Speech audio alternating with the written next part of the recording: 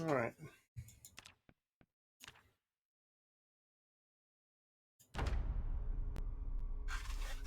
Let's get started.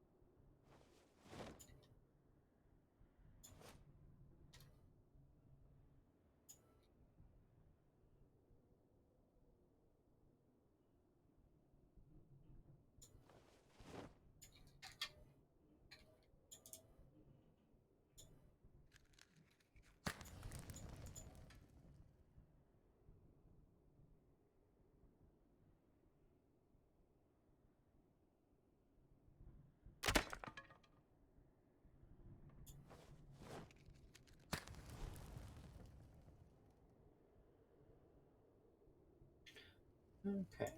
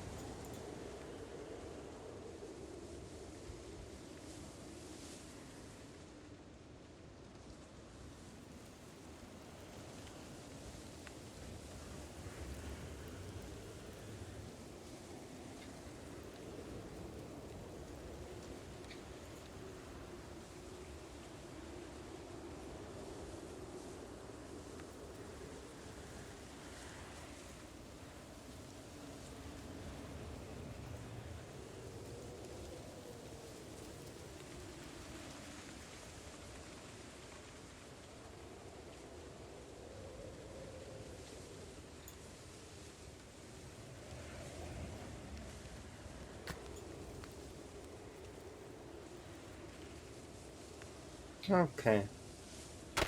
So today's plan is to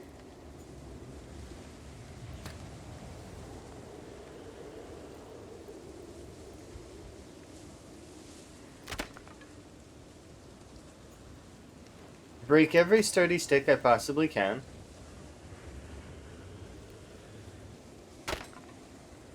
So far, it's going well. It's like 3. I broke 3 of them.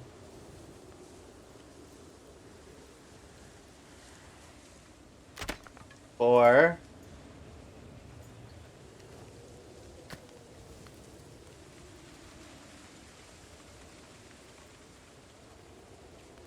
4. I broke four sturdy sticks. That's hilarious.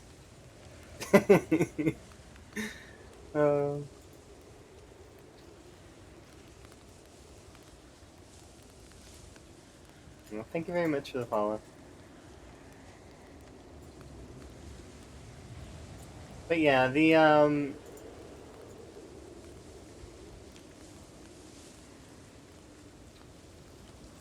Well, actually, I need to...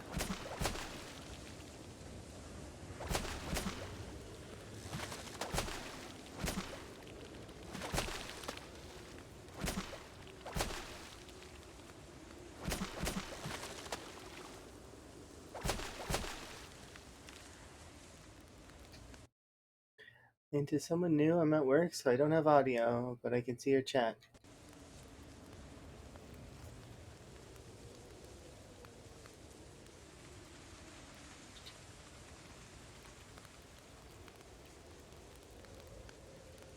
That's okay. They don't need to be able to see me to know. I hope that they're doing okay, and I wish them well.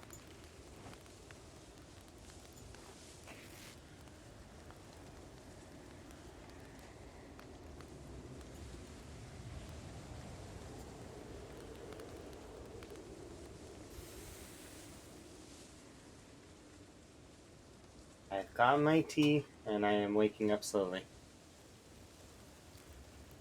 And also, coincidentally, I'm really excited because later, me and Emma are gonna play stuff together because we got that Enshrouded game, and I'm looking forward to playing that with Emma because it'll be fun.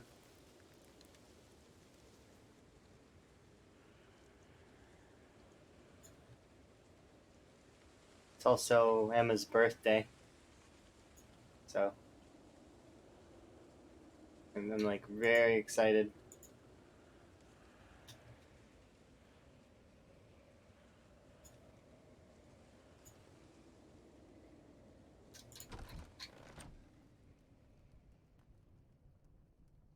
Put those things there.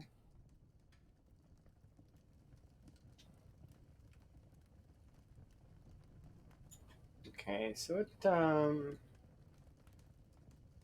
Oh, we can't eat that. We need to lose weight a little bit.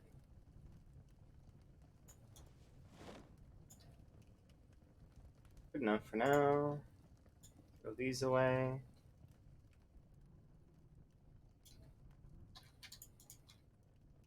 I'm gonna move the trash can, I think.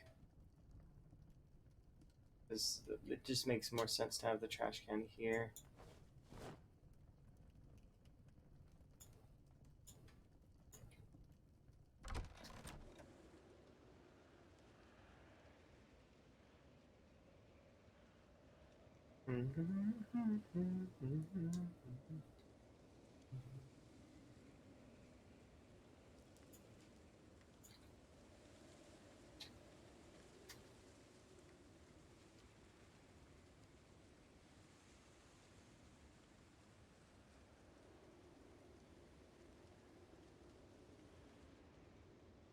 That's neat, though.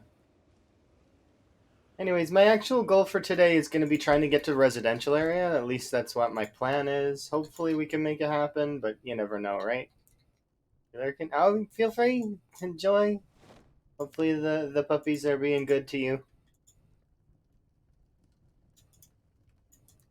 Precious, precious puppies. I'm sure they're being good. Your puppies are usually good.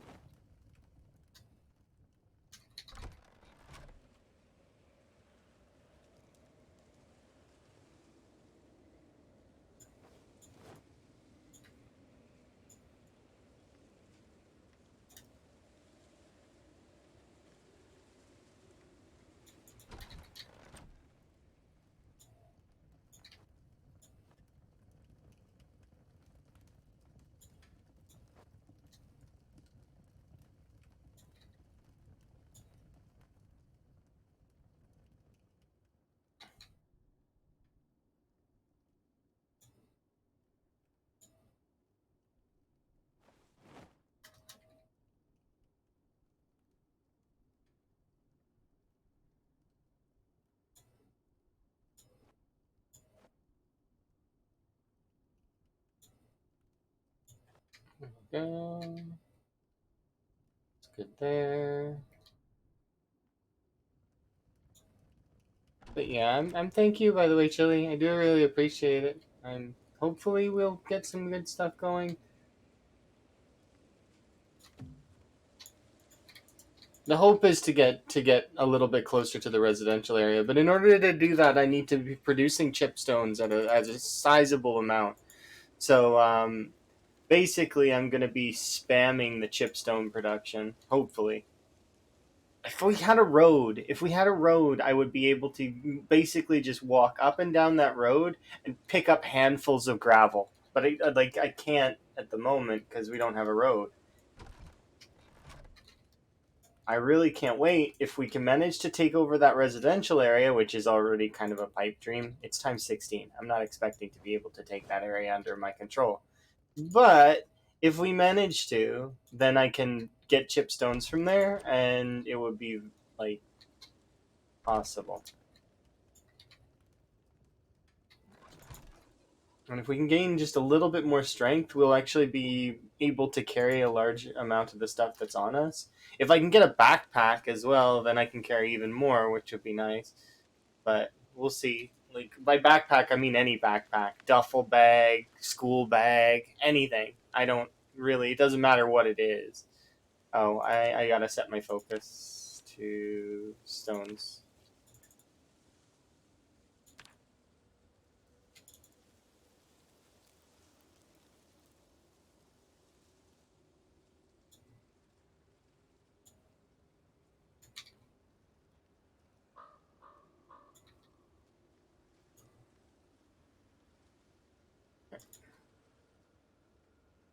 And then, so for right now,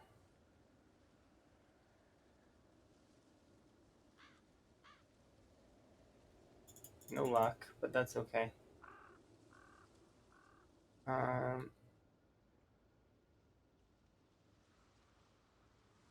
what I should do, as much as it's going to be annoying, is I should rip up some of the. So we'll put these things away.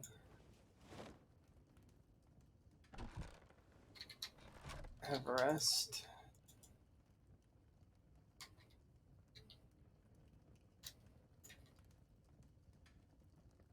There we go.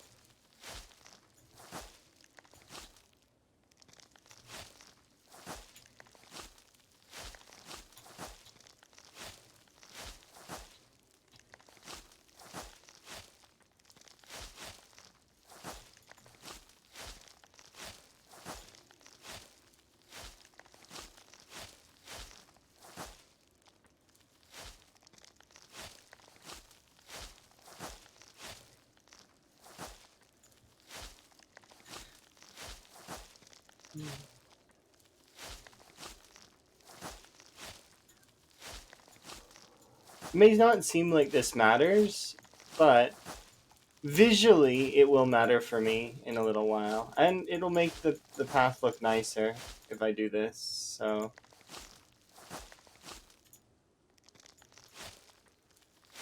Well, not really that important.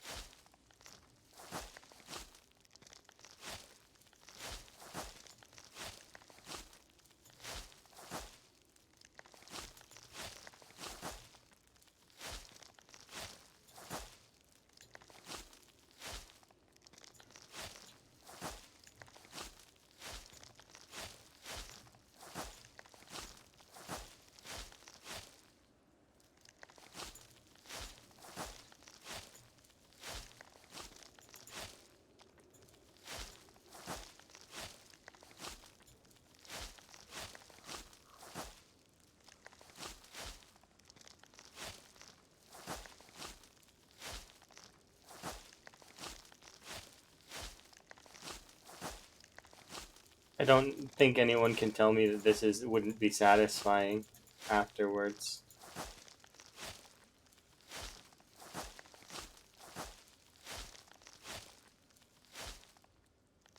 It's like peeling off one of those, like a plastic off the top of a screen.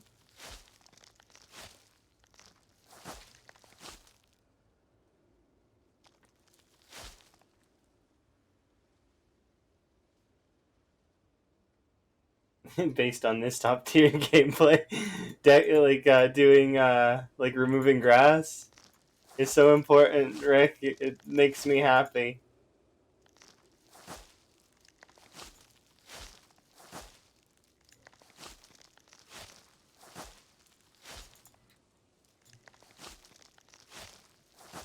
Like, it's not.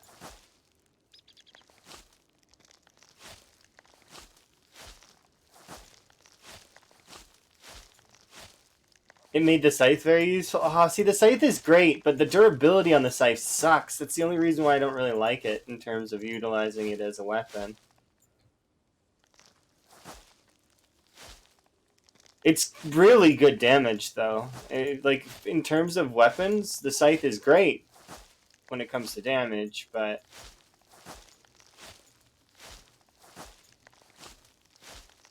So we're up to that point there. Beautiful. Actually, I think I'll do this section too, just to kind of...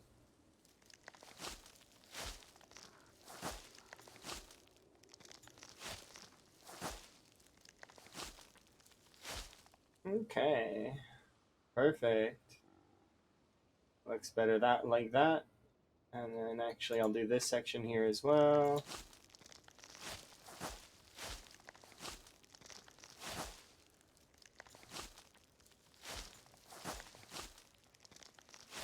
Yeah, it doesn't really make much sense to me that the character can just rip grass tufts out like this. But at the same time...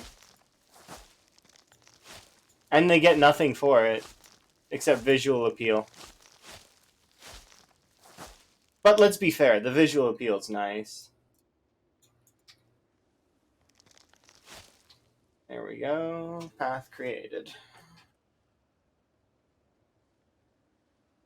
It was your first mod? That's kind of cool.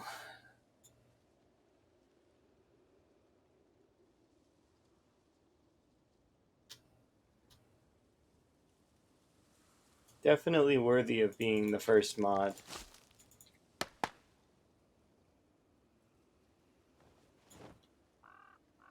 Okay, now we can go inside and tidy off our moodles.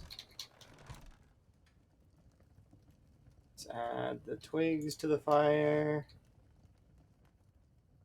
View.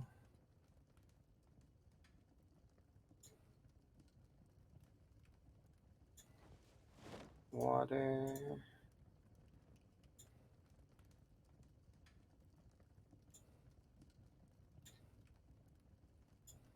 Perfect. How much longer before that reaches? So another 300.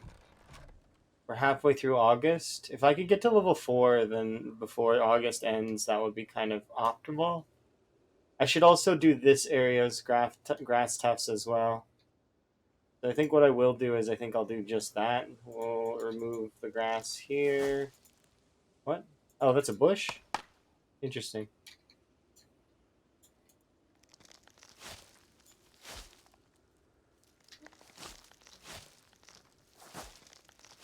It's not a priority, but at the same time, it kind of is.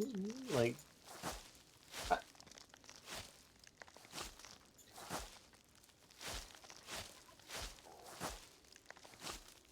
Because when your area looks nicer, you function better. That's just kind of how that goes.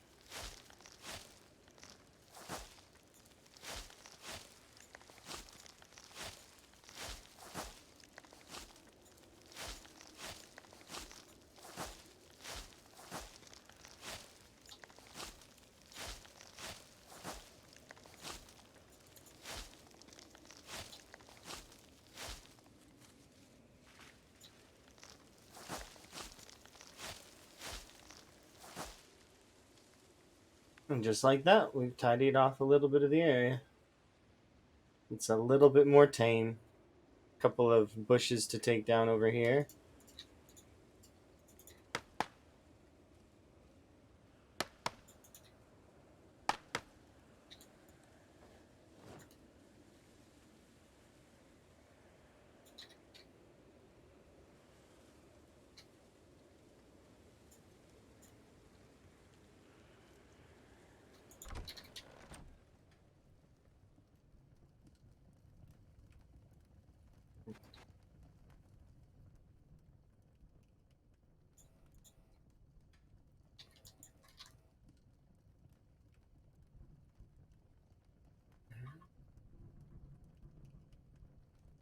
Alright, we can go to bed here in a second. That looks a lot better. And all it took was an in-game day of pulling up grass.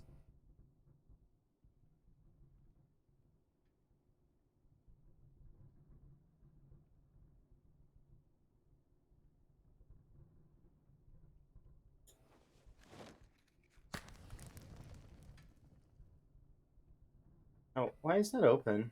Must have opened it by accident.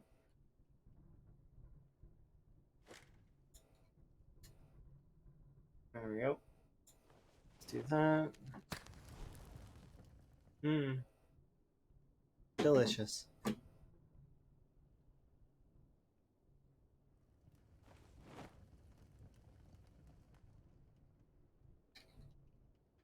get a rest in. Put you out.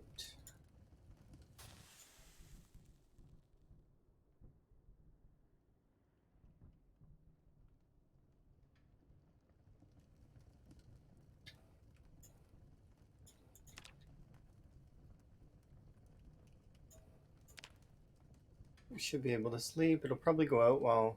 maybe not.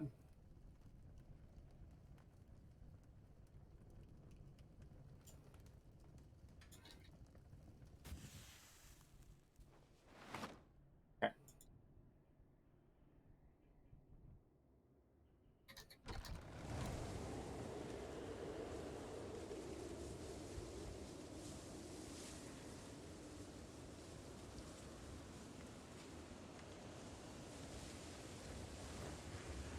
I'll probably tidy this area off next. I want it to be sort of a straight shot.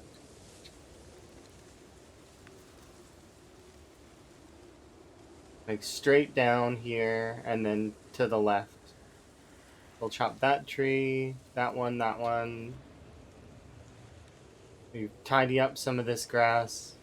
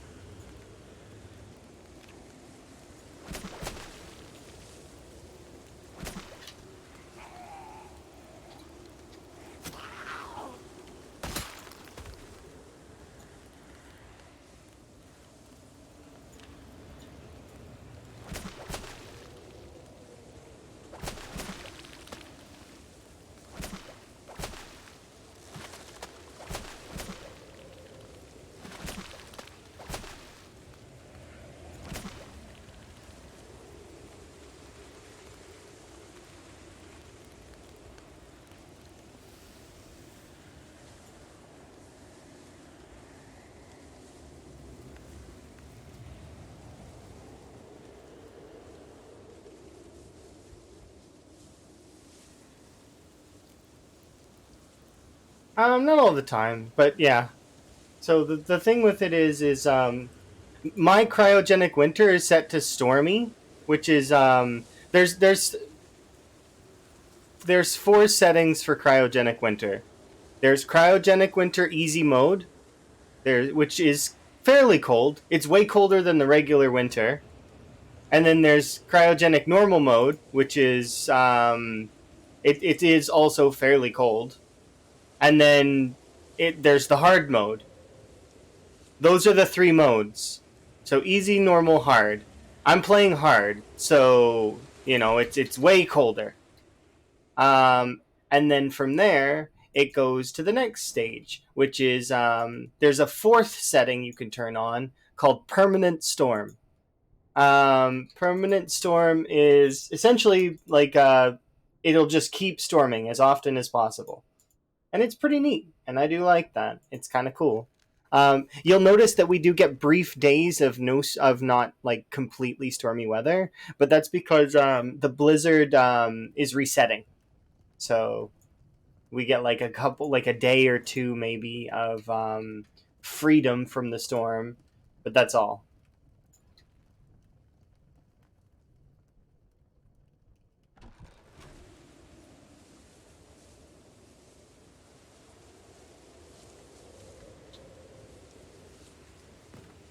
There we go. But yeah, those are the four settings of cryogenic winter, and I set cryogenic winter to be at its peak. So this is as hard as it gets, kind of. Well, thank you very much for the fireworks. Do appreciate. Um, our character pretty much can't get colder than this. Although, well, I guess you kind of can. 8. One more lock.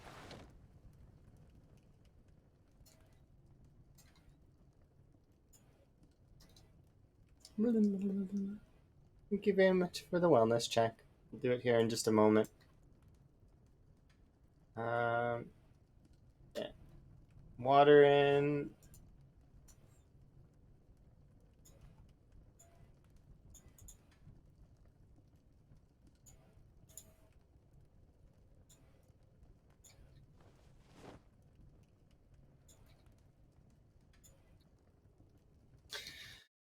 Oh, like this all the time. Is it possible to really keep the character not freezing? Even if you're wearing your best winter clothes, you can just kind of barely keep going. So eventually, the way that it's gonna have to we're gonna have to work is, or at least the goal that I have in mind is, we're gonna need to kind of make fire stations and heat ourselves up and fight, and heat ourselves up and fight. I need to get the timer down in my head in order to do that. So how long we like exactly have, depending on the weather. So maybe we have like a 13, 14 seconds of fighting worth in heat before our attack speed gets shot because of cold. Um, in saying that, though, we can kind of counteract that a little bit because of axes being as good as they are early game. Like, so if we can get our axe skill going up a little bit higher, it's going to be decent. But yeah, campfire is basically our bread and butter in terms of fighting zombies right now. Not to burn them, but to keep ourselves warm. I don't want to burn the zombies. I want to avoid burning the zombies because, one, fire is kind of a chaotic mess sometimes, and the second part is I want to loot them. So in order to loot properly, I can't have the zombies burn. But yeah, so like we're gonna do fire stations. Like you can see right here, we have one fire station as it is, and we're just gonna trace them along, and hopefully it'll keep us warm. But we need a lot of chipstones in order to do that.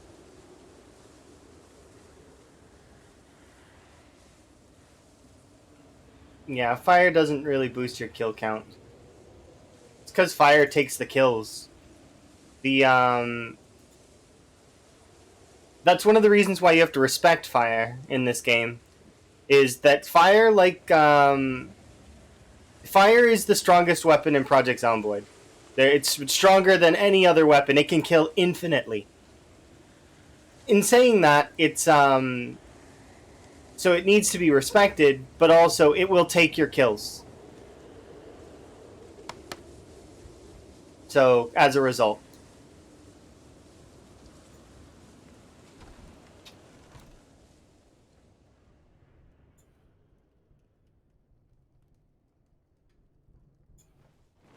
okay, we don't have any.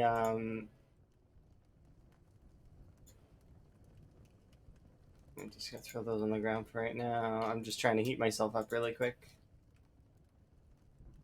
But yeah, it includes fire kills. The kill counter that I have does include fire kills separate, like in a little Molotov thing that I can turn on. I just don't, because I don't need to.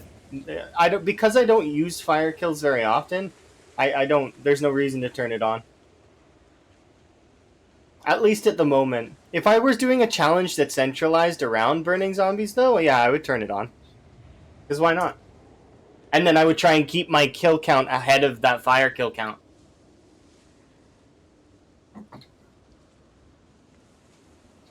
Yeah, Molotovs are a little strange.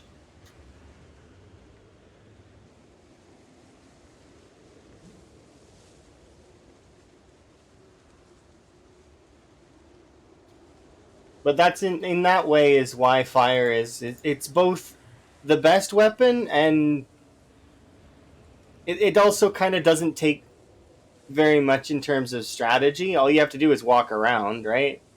So it ends up being kind of boring in a way.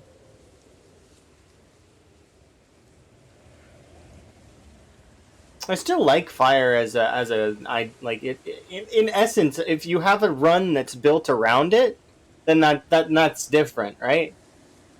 I can respect a run that's built around fire.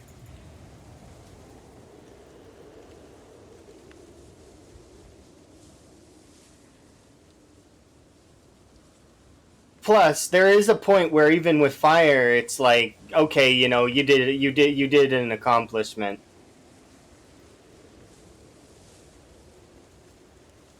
Like burning POIs, both Wickhammer and Beaten Buzzers have done runs like that, and their runs are really really cool.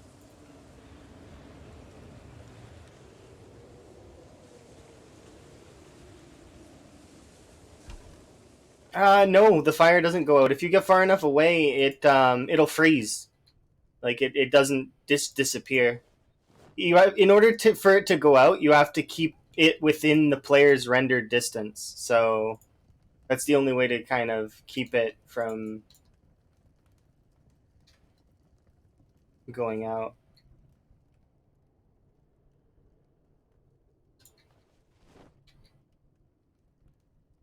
Okay, we've got 2 more axes.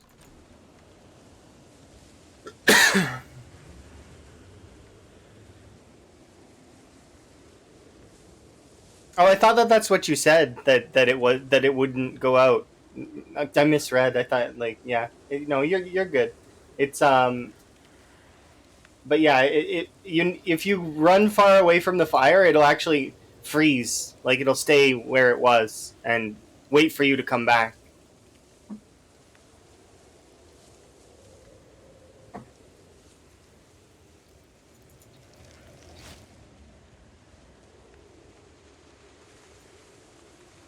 Maybe that'll change in a future update.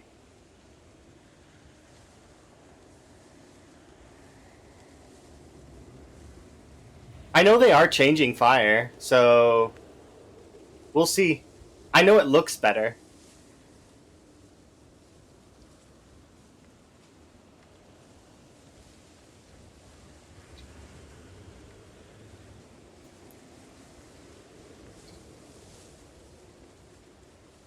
Okay, I want to rip up the grass tufts that way.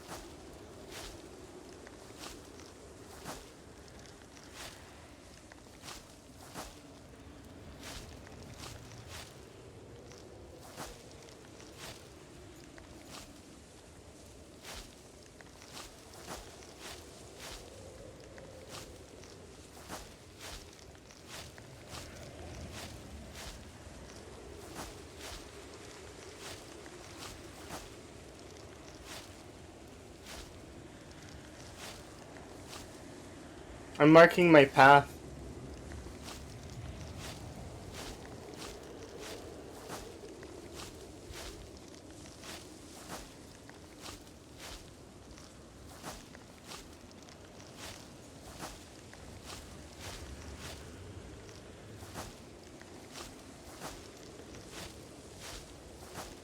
Like, it's not necessary that I do this, but it just makes it easier to spot.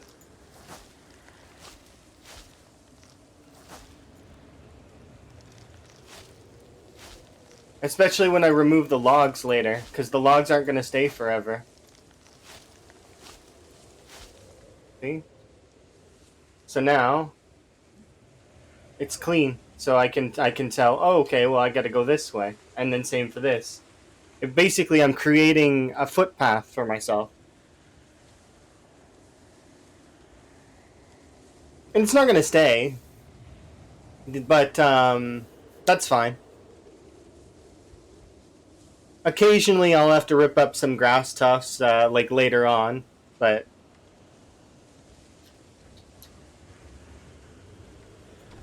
well, yeah. What's worse is when the zombies show up, because the zombies can ruin your day. Does thirst affect your stats in a meaningful way? Kind of yes, kind of no. I don't have a water bottle right now, so I don't have the luxury of keeping the pot of water on me because I'm not strong. My character's not strong enough to carry it around.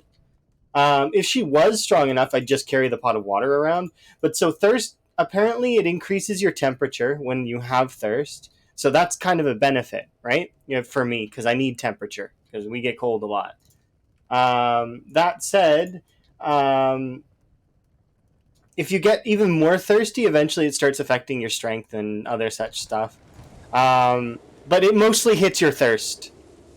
So, or sorry, thirst mostly hits your temperature. So it'll give you more temperature.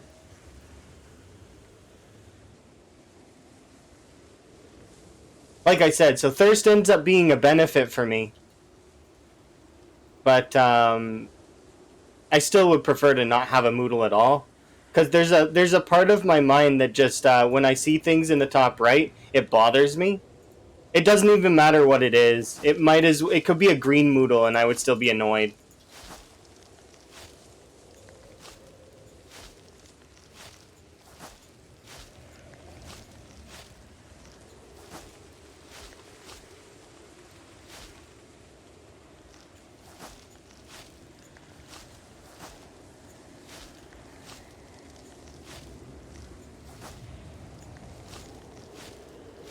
I just like when there's no Moodles.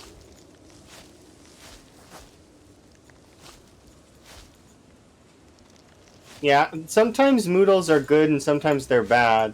I have to be mindful of the Moodles though, because for example, you see how the Moodle is for cold has got 3 down arrows. That means that I'm getting cold really really fast, which can affect my attack speed, which can affect me fighting the zombies. So it ends up being really really bad if I let myself get too cold.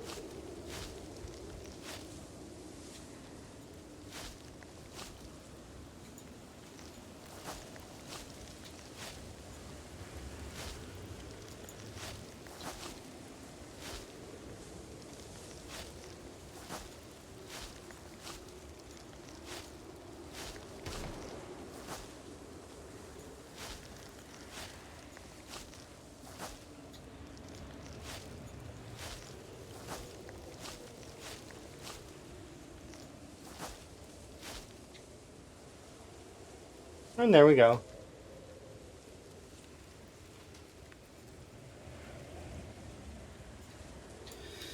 Alright, we can run back now.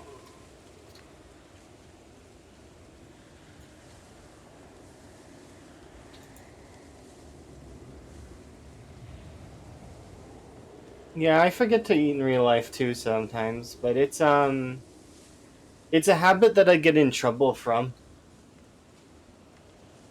Emma will give me trouble. So I try my best not to, like, I balance myself in a way so that we're good. I ate before stream today, for example.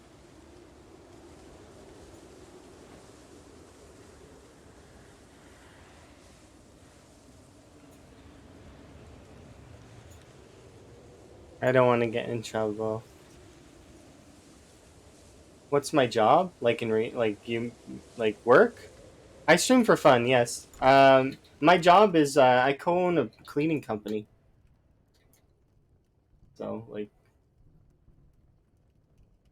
we do residential and commercial cleanings, and it is a very interesting job. But it's interesting also how I ended up in the position that I am because it's just it's weird.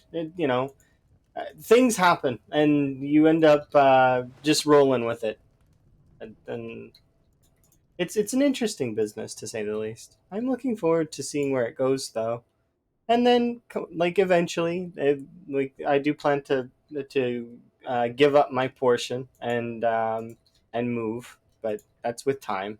I'm not in a rush.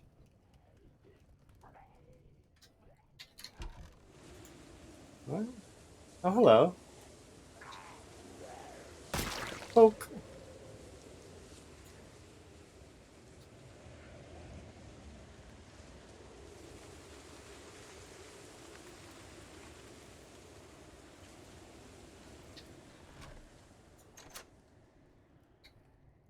Yeah, I don't mind the job.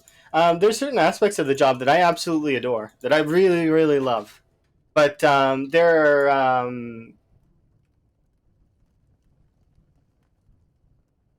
are parts of the job that are tedious and annoying. But that's every job. Every job has its good and its bad. Being a month in with no backpack, it's not that big a deal. The floor is your backpack.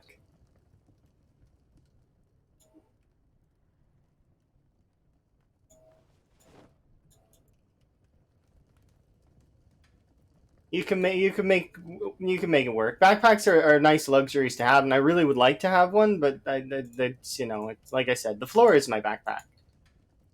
We're good. We don't need it. Okay, I'll bring this with me because I want to refill it.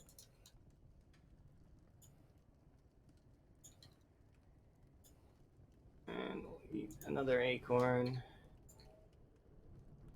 Just please don't burn another house. It's not gonna be on my it's not on my to-do list to burn down the house. But the thing is at least now when we're able to carry around the saucepan, the saucepan can hold a lot more water than the bottle could.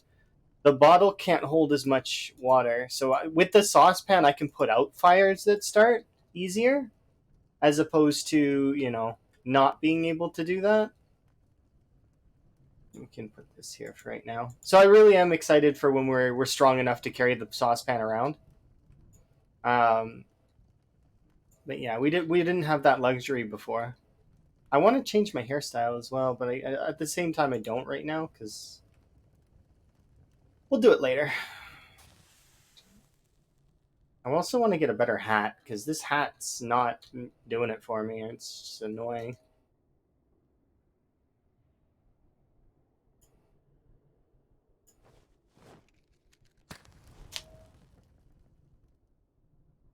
Like a wool cap or a beanie. Maybe we'll find a beanie on a zombie. If we luck out and get a construction zombie, there's a good chance they'll have a beanie on. Beanies are good. They're not the best, but I mean, if you can't find yourself a wood cap or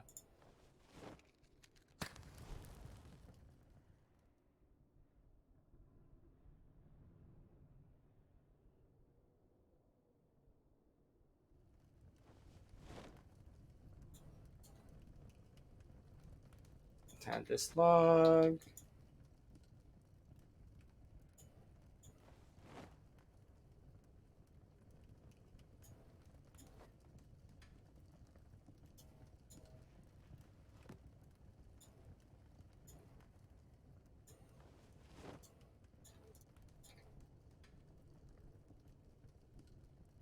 But yeah, we'll have a duffel bag soon. Duffel bags are fairly common, and they're usually your first backpack. If not a school bag, you know.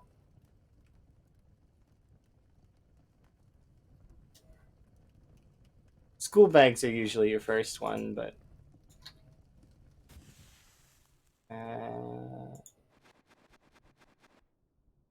good enough for now, I think. Right?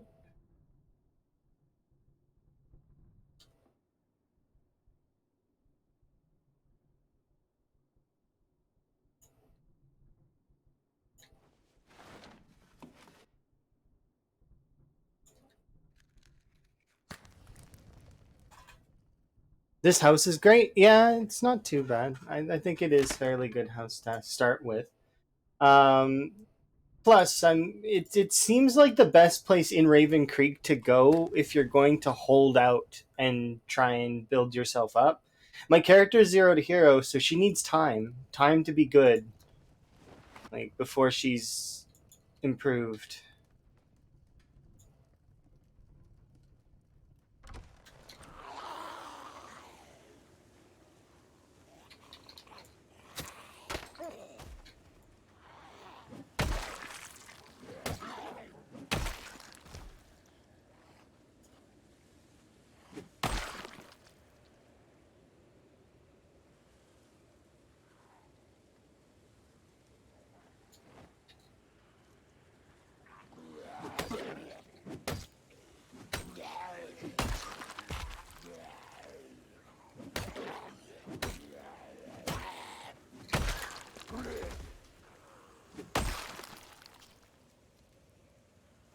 Beret beats baseball cap.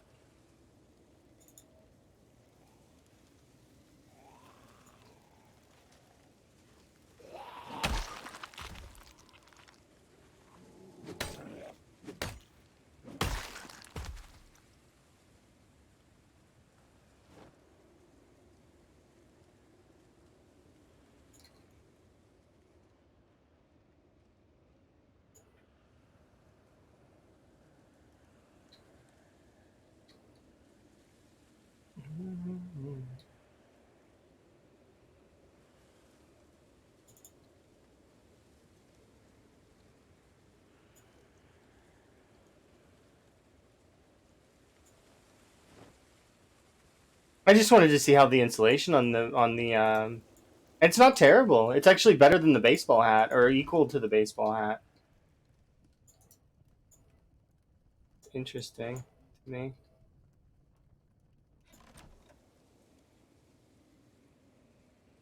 Glasses? Yeah, those are glasses. Does erosion speed affect everything? No, it just affects the plants consuming the area.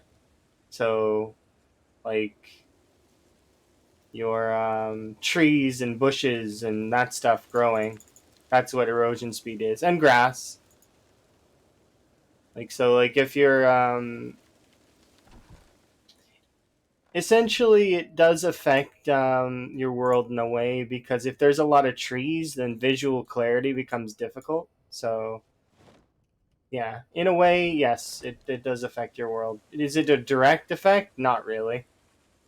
There is also a limit. Like eventually, it kind of like doesn't keep going. Like so, like you're never ever gonna see like a 10 years later style game out of a vanilla game, if that makes sense. It kind of it'll stop like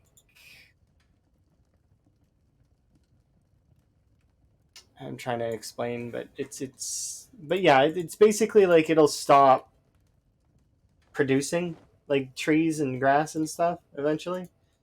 And they'll stop. Oh, hey there, Metal. How you doing? How goes the YouTube trek?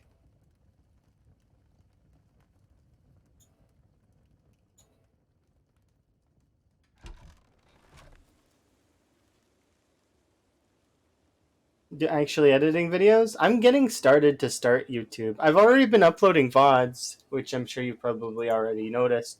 Um, but I'm gonna actually start doing YouTube stuff soon. I have an idea for a video that I want to do already that's going to be fairly interesting, but I'm waiting a little bit before I put that video into works. And then I also have ideas for like my playthroughs and basically cutting them down into really not like super short, but like into shorter, more like easier to sort of make them episodic kind of like and really condense them.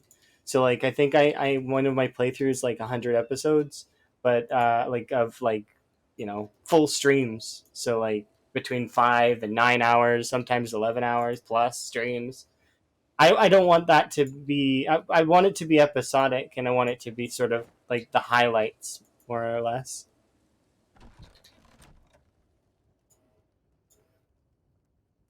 So hopefully we can get that going.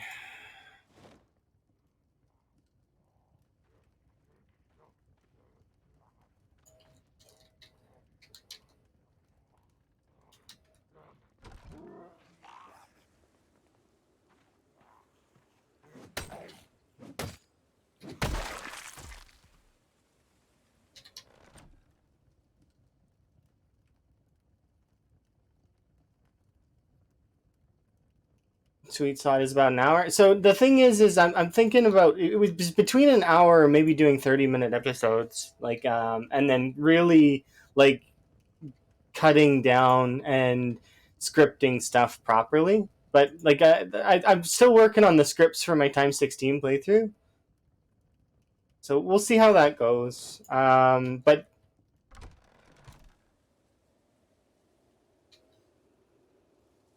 getting the gameplay footage is easy though. That's something that I can just pull out of the VODs. So. But yeah, it's not like the footage itself is easy to acquire. It's just a matter of getting the scripts together and stuff. I've never really done very much scripted stuff, so it's a new world for me.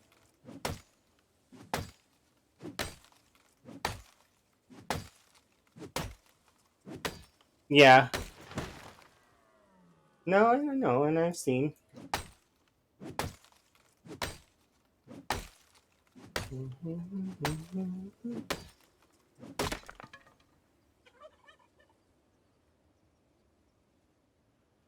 It'll be kind of cool. It's nice to finally at least be prepping to do the dabbling in the YouTube, because there's a lot of folks that'll just say that they're going to, and then, and myself included, say that they're going to, and then they never do. They just do other stuff. But I don't want it to crimp my current schedule and stuff. So that stuff is taking a backseat to doing all my other stuff. The weather dropped down a little bit, but it's been average temperature here. Standard cold. Like just like actually, it's warm today. It's only -9. Um,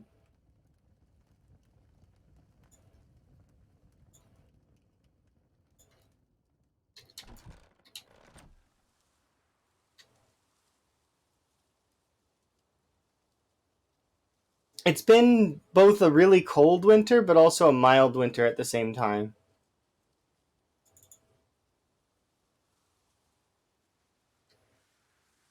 It was really cold when I went to Sweden. Like for Sweden, I mean. And there was definitely times where I was, oh look, a backpack, heck yeah, where I was cold. Yeah, I went to Sweden, and because that's where Emma lives.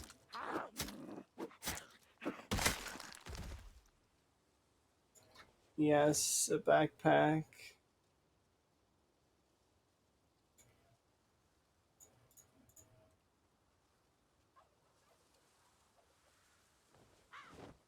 Ah, there goes a good portion of my encumbrance.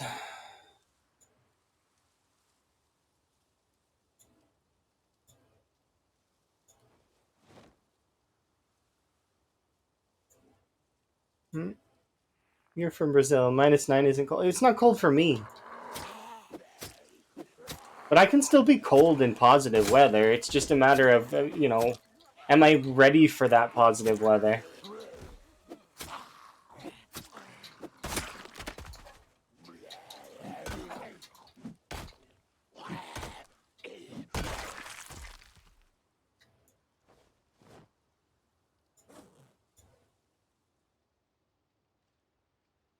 Oh, there's a few more zombies in this field than there were before. We should go get the axes and just clear this whole field out real quick.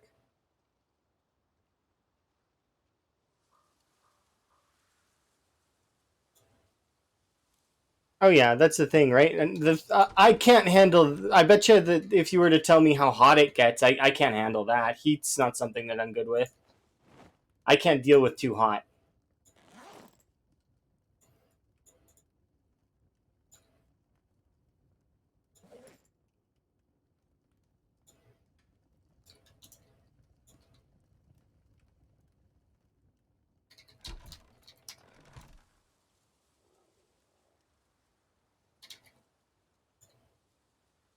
That sounds horrible. 65 degrees.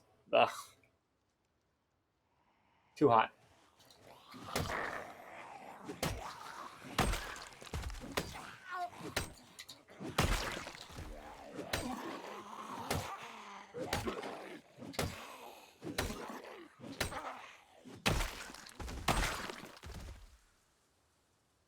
Ooh, these aren't the best, but they're better than no gloves.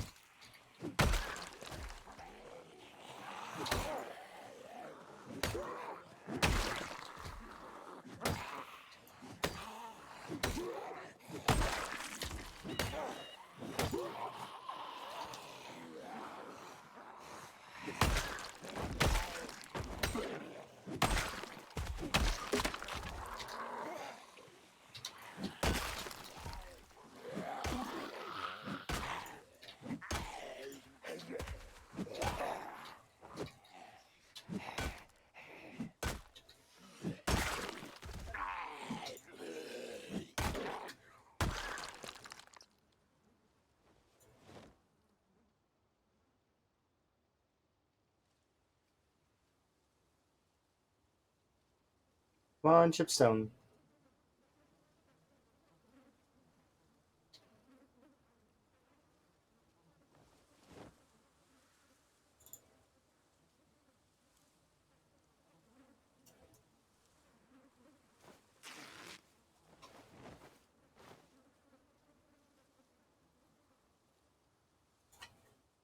Yeah, Chipstone.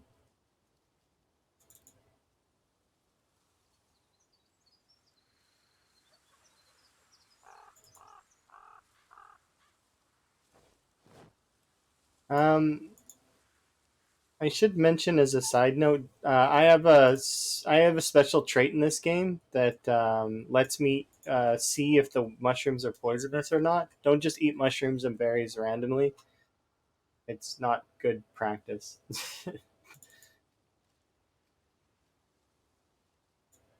I'm gonna say that out loud now because I don't want somebody who's just tuning in for the first time. Oh, you're eating the mushrooms. I can eat the mushrooms. No, you cannot eat the mushrooms unless they're safe.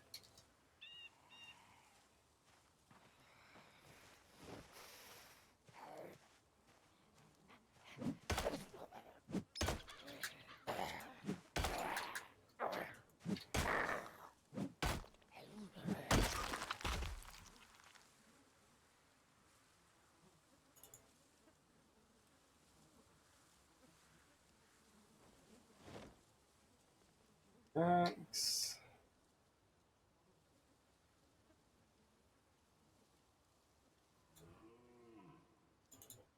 Oh, have a good one. Best of luck in your editing and then your sleep. It's always nice seeing Metal. Metal is a good friend. We played a lot of the Overwatch together. Reinhardt extraordinaire.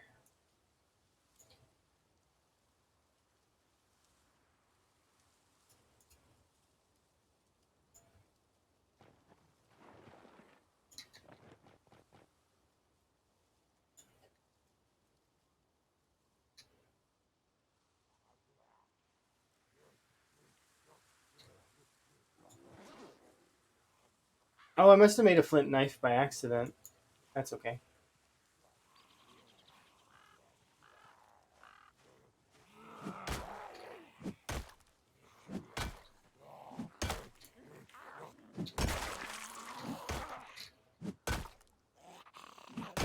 Thank you. Have a good sleep. Enjoy your rest.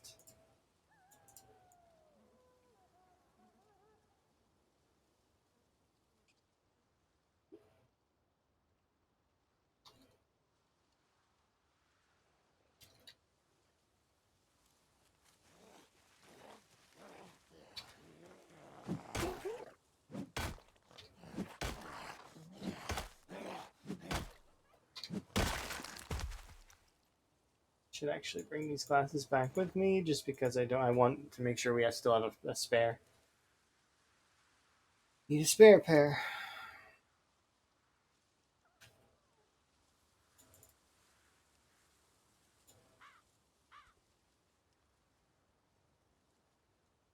Surprisingly, not too many zombies, thankfully.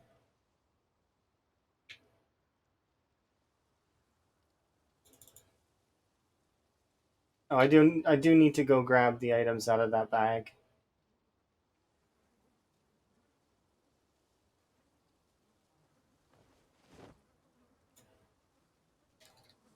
Mostly because it doesn't make sense just to leave them there.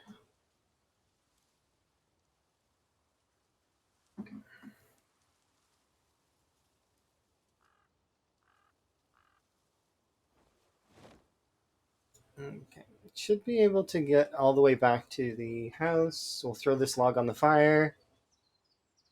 We actually don't need to heat up very much because we're doing fairly good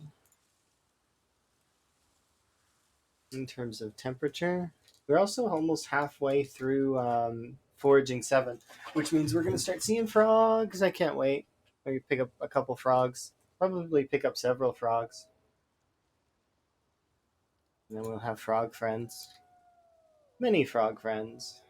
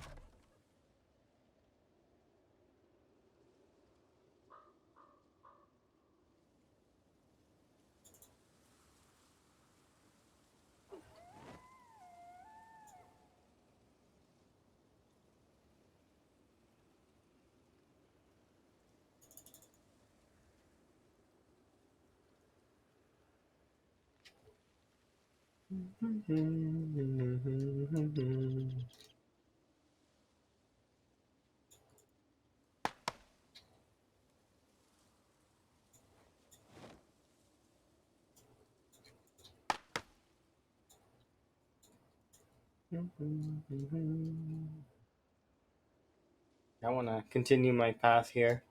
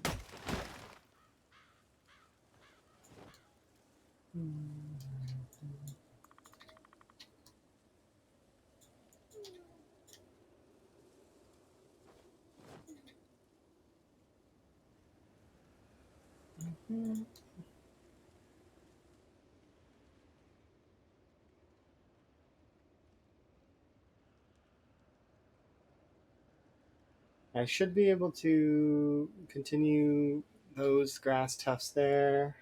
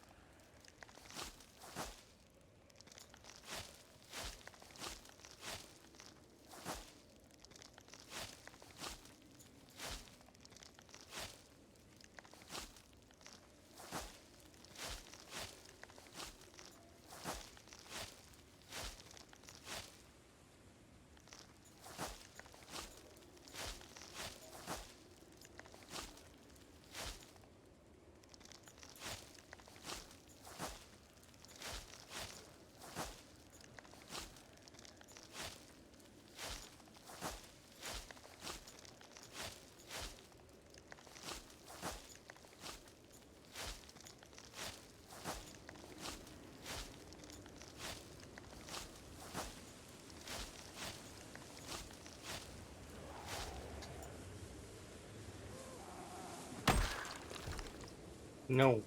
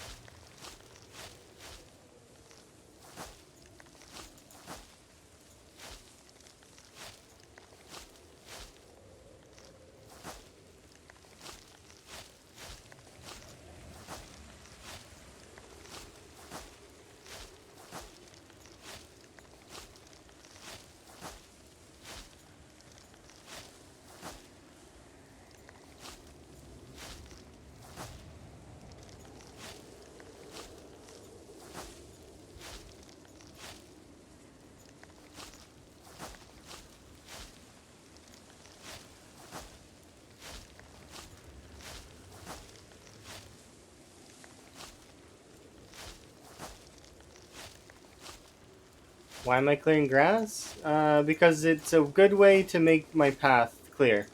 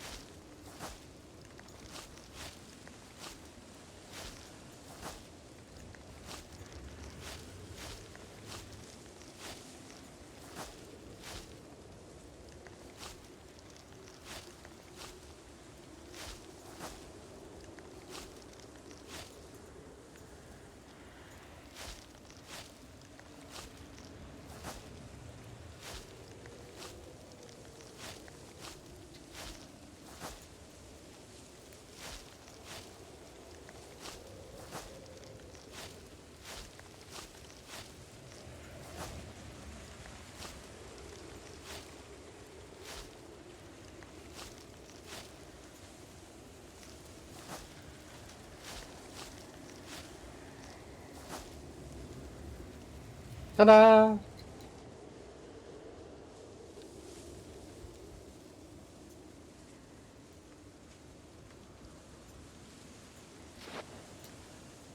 Okay, let's head back. So, like, look. As we're running back along this path, you'll see why I cleared the path, right? It's not for everybody, but, like,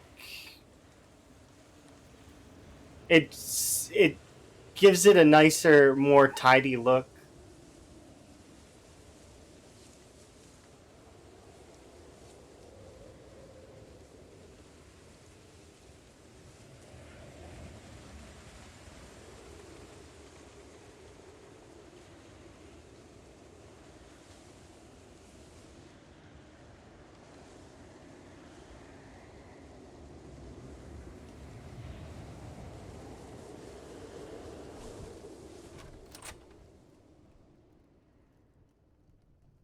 I still need to lose weight for a little bit longer.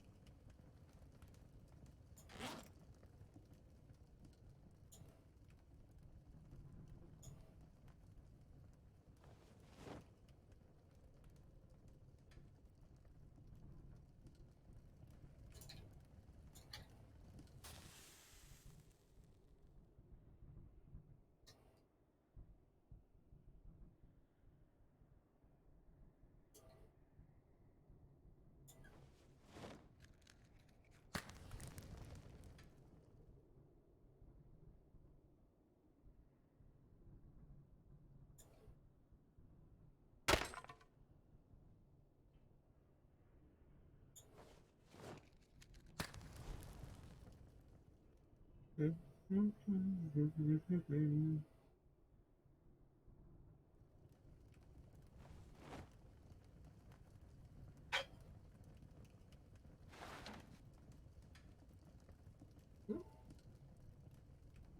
that can go there. This can also go here. We should be able to sleep.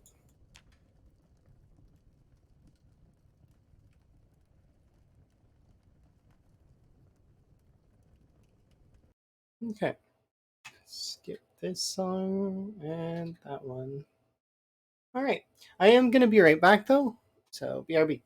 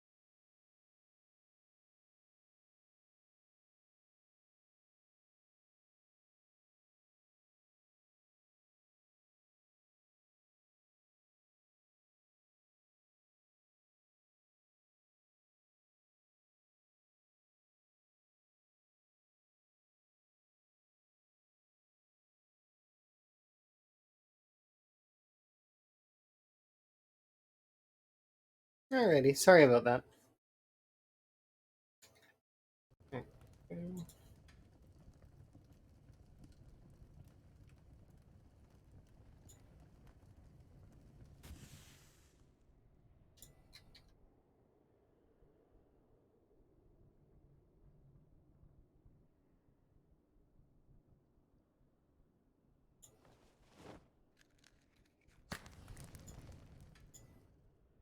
Okay, I need to get over to the river so we can do fishing for a few hours to get some XP. I will let you. How long do you have? 18 hours, I figured. You can tank the 3-hour loss.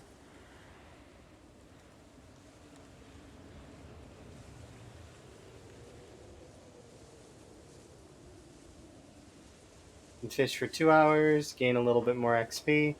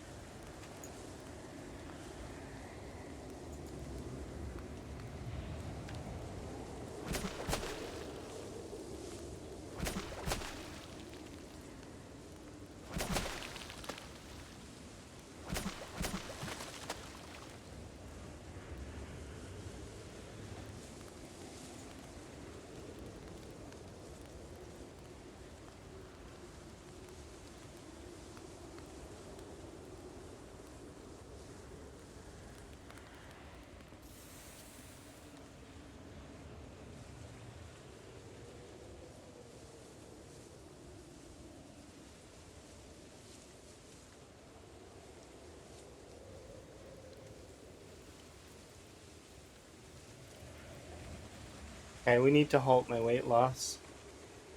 I'll probably eat some fish.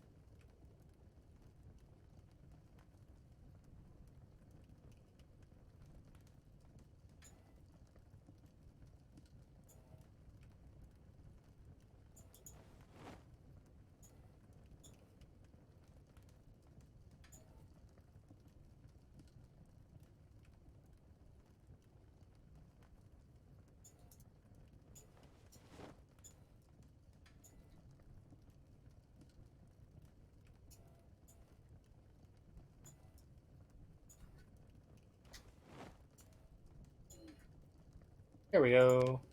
Scaled. Get a rest in.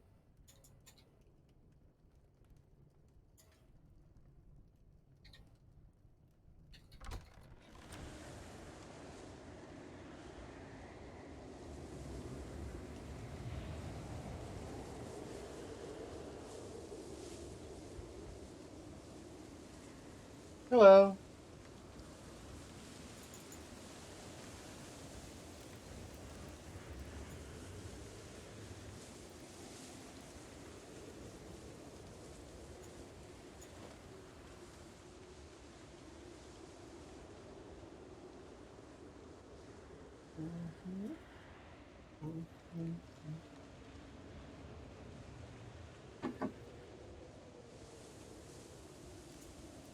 You completed your first video game speedrun. Congratulations! Kudos.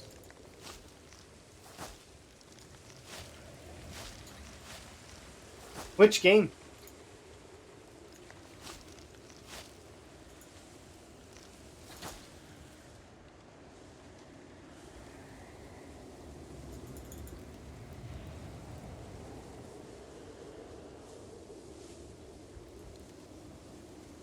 Limbo. Oh, Limbo's great. I really like that game. I think Emma played it for me at one point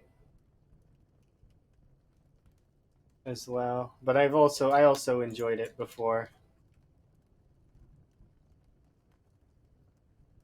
Both Limbo and Inside are really good games.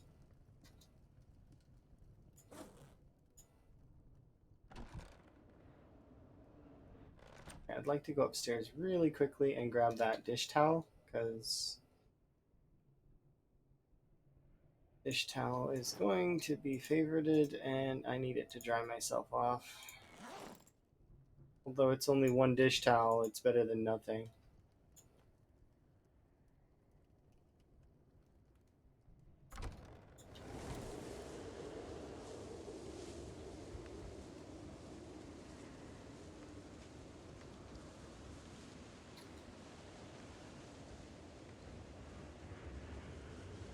Yeah, Limbo's a good game.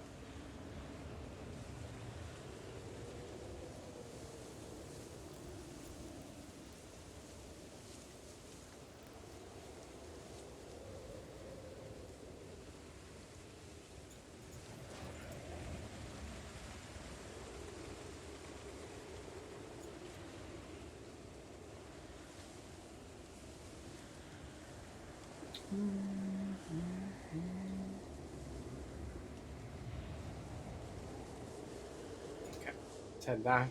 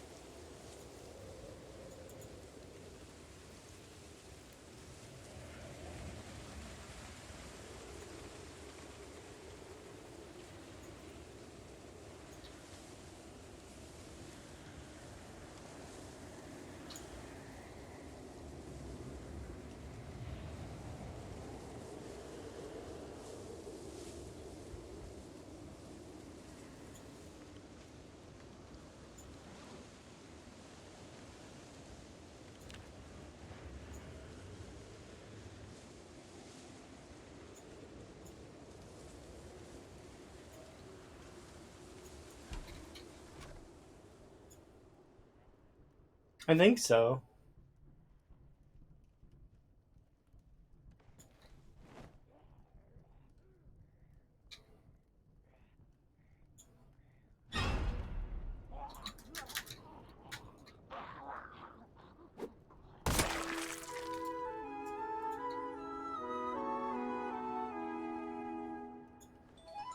That's what I'm planning on doing, is concentrating them. But I actually don't know if that works. I've not tried it.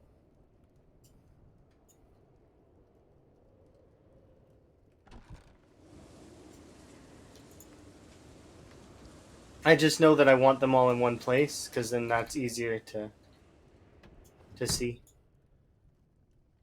But I would assume it works. I think I remember Rhett telling me something about if you throw them all in a parking lot, that it is important in terms of getting things done. But that could just be my mind making up things. I don't know. We'll try it. If it works, it works. If it doesn't, it doesn't. Either way, I don't care. Because they're still.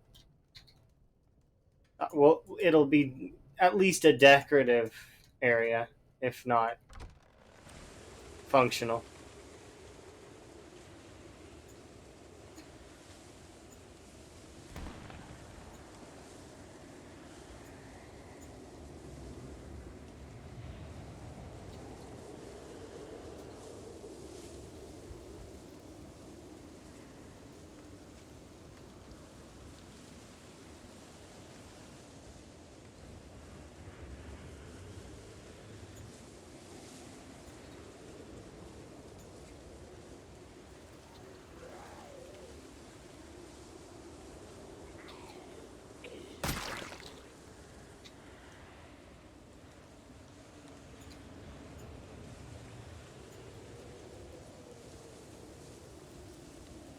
There we go.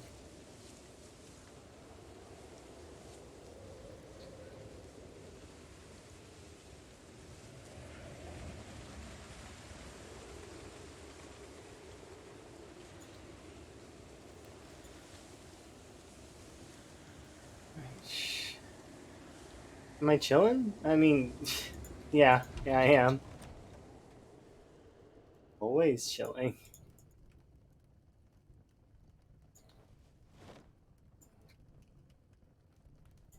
What is up, Crewmy? Are you having a good day? Hopefully you're having a good day.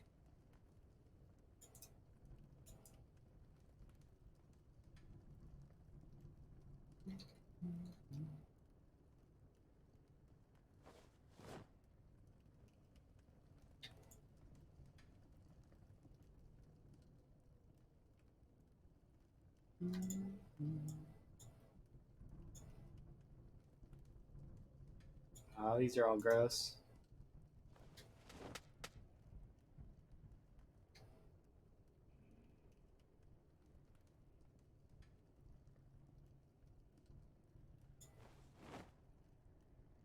Shoes.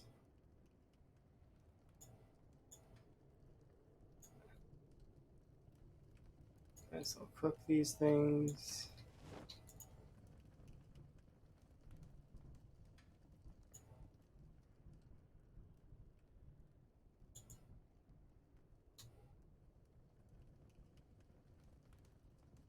Superb, even this good.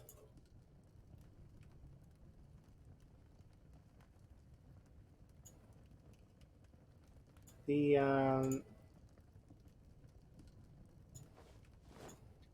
there we go.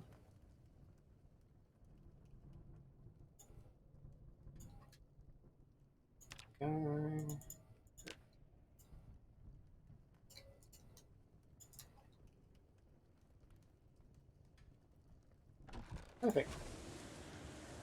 Now I can go and fish in peace.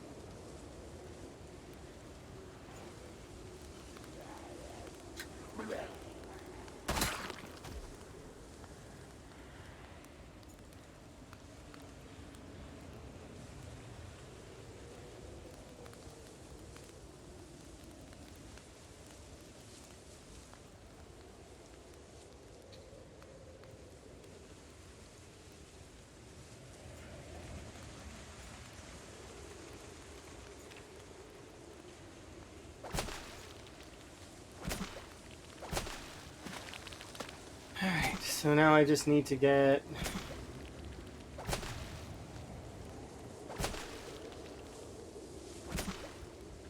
The goal right now is to get another few... Like,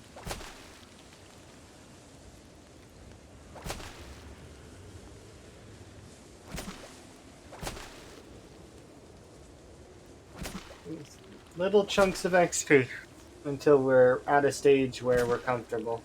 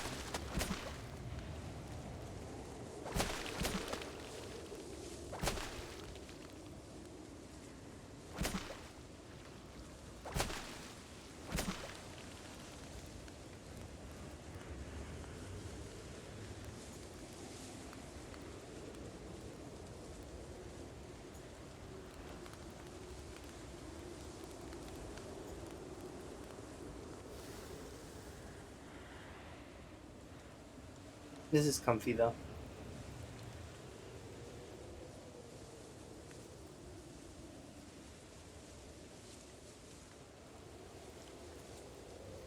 If we can get a little bit more,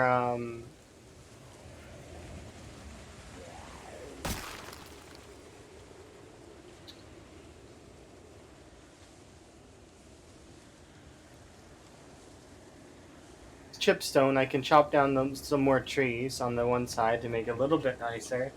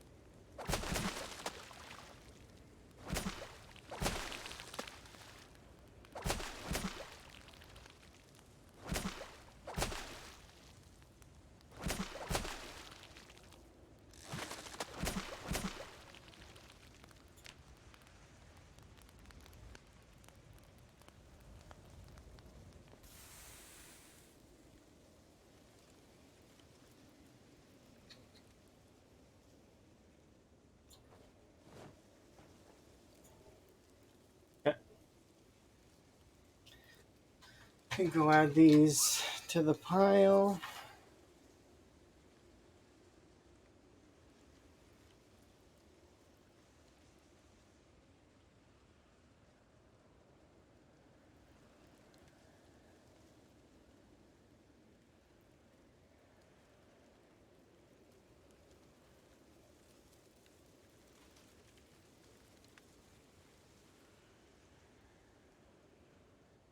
You can see about pushing a little bit closer to the residential area. Little bits at a time, I'll push towards stuff, but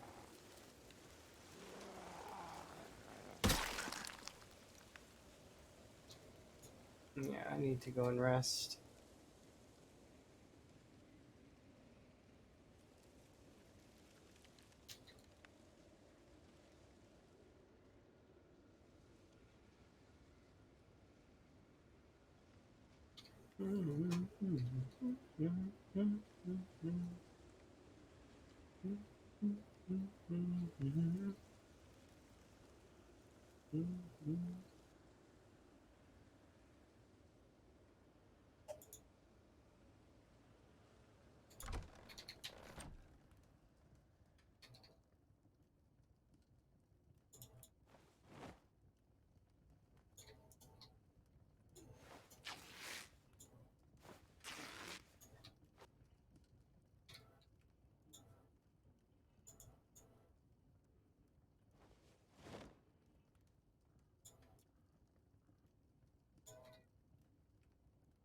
Now this is gonna break immediately. Maybe I should put this in my hands first. We'll go break this and then.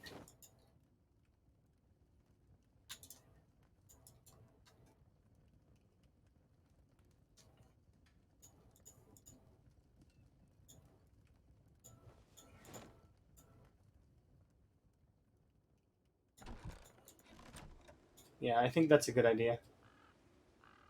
Probably like 2 or 3 zombies in this field at least. They all seem to wander into this field.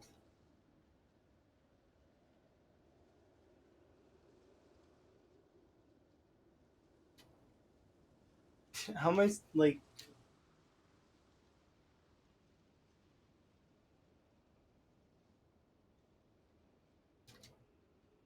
Yeah. Okay, I guess none.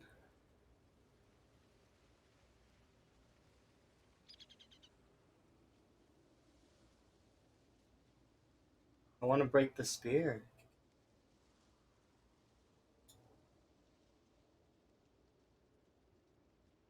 I thought for sure there would be zombies in that field. I heard grumbling.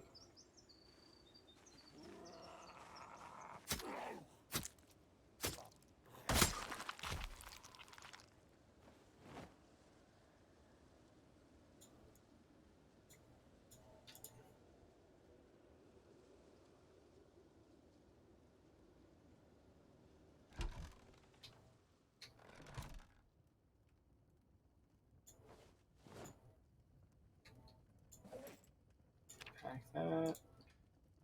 Put it away.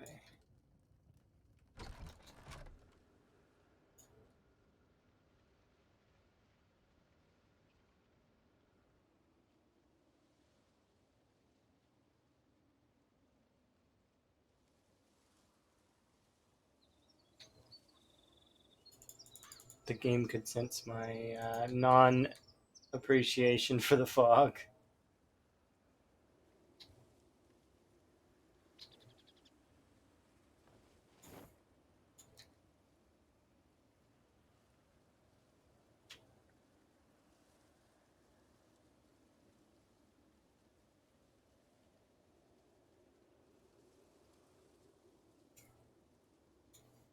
Let me discard those for now.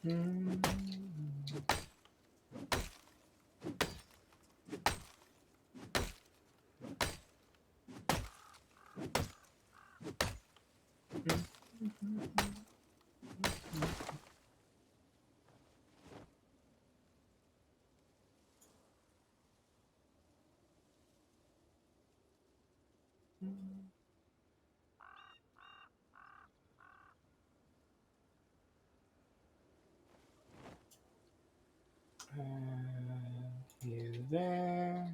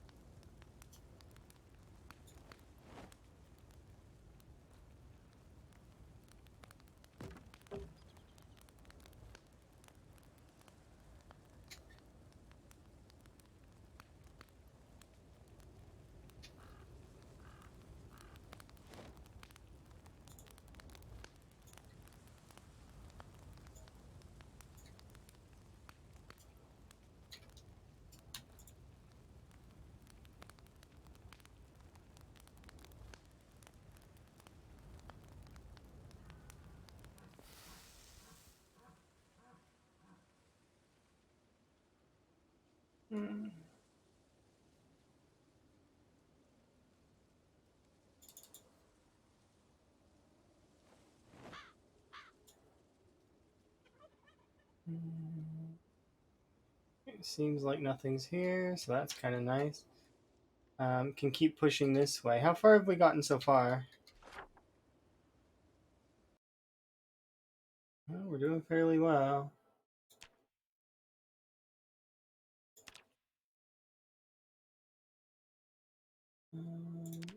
We brought it out like that, and then now it's been slowly...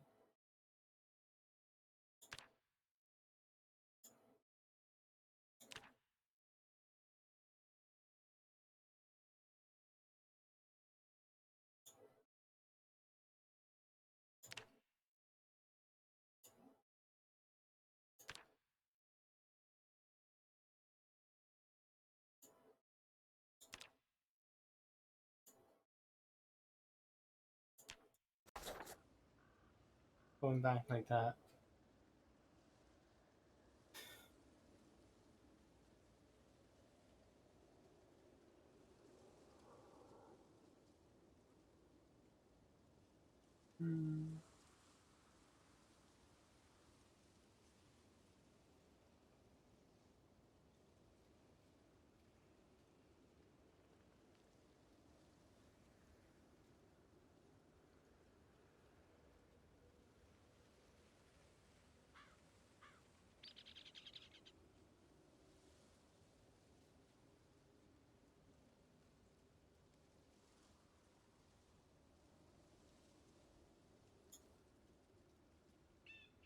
Every little bit of XP towards the next level.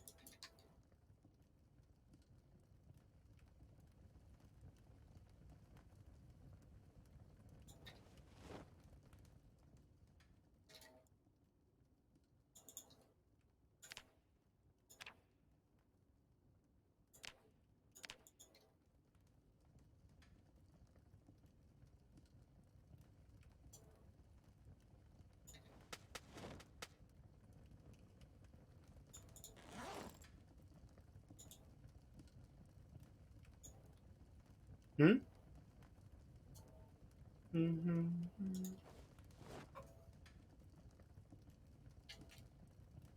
I have a pizza burger?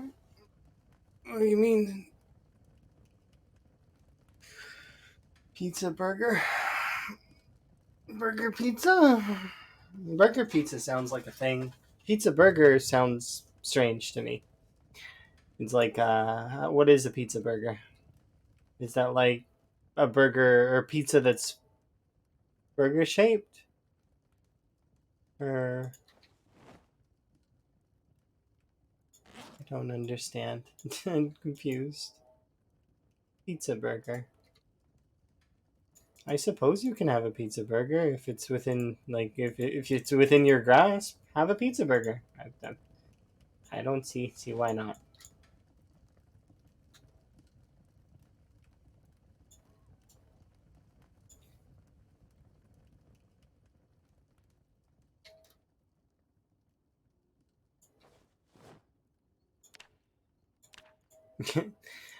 And then a brief moment of my like is like that you know I got that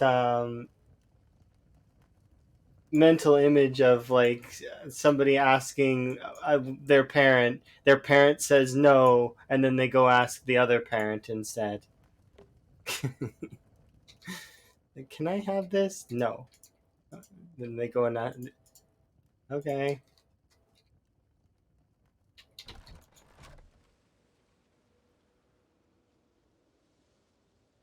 It's always interesting. It's not the answer I was looking for. I'm going to find the answer I was looking for. Just you wait. Okay, I need to bring these in.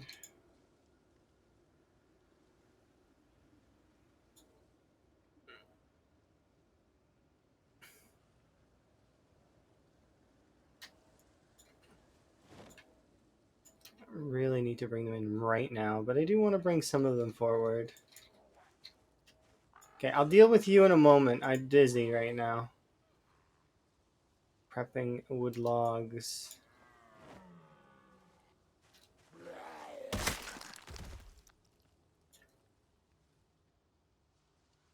Hi, hello. I've been doing really good, Fanny. How are you? Are you having a good day? I've been seeing you do a lot of different styles of tubers. You've got some different ones. Hopefully you're well. I'm good for the most part. I just got back from vacation a little while ago. I've got a couple new games that I'm gonna try. I've got some plans for YouTube stuff as well as some other stuff that I'm gonna be working on. So that's gonna be fun, as well as work like regular work that I gotta do as well. But that doesn't start this week. That starts next week. So thankfully I got a little time. Different styles of what? Tubers. I said tubers. Like so, like the VTubers and the PNG tubers. I said you've got different tubers. I noted that you had some different ones, which was kind of neat.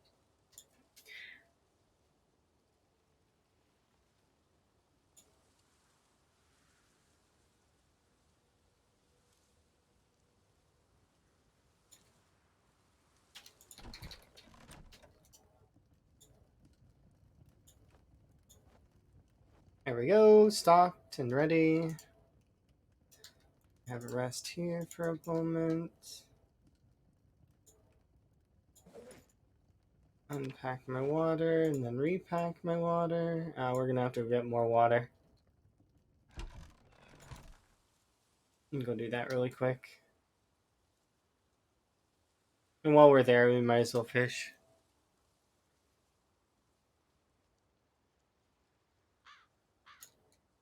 Oh yeah, no, I understand. It's good to have it as an option as a redeem, so people can like turn you 2D whenever they want, kind of thing. So that you know that, and you know, you always feel comfortable with it, sort of thing. You're not really leaving it behind. You still have the roots, but you know, it's um,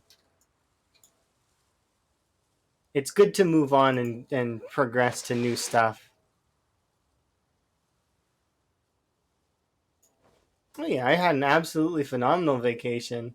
Um, I Part of me wished that it would have continued, but unfortunately, those kinds of things can't because that's not how that works. You know. Eventually, though, I will have my goal accomplished and be comfortably living with Emma, and we'll be okay. For right now, though, it does suck to be far away, but I did enjoy my time nonetheless. So there's that. Yeah, exactly.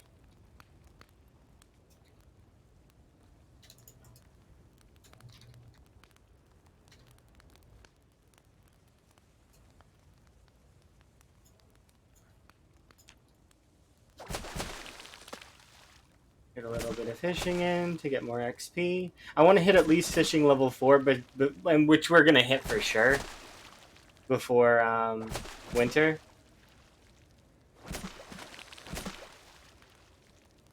Yeah, at this rate, we for sure will hit it.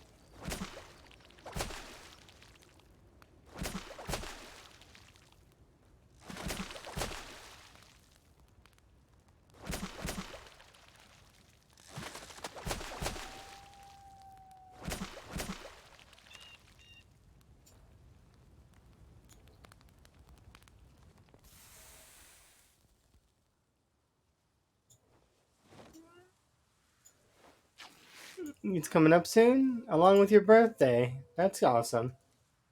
I've celebrated a few birthdays as a streamer, and it's been really fun. To put it into perspective, I remember doing for my 25th birthday a 25-hour stream that was 25 minutes long and 25 seconds long. Yeah, because my birthday is on the 25th. So 25, 25, 25, 25. Got to celebrate my golden birthday it was with a Minecraft stream. Of July. It was really really fun, and I have a screenshot of my old overlays and stuff from it because I have an old screenshot of it. So like it's like of the timer ticking, and I yeah, it was really cool.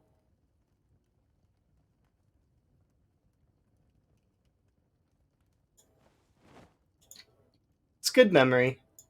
That was back in the camcord days, though, when I had just left Twitch at that point and was streaming on camcord, which that site doesn't exist anymore. Well, at least not in. It's not a streaming service as far as I'm aware. Yeah, eventually. I'm not gonna stream for 33 hours though.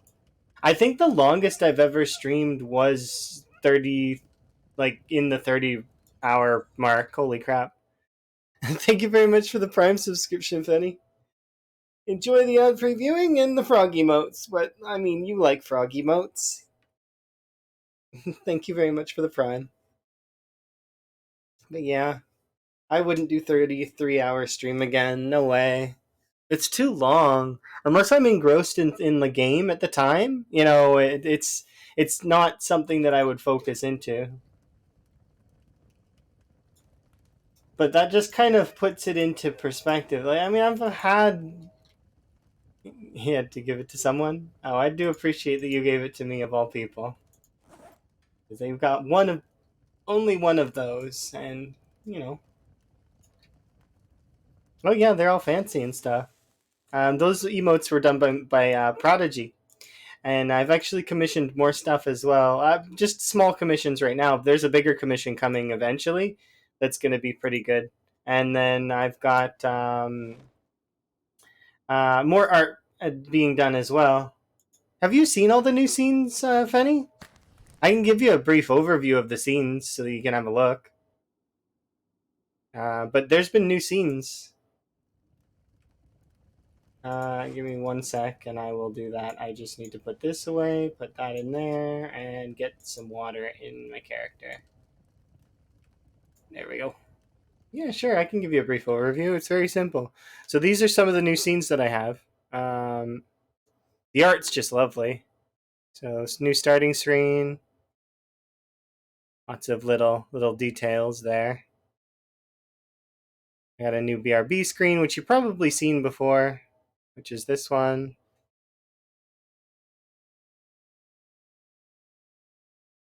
And this one. No, these were commissioned by an amazing artist named Seaweed Anchovy. The link to their stuff is actually in my like about section underneath the stream. They're awesome. Oh yeah, they're a Korean artist. Very amazing at their work. These are all new and wonderful. Yeah, I really like them. Hmm. And also, if you go on the VOD's channel, I've been making thumbnails with some of the art too. So, like for example, my offline image I used for the CDDA one.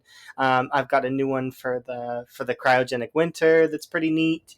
But yeah, it's really cool. I do really like them all. And working with artists is awesome. I do really like working with the artists that I have. They're really really good people.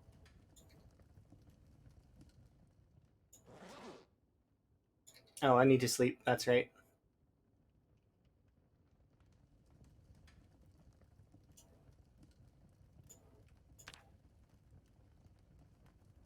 Have a nap.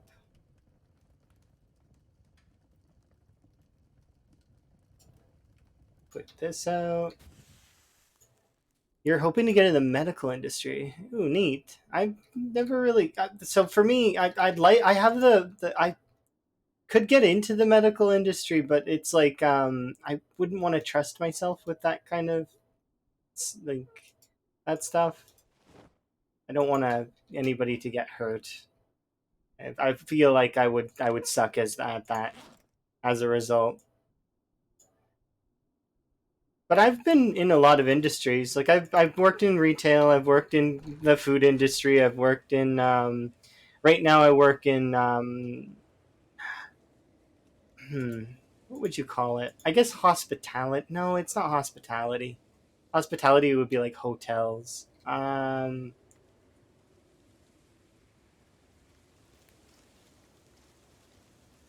call it the service industry.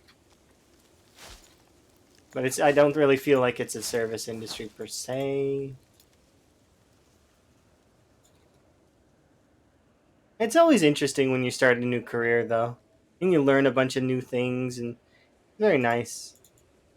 It's comfy. And then things get samey and eventually you've got to either you really enjoy it or you need to change your work. If you're ever unhappy with your work though, make a change. There's nothing wrong with changing what you're doing. Move forward. Ooh, I like getting a paperclip. That's kind of nice.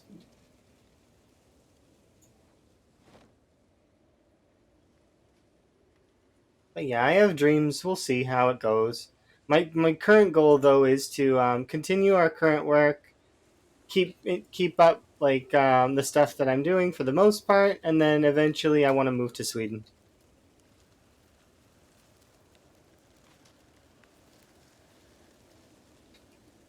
Those are the things on my list. You've been a park ranger to okay.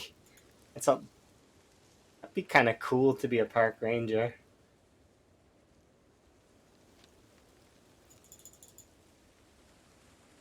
It's good to go into different things.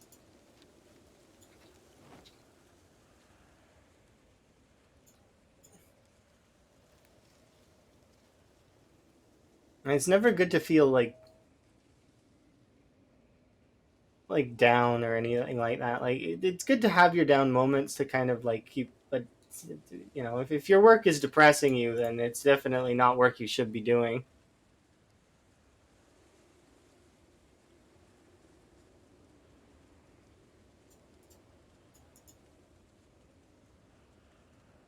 It is nice though to have a change. I am glad though that last year I can say last year because it was last year, but that I got back into streaming.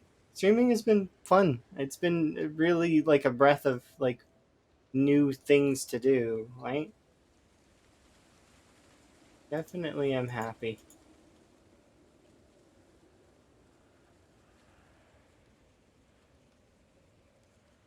A medieval trebuchet, really?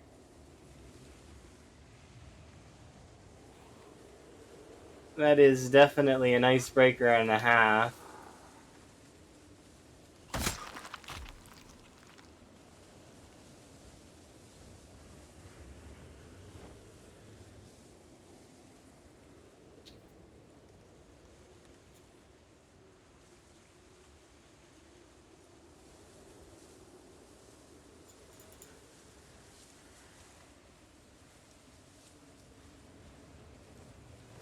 Yeah, absolutely.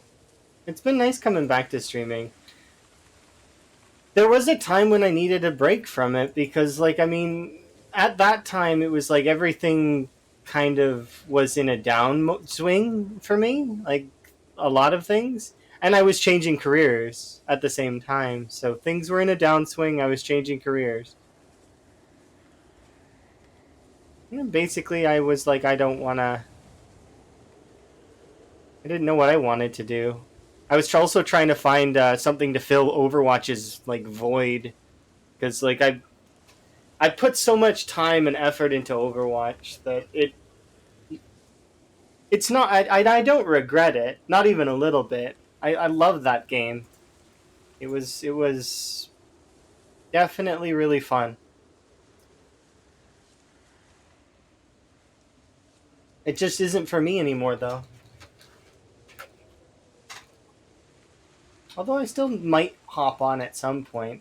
I am looking forward to trying this new game that I seen with Emma later. It's called Enshrouded. So I'm really looking forward to it because I got to see snippets of it with Rhett, and well, it's going to be interesting to say the least. I'm not sure what to expect.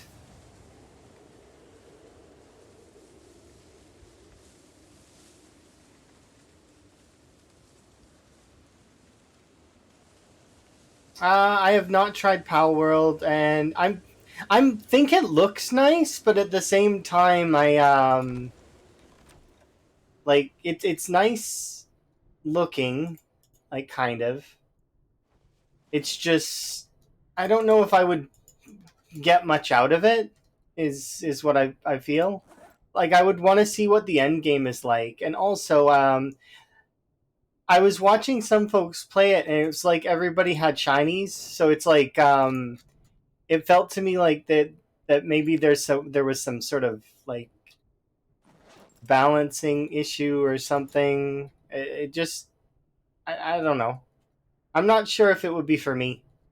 I like the idea of it. The idea is brilliant, but I'm not sure.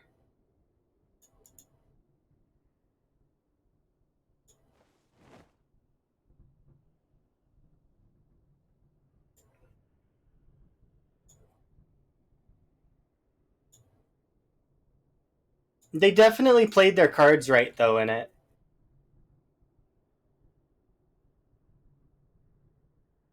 You really weren't interested? That's fair. I mean, I'd be willing to give it a try, but at the same time, I also do want to try that Enshrouded game. So, and they're in the same kind of genre. So, kind of for me, it's usually I'll probably pick up Power World at some point, but we're freezing. I wasn't paying attention to that. Let's like this. But yeah, it definitely looks interesting, and I seen Gaz playing it as I seen a few other folks. I also saw Fenny get shot in the face, which was kind of yeah, kind of common actually, and in the grand scheme, you try to Mordor everything, and that guy wasn't having any of it. Uh, yeah, Mordor, indeed. He was just like, nope. He pulled out his what was it, a rifle, and just was like, nah, ain't happening.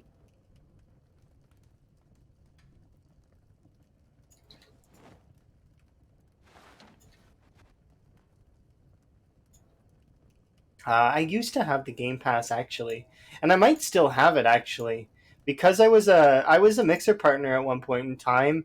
I had a special version of the Game Pass that was really nice, but I don't know if I still have that. I might. It was like we were gifted lots of stuff from Microsoft as partners. It was kind of interesting. Was this a clip or something? Which I'm seeing we have a true survivor in the Wonderland. Yes, yes, yes. We're trying to survive the Winter Wonderland. I'm gonna just leave this on. I think. Yeah, we'll throw this there.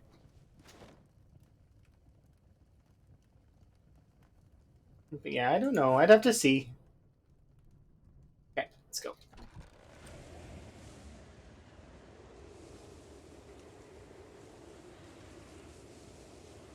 Ooh. Cozy little base setup. Oh yeah, it really is. I like the setup of it right now, and the fact that it's not burned down is nice. Because this is the same house as before, but it not being burned down is a plus.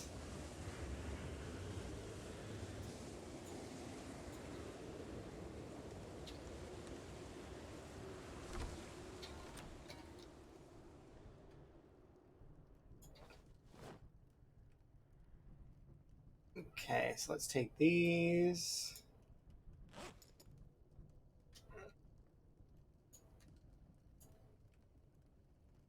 Well, kind of. I need to go out and play in the cold. I just don't want to. Like, there's a large part of me that's just like, ah. All right, we've got enough axes now that I should be able to make another push. No, no, you're good. Feel free. I don't mind if somebody takes over my chat. That doesn't bother me, so long as it's in a positive light. If it's in a negative light, then and that person just needs like somebody to chit chat with for a bit, I don't mind that as much. But I like to remind everyone that I'm not a psychologist, so it's like, no, I can't help everybody as much as I would like to. It's better to get help from someone who's better than me at that.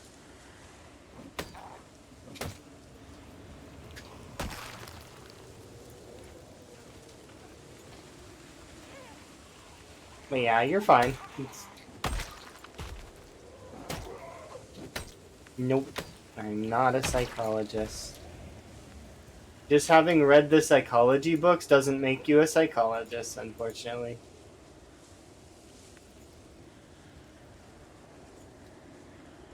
Also, the real reason I wouldn't be a psychologist is because it's too many essays. I don't like the forced structure of an essay. It bothers me, like the way that it's like, and yeah.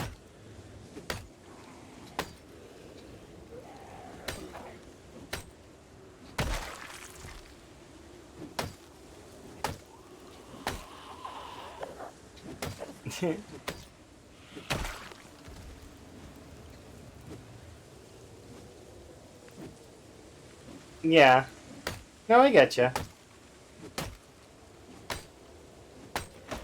I'm glad that you're here to chill.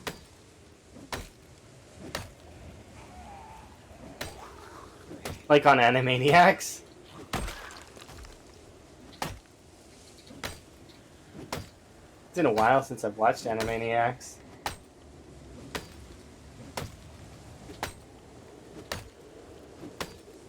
They had some kickin' songs.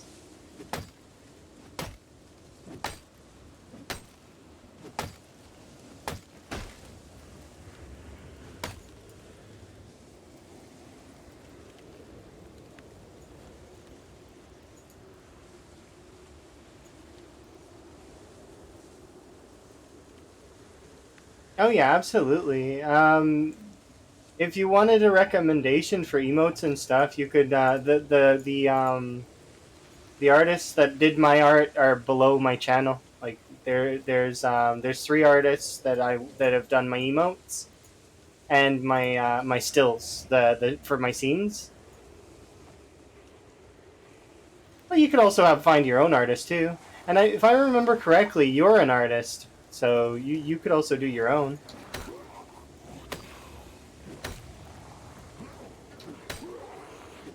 I remember you doing arts.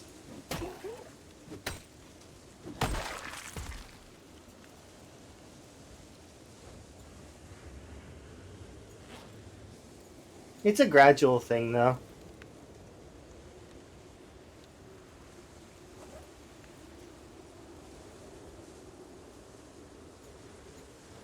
You're no artist. I disagree. I think you're totally an artist. And he paints with Mordor.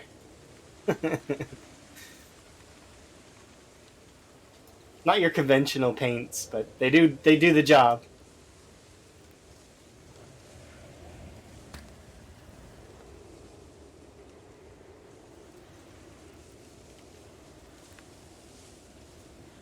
I am definitely not an artist. I'm too logical.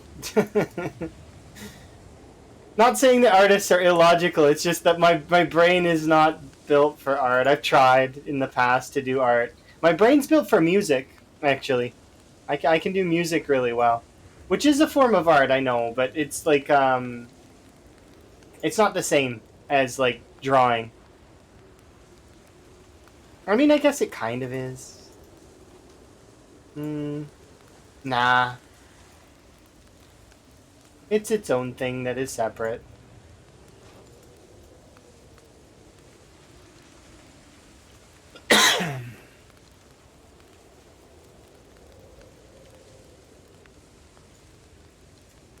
Oh, 3D prints are always interesting. They're all forms of expression. That's true.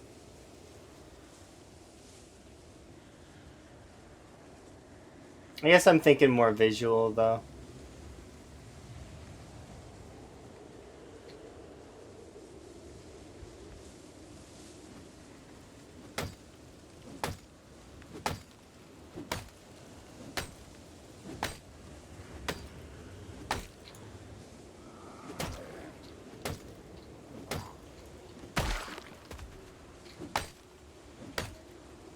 I haven't done anything with music in a long time, though.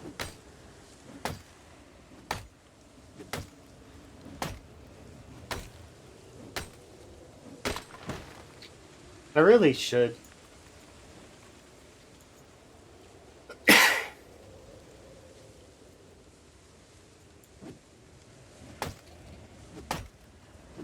You kind of miss Zomboid? It is really, really fun to play Zomboid. You don't even have to be doing like a crazy super run either. Like, you can just do even like builder mode, and it would still be like pretty good time. And especially with Build 42 on the edge of like its release. It's not quite here yet. Probably not here for a few months, but it's getting closer. It's gonna be Zomboid's gonna pop off again, I bet, because the next update's gonna be huge. No, it's update with like animals, farming, crafting, blacksmithing, boyering, new fishing system, new animal system, both domestic and wild. It's there's going to be optimizations and improvements and better lighting, and like it's the game's going to get an overhaul. Oh, it's huge. Yeah, Build 42 is going to be an enormous overhaul. So when you see Zomboid announce Build 42 is out, definitely hop in if you haven't already, because it's going to be enormous.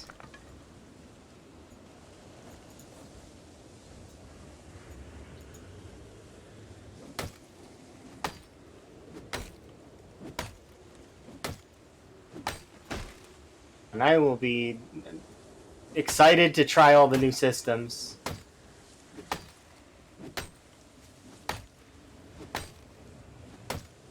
And would like to see the new builds and professions, because who knows? I'm thinking that a lot of the professions are going to get reworked so that they're better. So it's not going to be the same style of gameplay we see now, where people pick a specific profession. There's going to be. I would hope that they're going to add. So there's Well, here, one second. So there's professions that have specific special traits that go with that profession. So, for example, for lumberjack has a trait called Axeman. Security guard is another example. That profession has a trait called Night Owl. I would love to see the professions include special traits that just give them something on the other traits, or like on the other professions, that are slightly better. So there's always a reason to have so and so. You know what I mean? Basements will be interesting as well, and there's going to be sewer systems. So, like for example, under Louisville, imagine a sewer.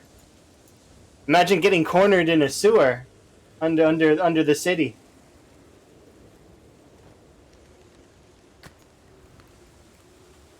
The first thing you want to do is jump off a 30-story building.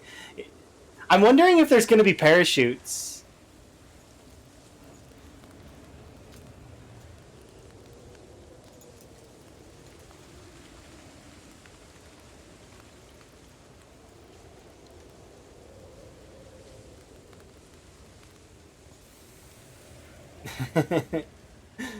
Yeah, there's going to be a bunch of things. And then remember, some things may not be able to be added because they're adding so many things. So as much as we've heard a bunch of things and we've seen a bunch of things, they might backpedal on some stuff because there's so much.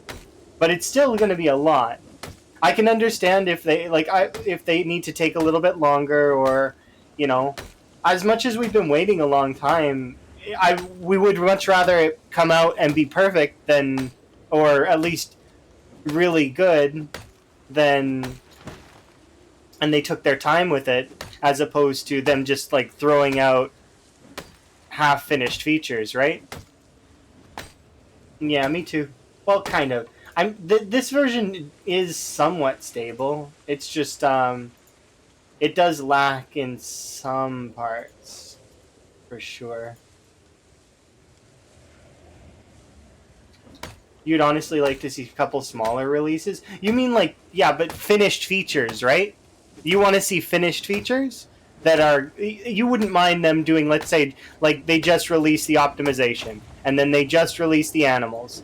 You wouldn't mind it piecemeal like that, right? But you want the features to be done, right? You don't want the features to be broken when they are released, like a large portion of gaming companies, right? Lots of gaming companies release game content and then it's like completely buggered.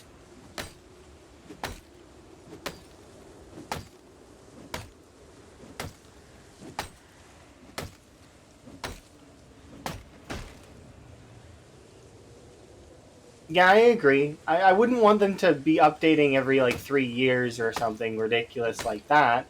But I also don't want them to throw out just like, half baked features that are not really ready to be released. Or perhaps them, I don't know, causing their start menu to be extremely framey for some reason. You know what I mean? Like, because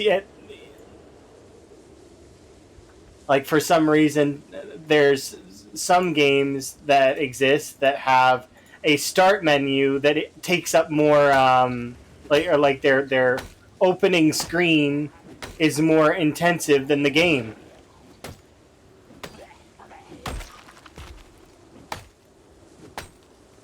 And we also have to take into account that they're not increasing the price of the game. They're releasing this content for free. It's just coming with the game. If you've already bought the game, you get the content for free. They're not packaging it up and throwing it in DLC, which, to be quite honest, is amazing.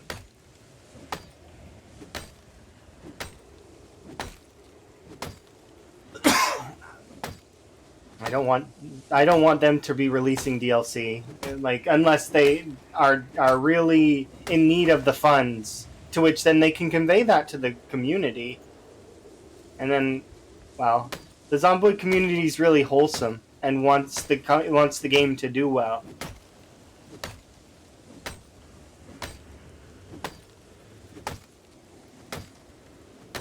They've been releasing the like the plushies and stuff. An untapped market for this game right now is Spiffo and Friends. They've released 2 Spiffos, right? That have both done are for charity. But imagine if they release Spiffo's Friends, all of Spiffo's Friends as plushies, and then they could redo Spiffo's Friends in Survivor variants of Spiffo's Friends, because Spiffo survived. Fluffyfoot Bunny, Jack Beaver, and all of the other Spiffo friends, they could totally survive as well and have Survivor variants of it, right? Imagine. So, and then that's just the start. They could totally do merch around Pause. That's just one thing.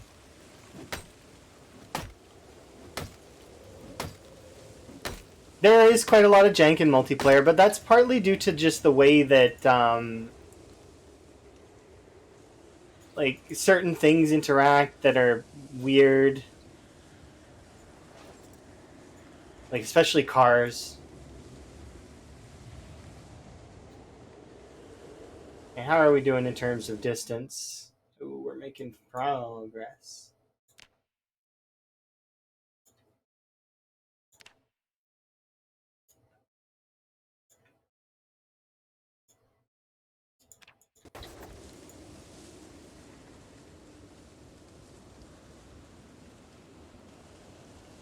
Okay, I'll run back and get some rest in.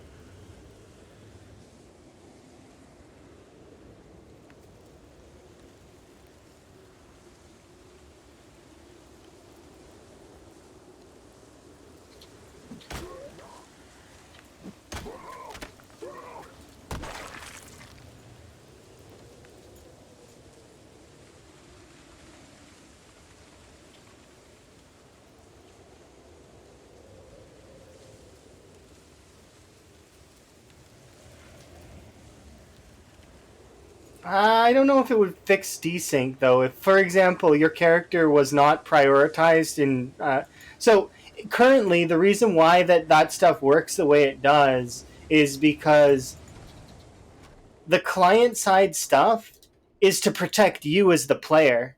Think about it like this: Path of Exile is a game that prioritizes the server first over the player, right?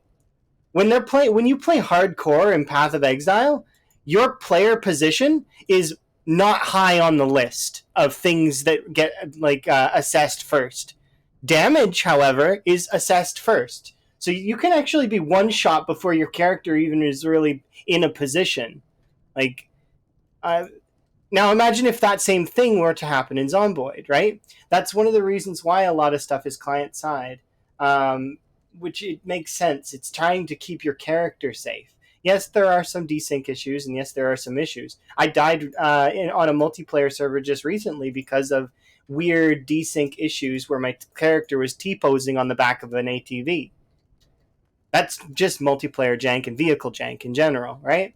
But it's still like it's not as bad in my opinion as some other games can be. And it can get tweaked and fixed. I think that leaving it on client side is probably good, but there probably is better ways to handle it, maybe. But I'm not a coder, so I wouldn't be able to make those kinds of judgments. But I understand why it is coded the way it is. It's to kind of keep your character safe. It raises the priority of your character, which is what I would want anyways if I were playing multiplayer. Is I want my character to be the most important, and then from there, okay, then the zombies are important after that. I don't want to get jumped. Most of the multiplayer stuff happens around cars, though. They probably are. It is on their to-do list. But you gotta remember that they're also like rolling out quite a lot of other features that they've got to play around with and work with as well. And I'm curious how all that's going. And then also you got the same like a lot of folks really wanting NPCs like the player. And that's hard to do. Because imagine like creating basically a sentient AI. It's not really wouldn't be a sentient AI, but you know.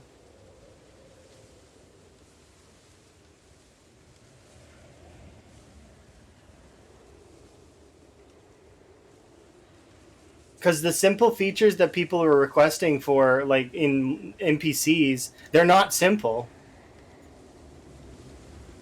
Yeah. So even like the rabbits and the deer and that stuff is going to be somewhat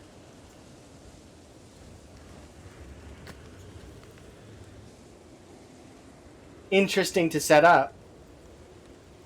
Because how are they going to interact with the zombies? How are they going to interact with the player? Are they just going to ignore the zombies? What happens if a zombie walks into a deer?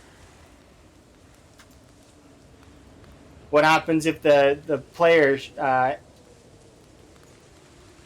are there? You know, it's just interesting.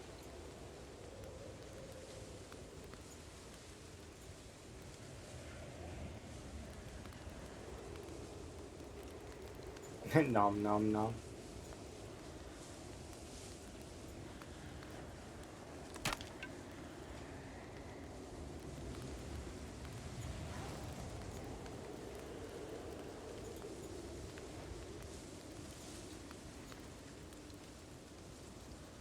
But yeah, I'm looking forward to all the features. And then modders will pick up things that players want as well. So there'll be room to adjust and things to change, and it'll be nice. And if there are features that players don't like, there'll be mods to kind of balance it out.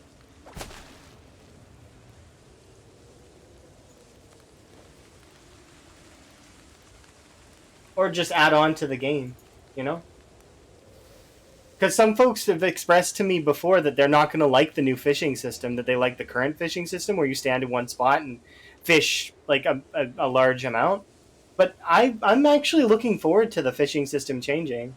I'm looking forward to the hunting systems and all those, because what's going to happen is your player, much like when the foraging system was first introduced, lots of people pushed back against it because they didn't like the fact that their character couldn't just stand in one spot and forage stuff up. But I like the new forage system because it forces your character to move around. You're more likely to bump into zombies, as well as, you kind of, it gets you moving. Yeah, you maybe don't like the Stardew Valley style fishing, but perhaps the mini game itself won't be like as necessary for certain types of fishing. Like perhaps you can in Stardew Valley, there's actually more than one way you can fish. You can fish the traditional way with a fishing rod, or you can put down those little crates and add bait to them.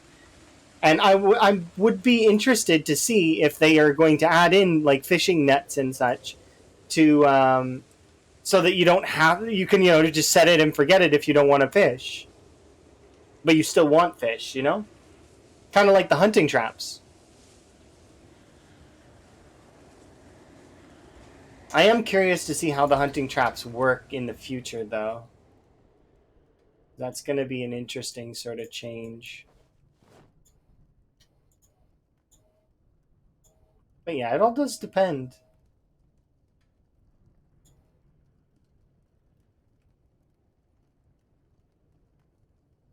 I am looking forward to all that stuff.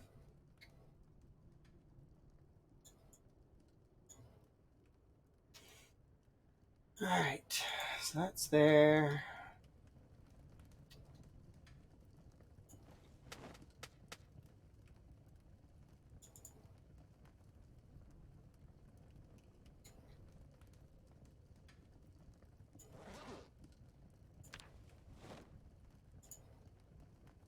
But yeah, there's some aspects of Stardew Valley fishing that I'm not really keen on either.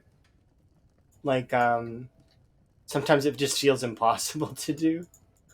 Of course, I haven't played enough Stardew Valley to be good at it, so it's one of those things too. Sort of the get good kind of mental, I guess.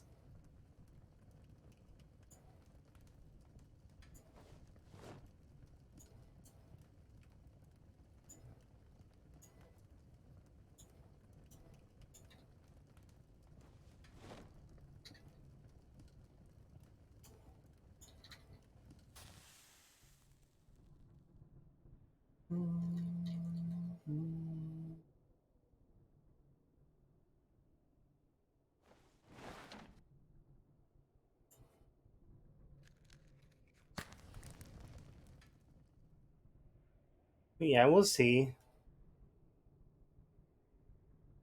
I would love for them to release like a Spiffo collection, like all of the Spiffos and then Survivor variants of all the Spiffos. Be so cool.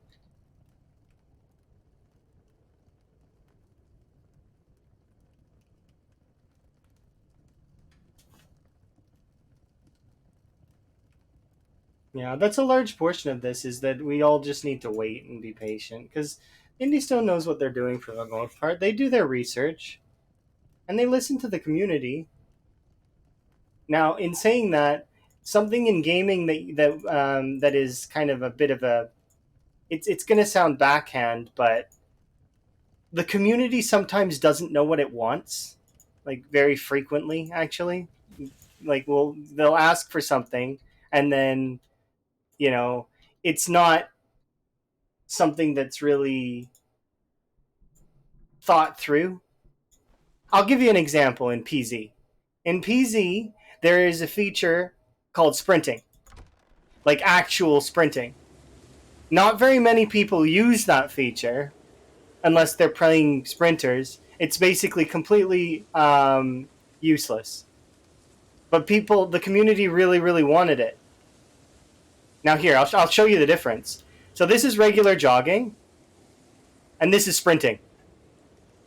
So you can definitely notice it's sprinting because of my character's doing the spear lunge animation.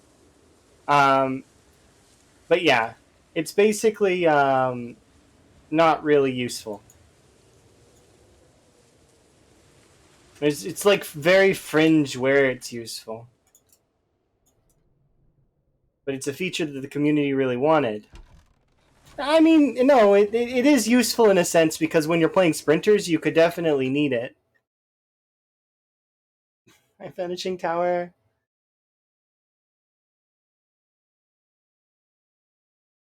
Hopefully you're having a good day. I'm having a good day. Tower raid indeed. We're talking about sprinting and also features. But that's the thing, right? Is that sometimes the community doesn't know what it wants.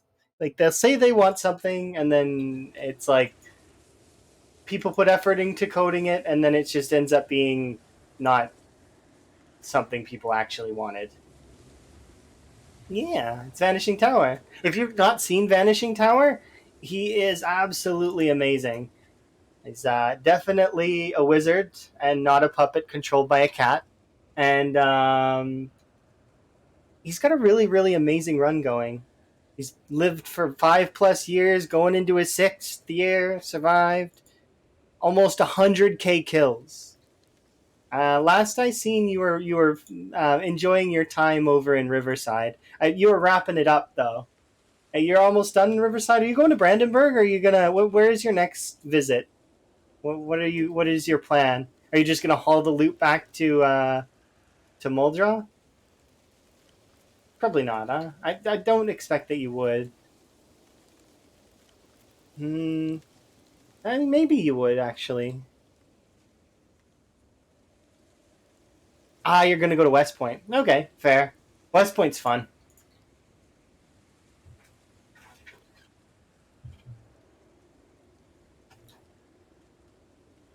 But yeah, at this point, Vanishing Tower has been basically everywhere. There's like only like a handful of places left to go. How's stream been? Stream's been fairly chill today, which has been kind of nice. It's nice to have a chill day. And today, coincidentally, is Emma's birthday. So I am, as soon as Emma wakes up, I am going to probably go and spend a good portion of the day with her. And well, I got her enshrouded as a gift, so I'm hoping that we'll play a little bit of that. But if you know, whatever Emma wants to do is, yeah, definitely gonna post that in Discord later because I forgot to post it in the Discord. But I did wish Emma a happy birthday already.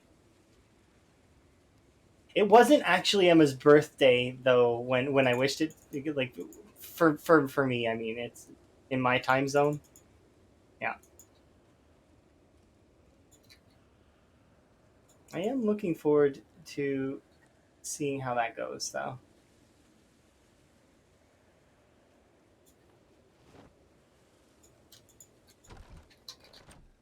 There we go. Get a little bit of warmth in. Oh, are we? Okay, yeah. Still like this though. Yeah.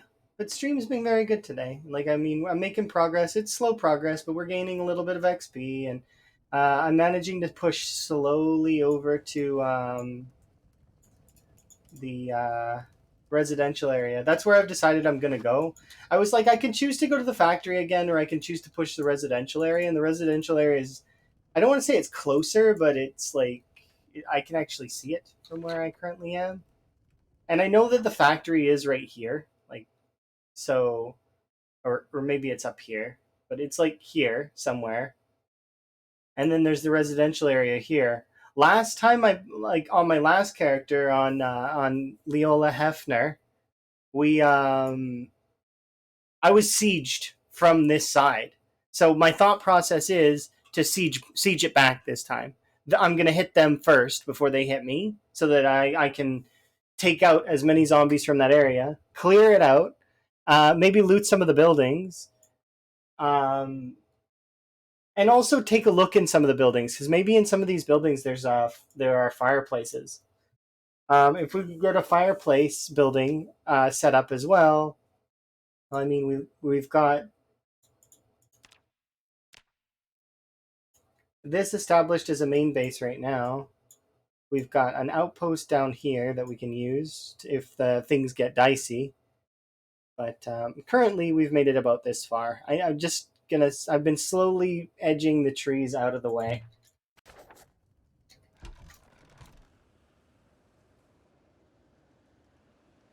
Yeah, and then I also pulled up some of the grass so that there's actual path here.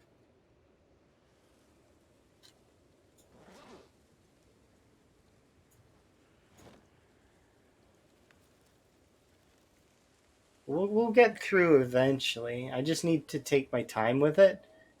And then there have been some zombies here, not lots, but enough that I've been keeping my eyes open a little bit.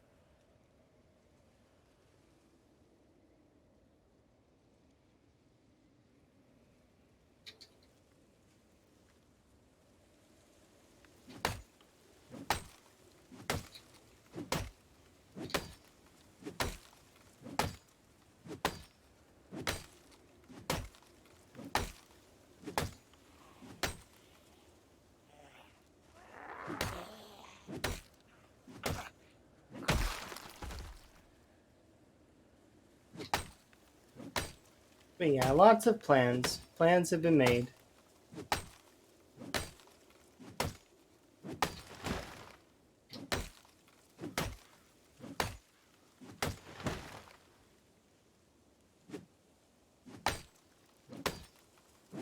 Oh, Nukebot's not. I gotta fix that later.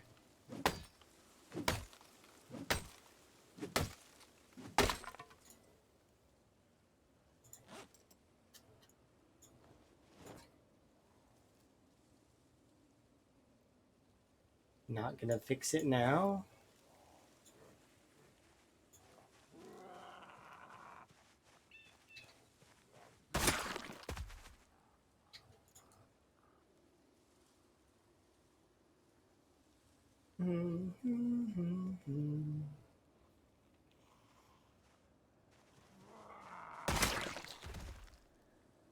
Absolutely.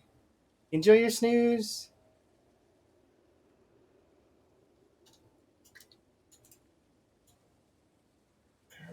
Oh, I gotta go and grab those.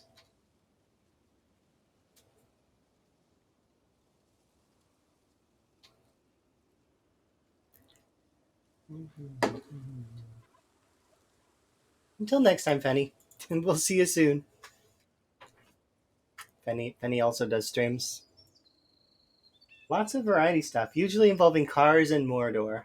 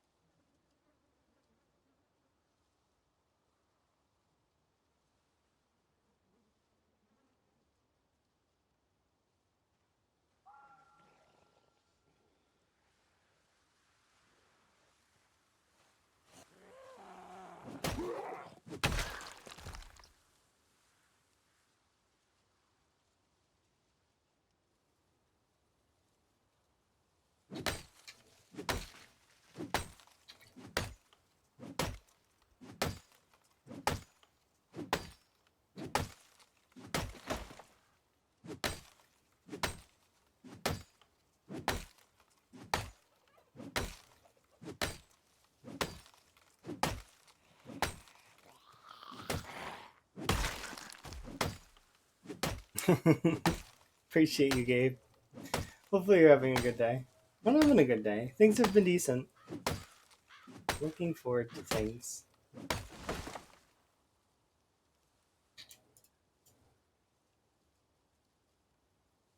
Okay, just because this tree is in a weird position, I'm just gonna get rid of it.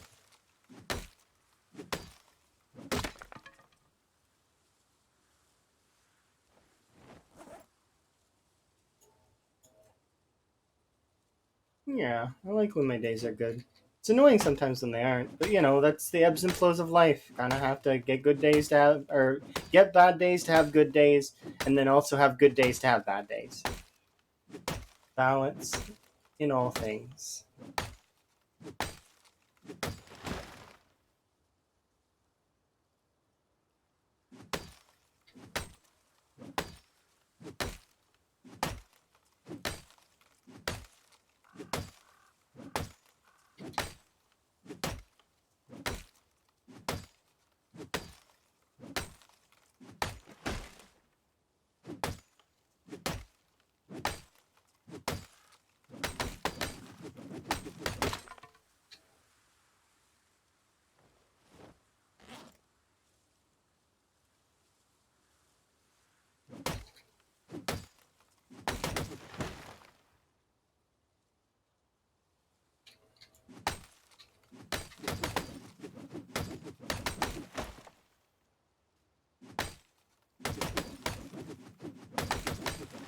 I'm gonna preface this again. Don't do this.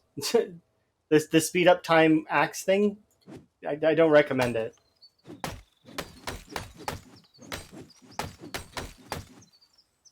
It's it can get you killed, especially in situations like that.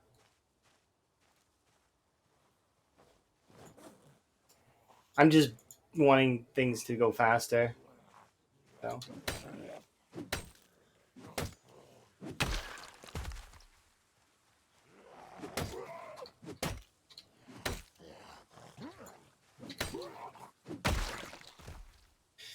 Alright, so we are making some progress at the very least. I probably will make another campfire further along.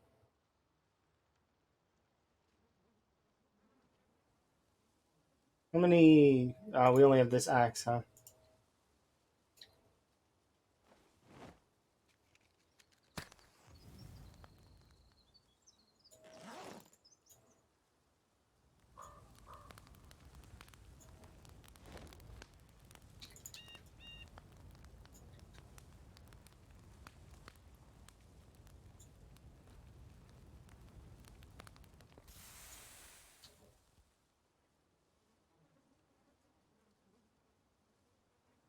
I wonder if teetering on the edge of dehydration will actually help me.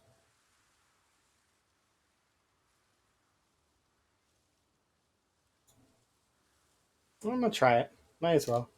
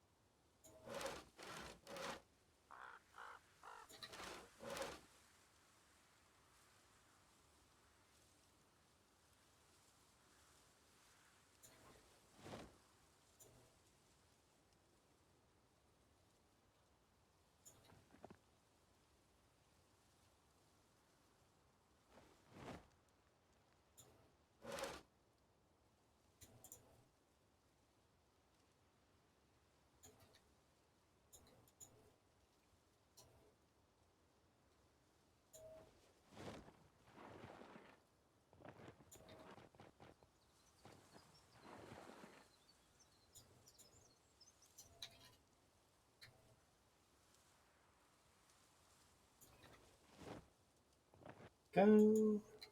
Okay, good.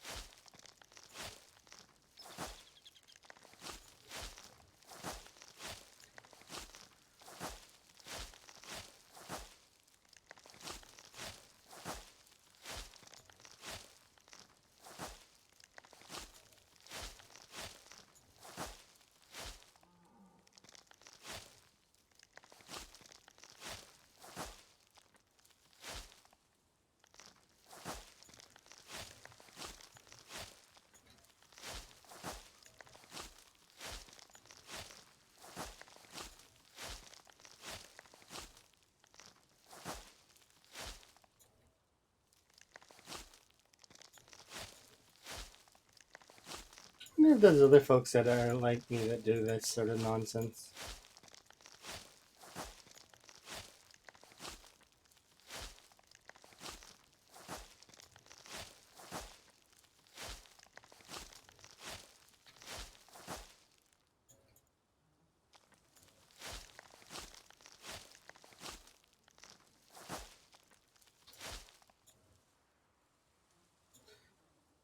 And there we are. Path connected. Excuse me.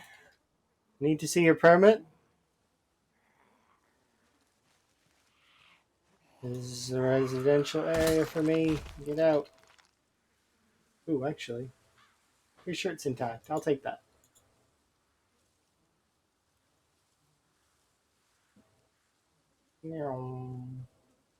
Alright, we'll grab a chair and bring a chair here.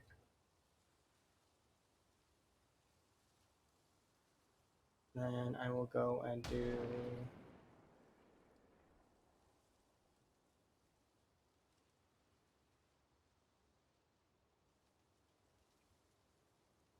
Should be able to stop in, grab a meal.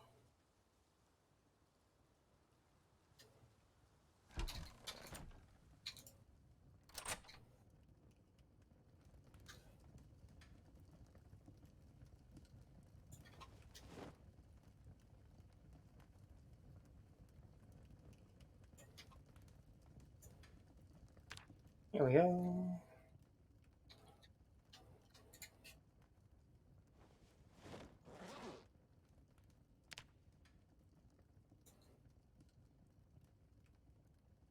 Okay, I'm gonna pause for just a sec.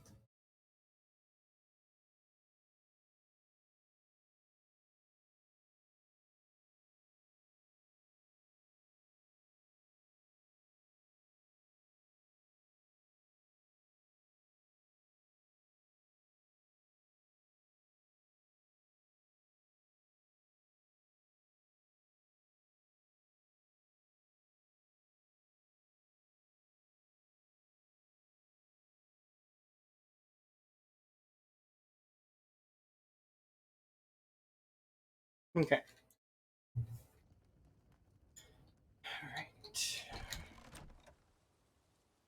Mhm. Mhm.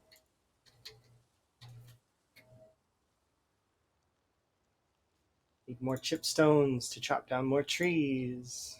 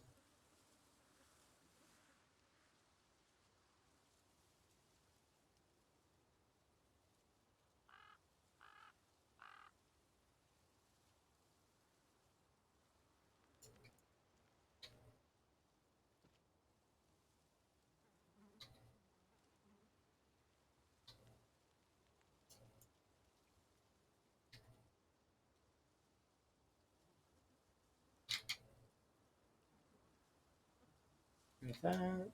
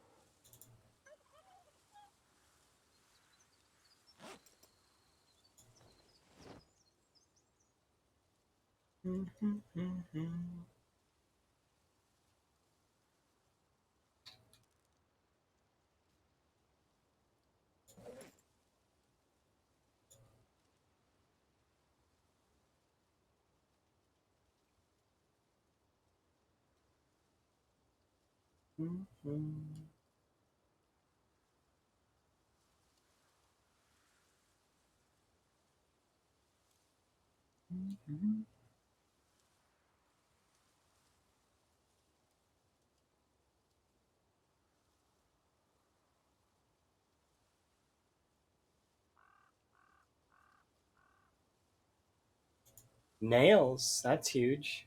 Only one nail, but I mean, better than nothing.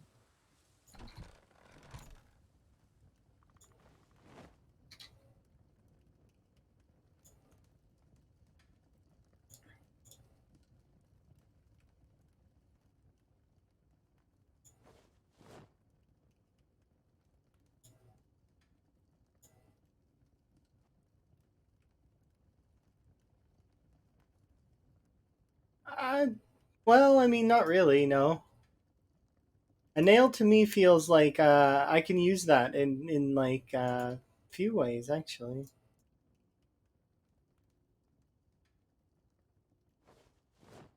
Plus, tipping is not like I kind of feel a little bit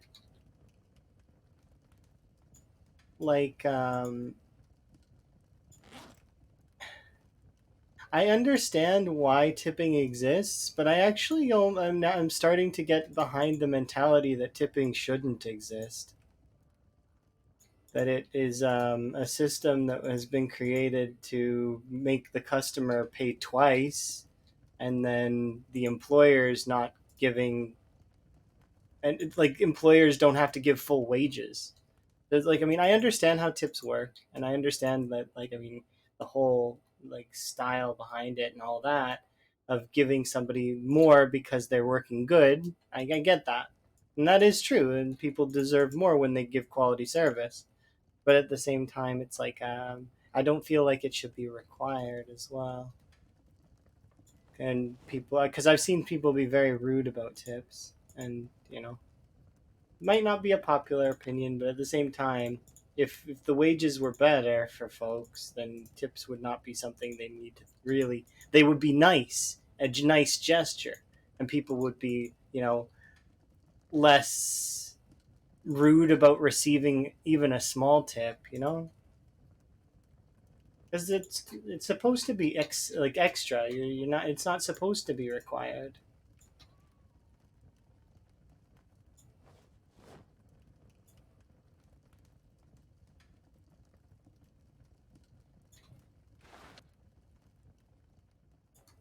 Anyways, that's my 2 cents on it. Moving on. I've got 2 more axes. We can put a little bit more effort into the trees. Well, actually, we won't do that quite yet. I'll put these axes here for now. How far into fishing am I? We just need another 150 XP. And it's a little late to go fishing right now, so we'll just kind of relax.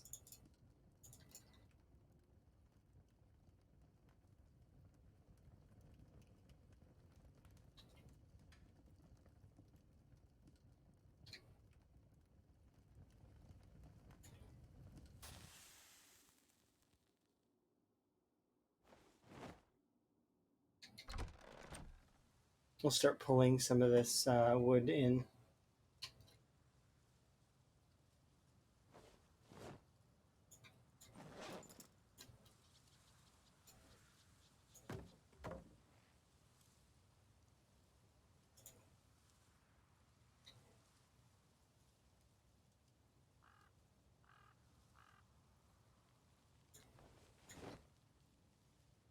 No.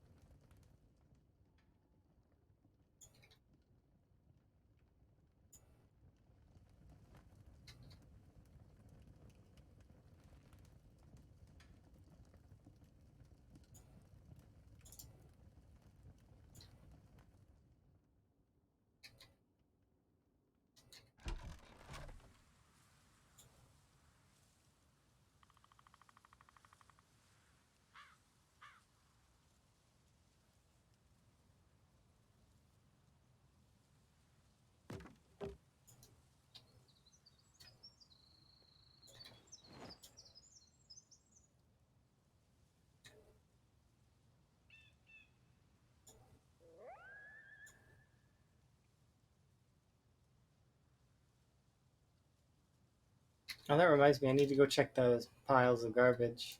We'll do that here in a second. I'm just going to remove these.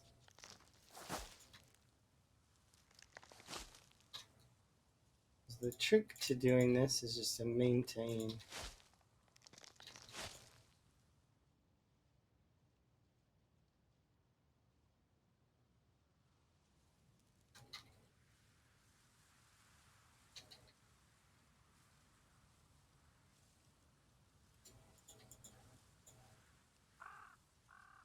Almost at 3K. And I only need 1,500 more. Well, I mean, that's kind of all I need right now, anyways.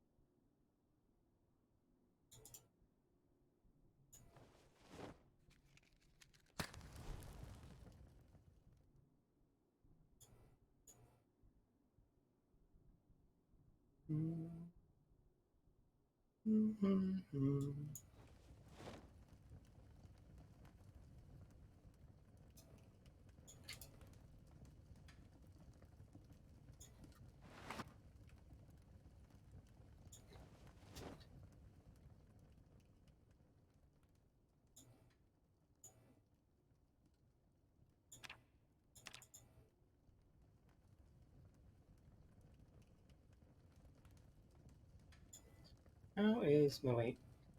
Balanced. Okay.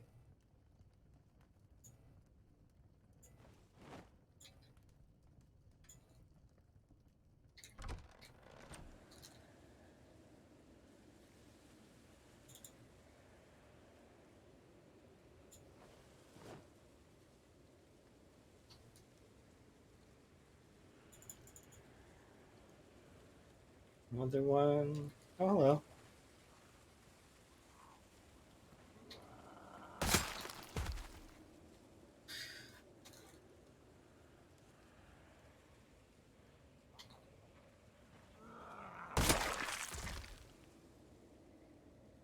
It is a bit interesting to me that they're managing to get behind.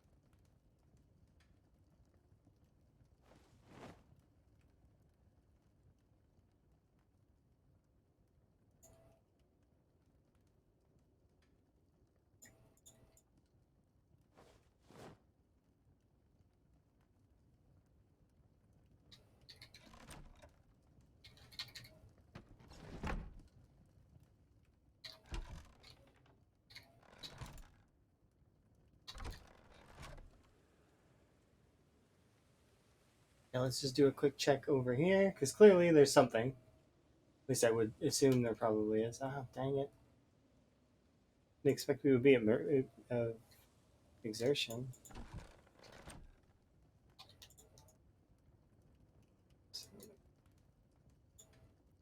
Perfect. Let's go see that field. Yeah, there's a few.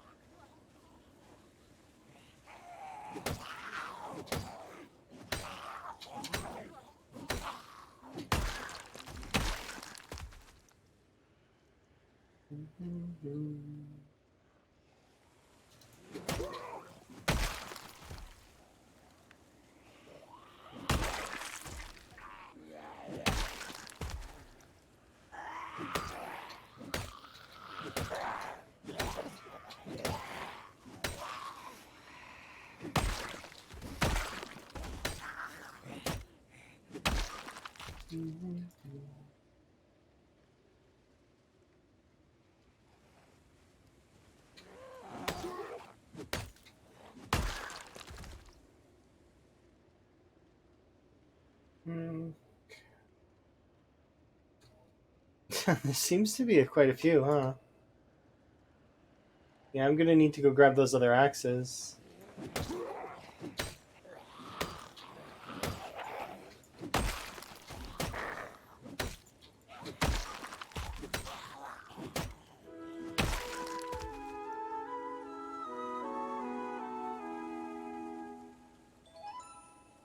Thankfully, this is kind of what I want. Hopefully we find a fire axe. That will make chopping through the trees so much easier.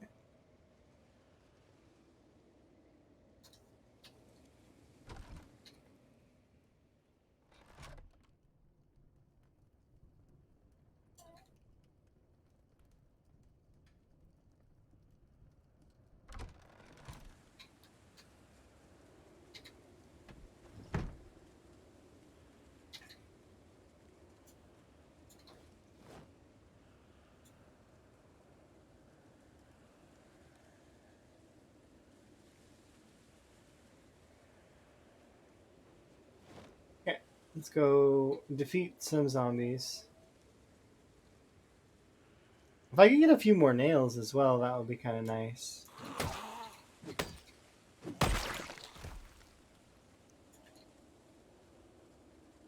Then we can actually like board up a little bit.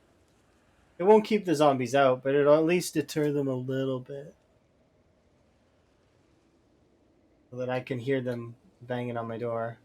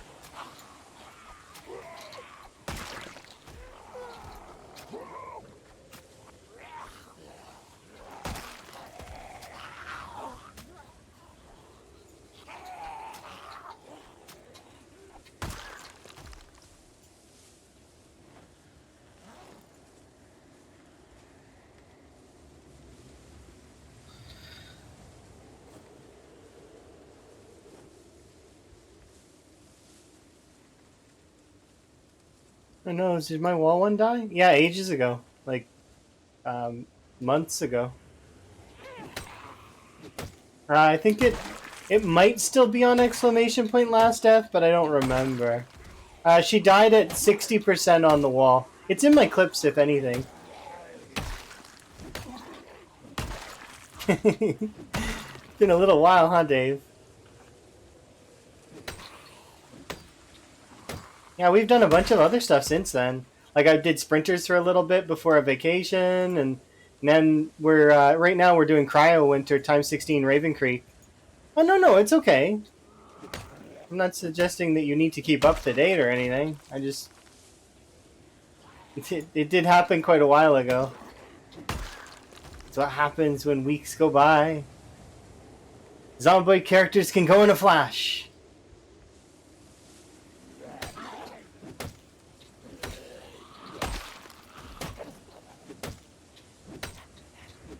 You just started Cryo Winter? Oh, it's so fun, huh? There's a lot to it in terms of trying to get yourself started. But so long as you just sort of...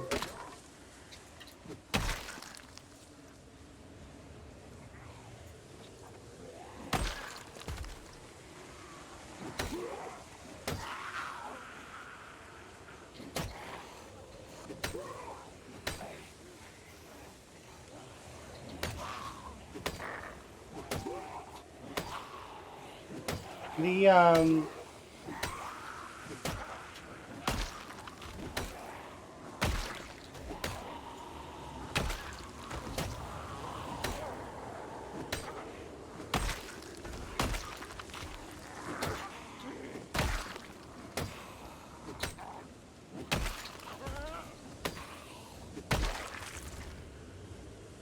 is this hat better than the beret? No, they're about the same. The beret's got... Oh, but this has wind insulation. The beret does not have wind insulation.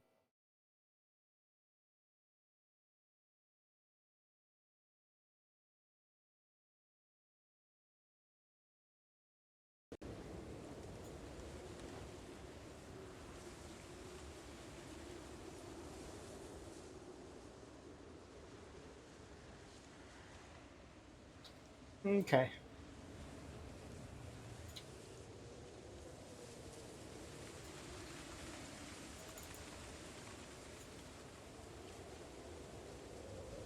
Early prep is hard. I kind of, but even once you have good clothes, once you make it to winter, it's so cold that even the good clothes can't hold you, like keep you warm. At least that I'm finding. Like my clothes are fairly good. They're not the best, but they are fairly good. Like the pants, I think are definitely up there because I'm wearing Ranger pants. Um, could do with better gloves. If we had a needle, I would probably insulate myself more, but long johns. Yeah, long johns would help. Baseball shirt as well. I'm missing a baseball shirt and a long johns.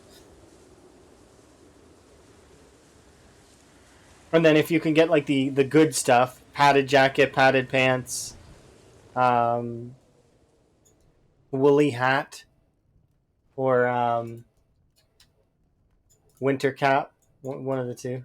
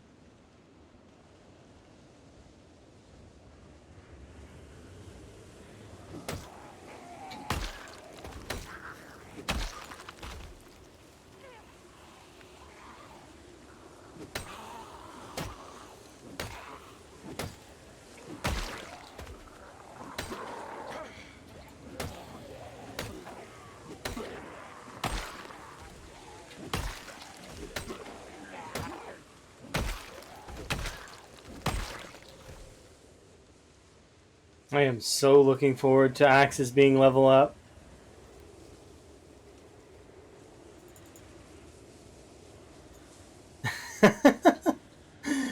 I mean, yeah, basically.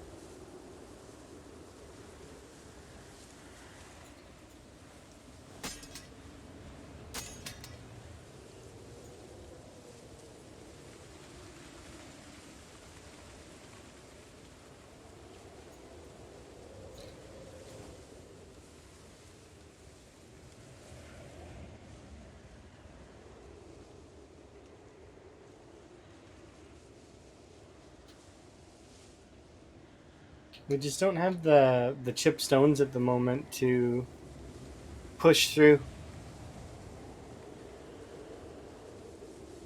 I need to build up at least another 5 axes in order to want to go back up there and push some more. But we are finding zombies, so that's kind of nice.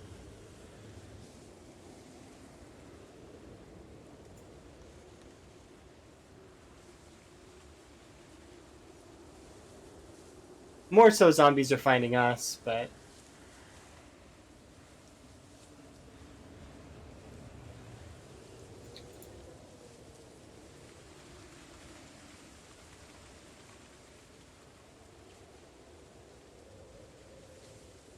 I hope so too, but right now I'm not trying to go for the factory.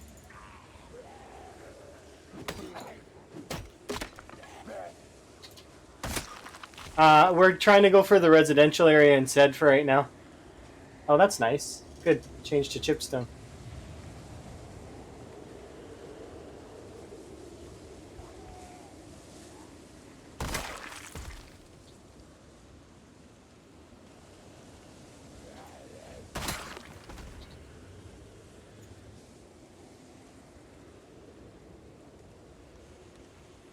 I was going to go for the factory again, but I was like, we tried for the factory once. We'll try for it again later, but for right now, the residential area has been spitting zombies at me, so that's where I'm going to clear the residential area out.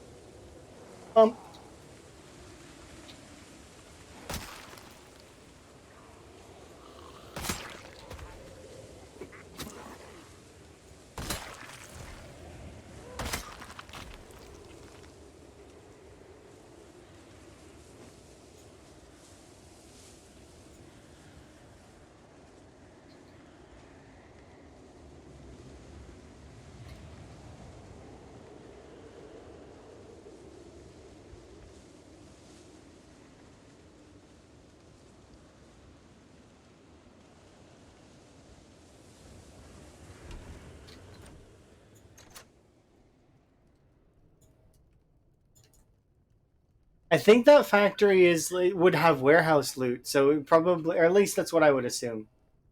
It would probably have warehouse loot, which means that it probably has the chance for, nails, saws.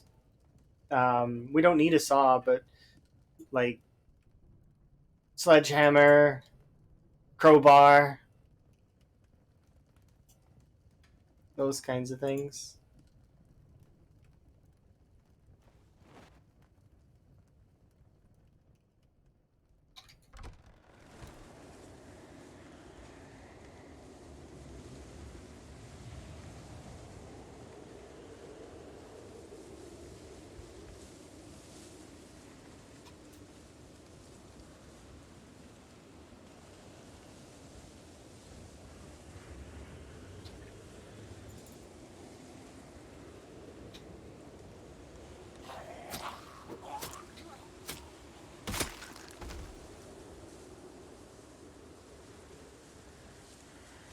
Too bad the ladders are non-functional. I wouldn't want to break through the fence anyways.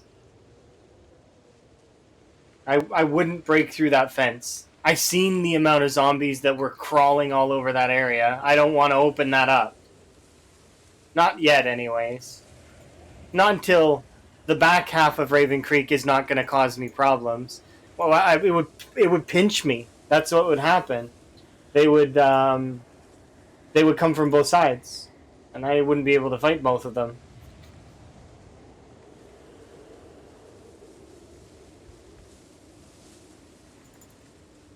Thank you. I do appreciate. We're starting to get some more chipstones.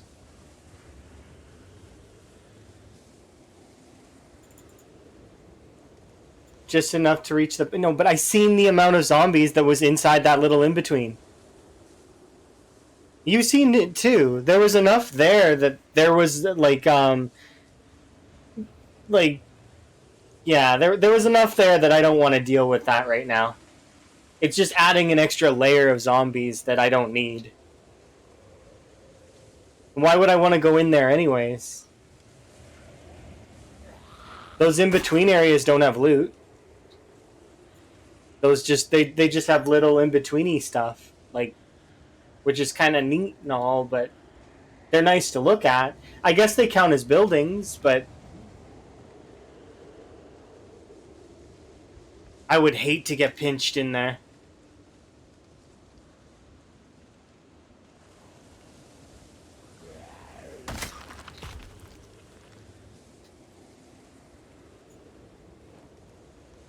Because I've been in that situation before, and we barely got out of it. That was when I accidentally went the wrong way in the x16 playthrough. Like the Blood Bank Light playthrough is what I probably should start calling it, but the or Extra Light.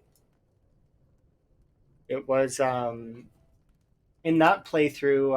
I went the wrong way when I was at the military, like the other military area, and thankfully I had punched a hole in the other side already. But yeah, it was dangerous and unnecessary, and I shouldn't have done it because we almost died.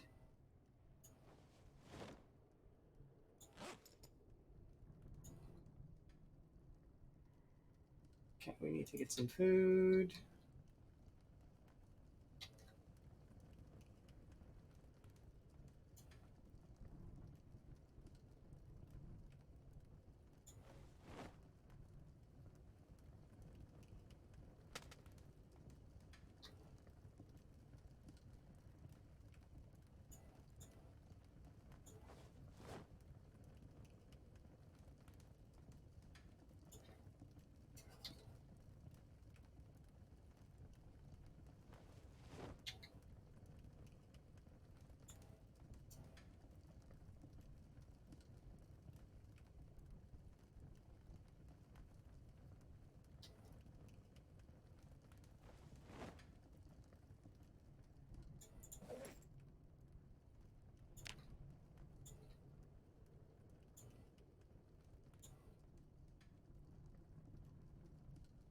That's true. You aren't going to watch every moment, but yeah, there was a lot. There was like it wasn't a lot. It was like maybe 200 or so max along the entire route. But still, it's 200 extra zombies that I don't have to deal with. Why would I add those to the list? You know?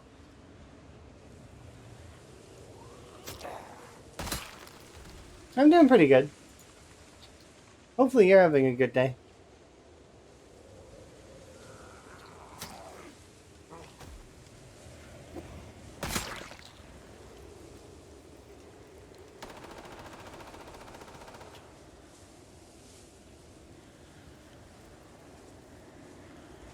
Oh, neat. You had a fun RP. That's good.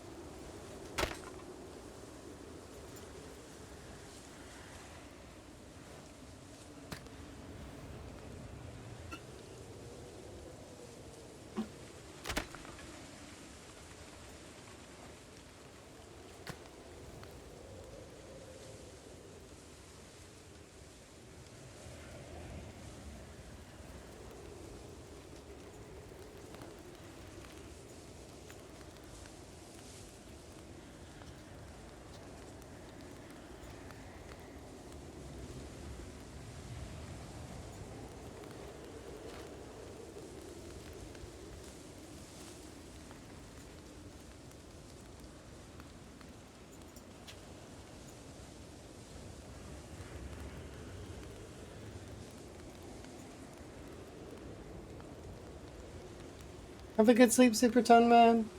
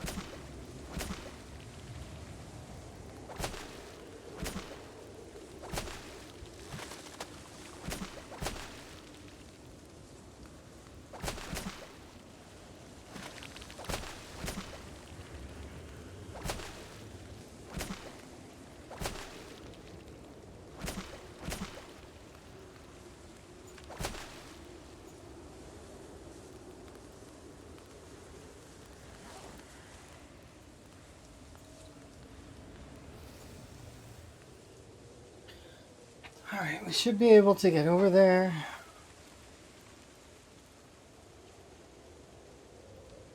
We've got 5 axes, so hopefully I can push towards that other area again tomorrow.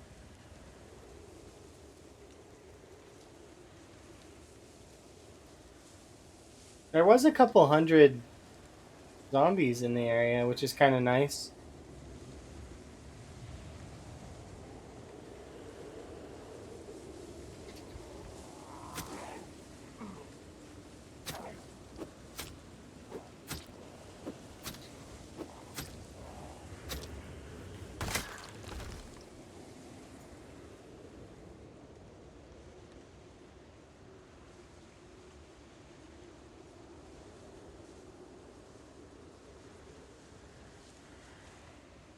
I do like that they're visiting me, but I kind of want them to leave me alone when I sleep.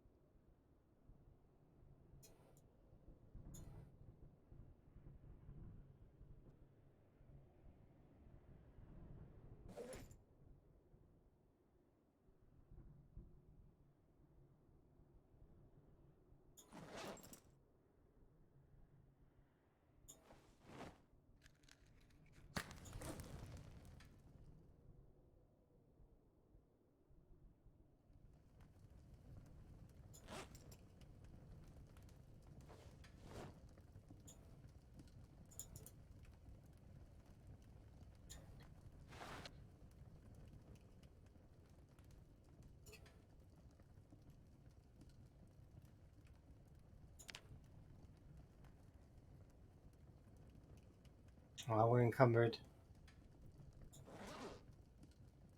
I should have put down the axes.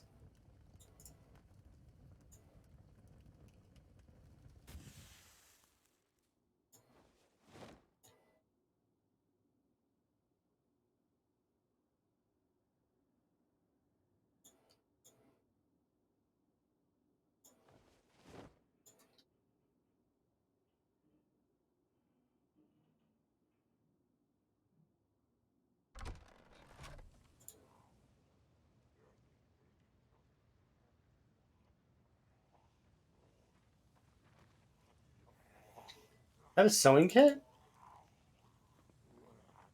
Please have a needle in you. Ah, you don't have a needle in you. Ah. Found a sewing kit, but no needle. So disappointing.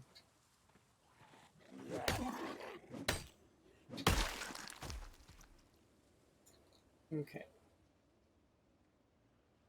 Still kind of cool though. We found a sewing kit.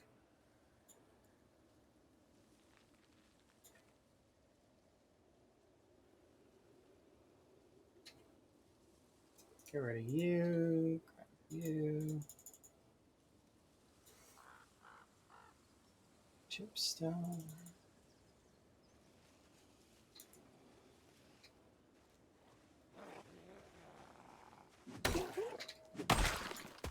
Red knife.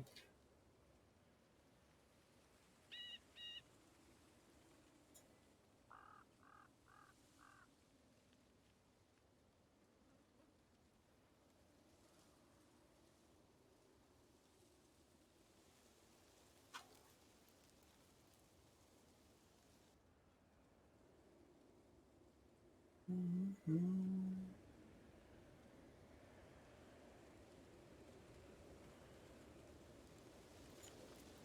Mm-hmm.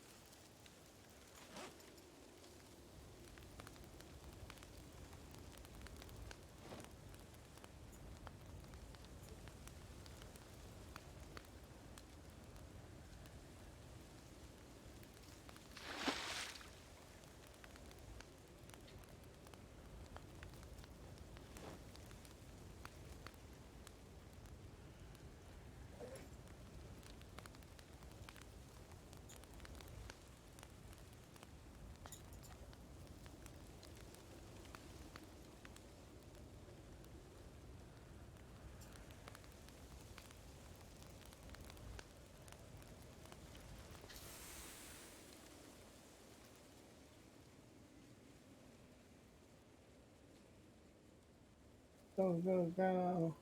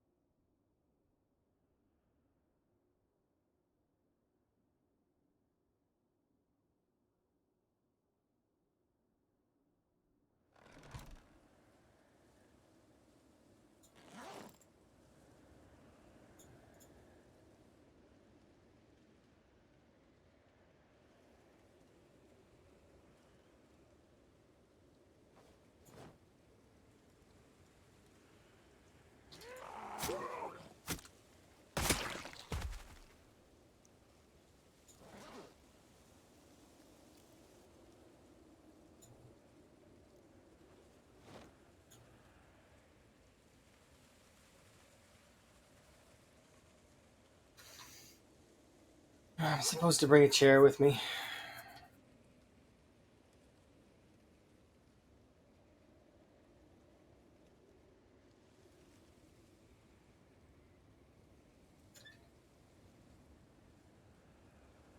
If I equip the chair secondary,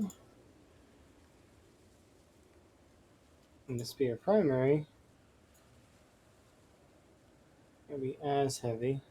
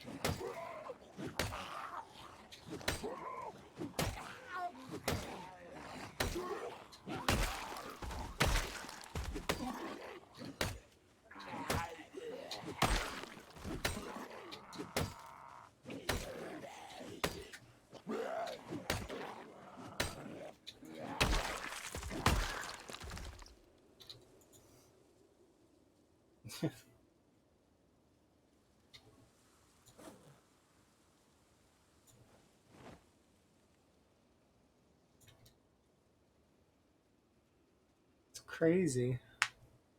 But all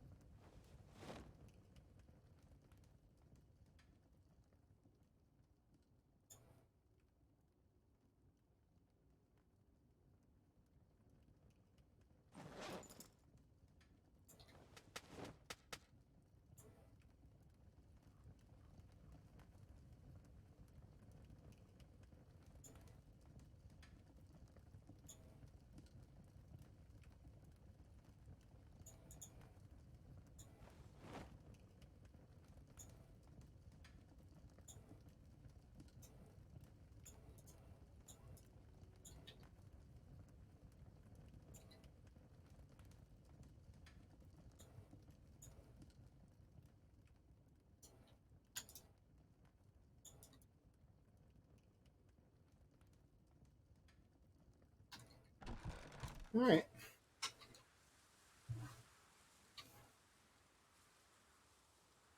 Okay, we have enough tent kits. I don't need another one right now.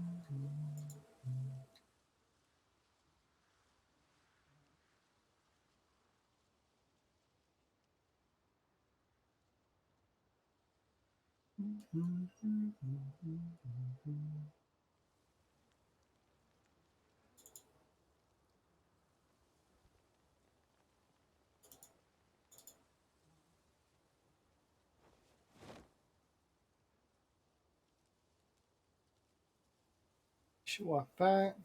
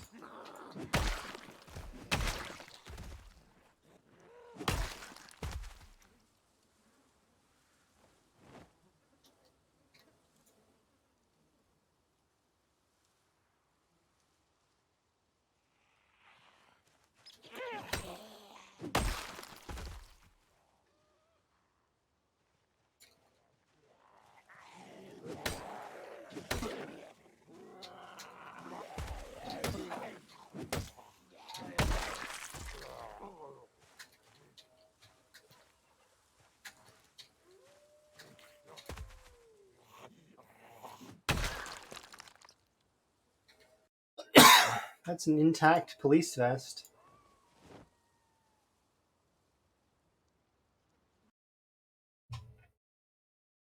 Pretty sure that's better than the one I was wearing.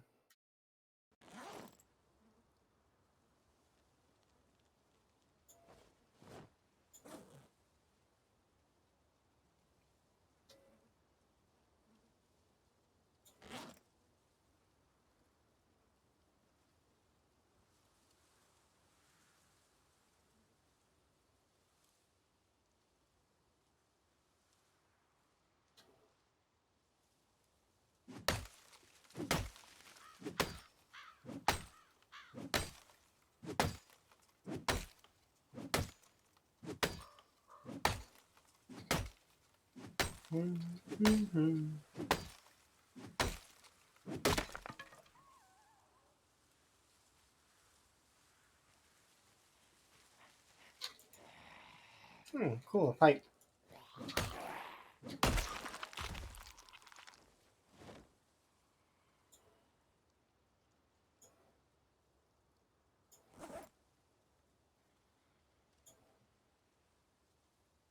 Reminds me though that I need to go and grab that chair.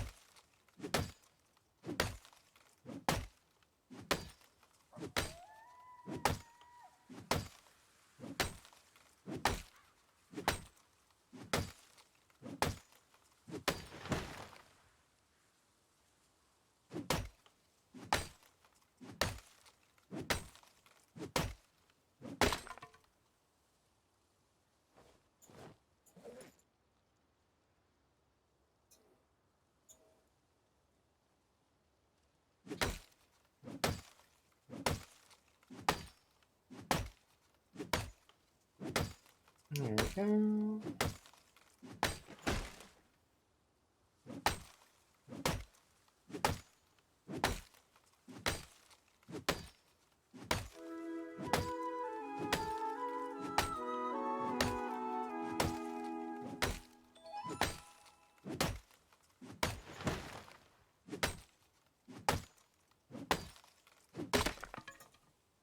What is that? Perfect.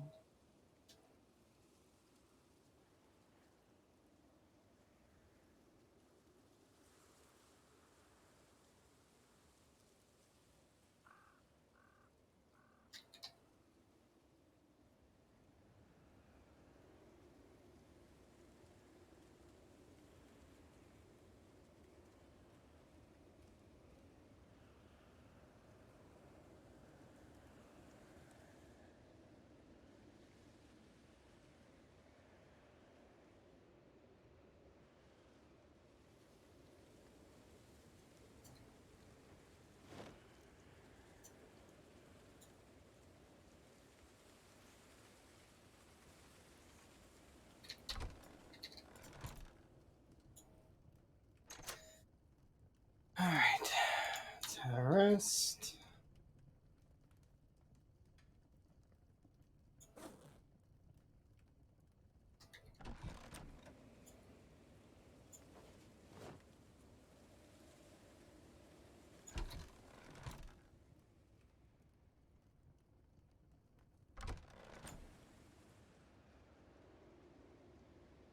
Okay, so I've seen at least 2 over there that I want to go and take care of so that I don't have to think about them anymore, but I also want to go and do fishing. I'm sure there'll be zombies down this way too, probably. They've been flanking me for some reason. I don't really understand how they're getting over there, but I guess it could just be they're wandering over there, like, straight across while I'm not around. Because there's no way they looped around. They would have to be going direct.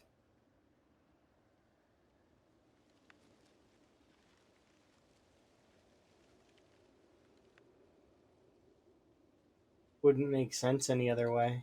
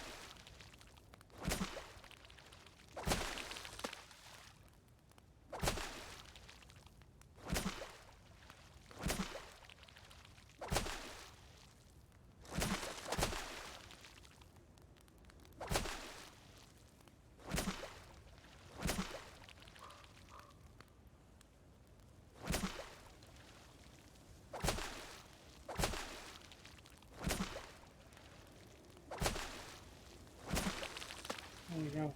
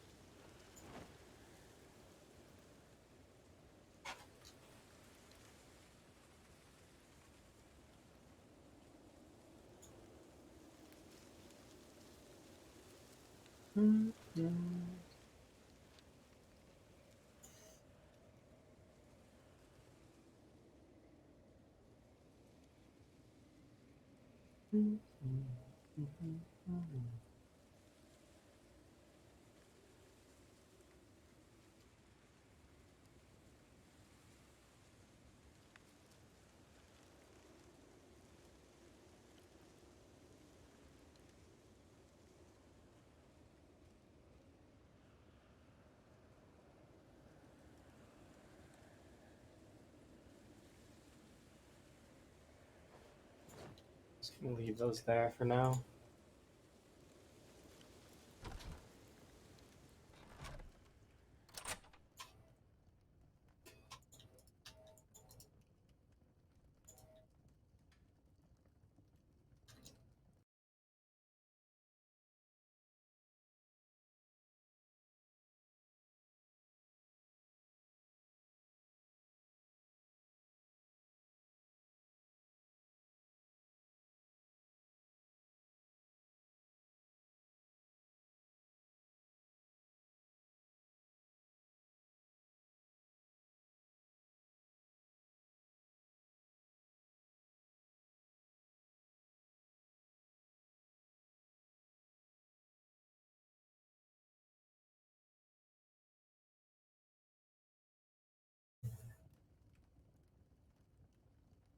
go.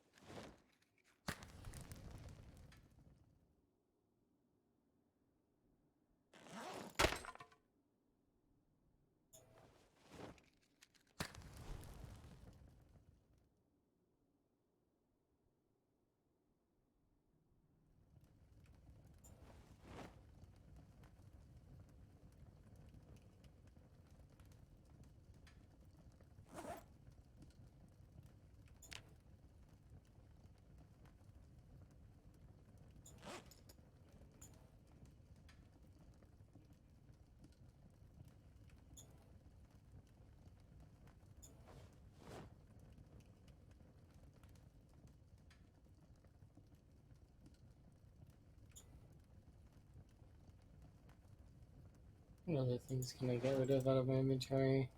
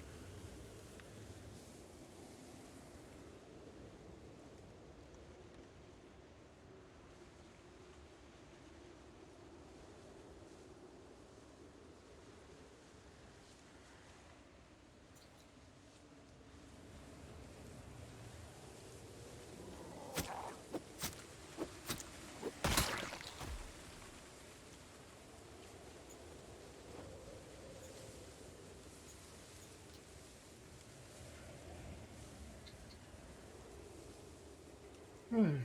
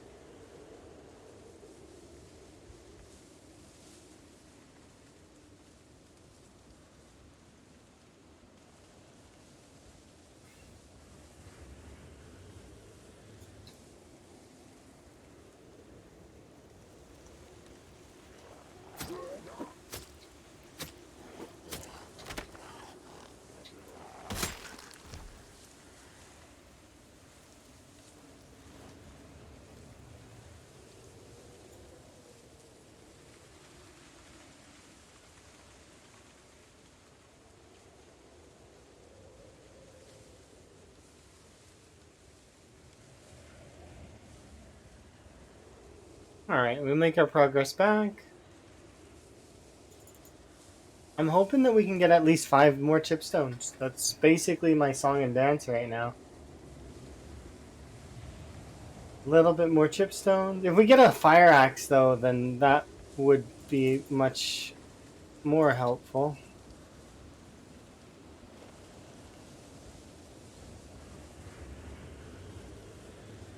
Yeah, the zombies have been bugging me a little bit while we slowly we're pushing towards I want to get to the residential area.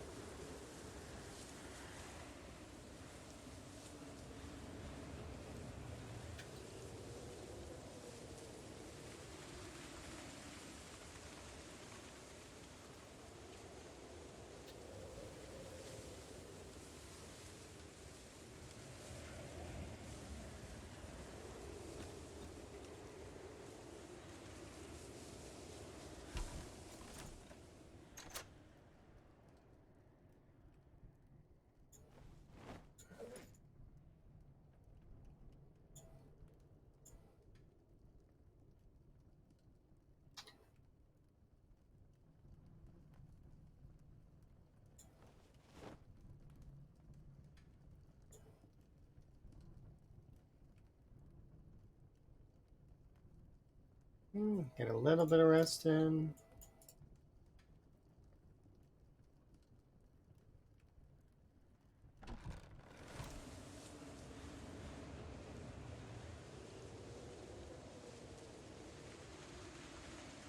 Nice.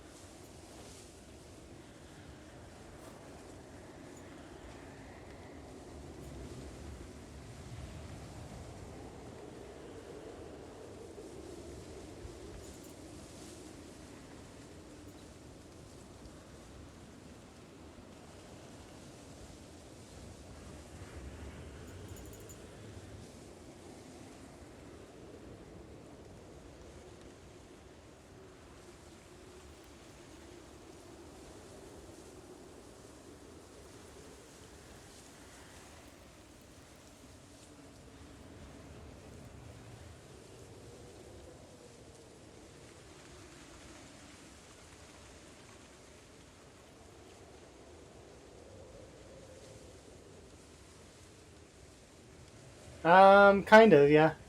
They're campgrounds, right? or like this is a cabin campground area. So obviously something happened there. I think it's 3 graves, but I don't know.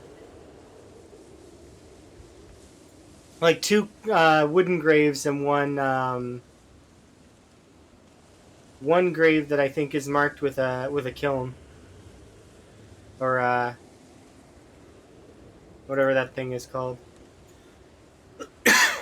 The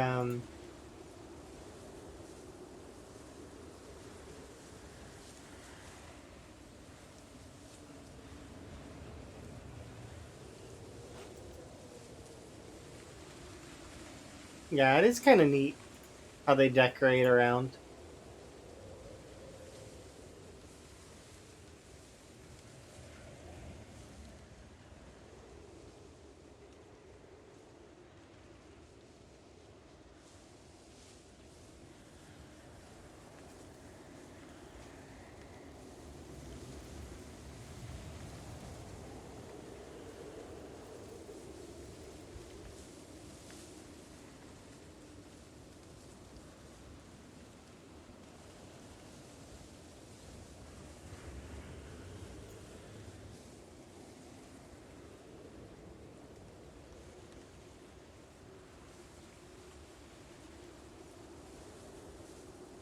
Yeah, it kind of does. It is. It is kind of neat.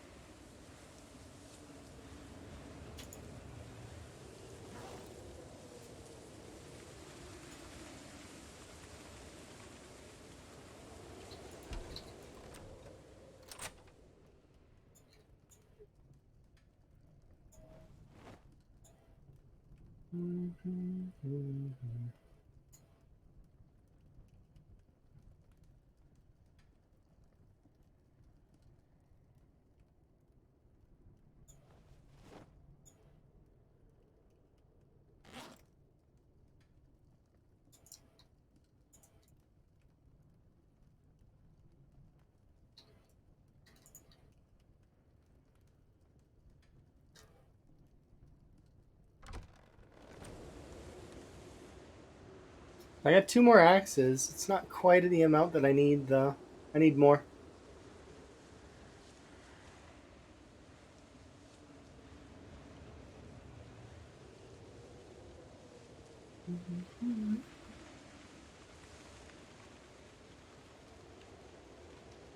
I will run along this path though for a sec because I know I seen 2 zombies along it.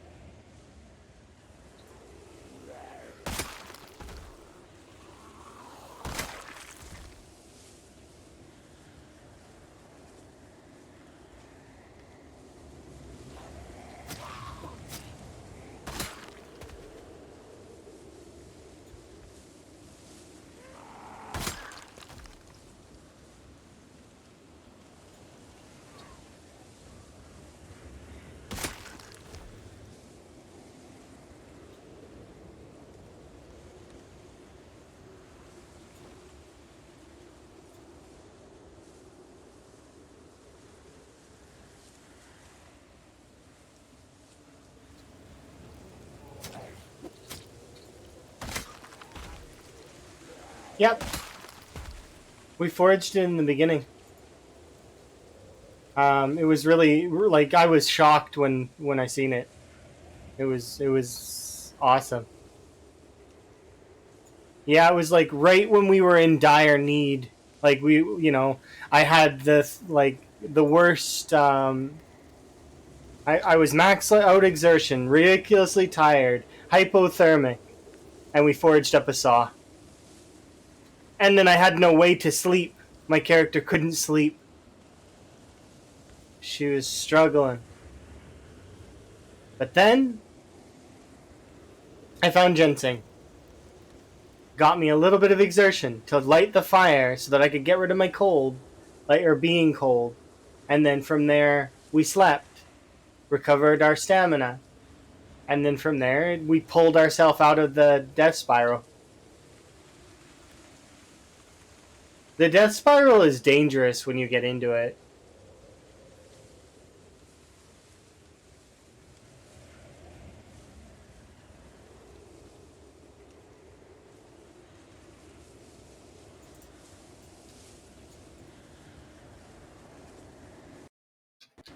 I tried to stop.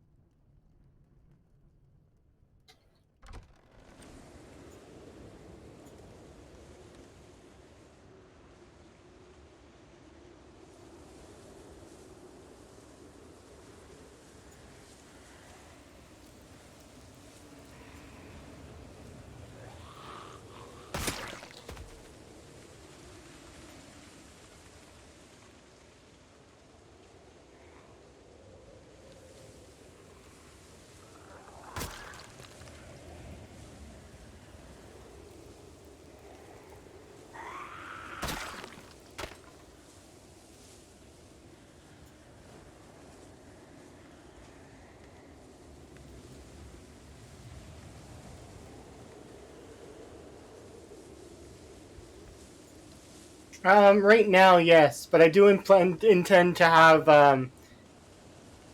uh, copters in the future. I kind of want to do integration, but at the same time, I'm still deciding how I want to implement it. So the choppers are off right now. The challenge is hard enough on its own without me throwing a chopper as well on top.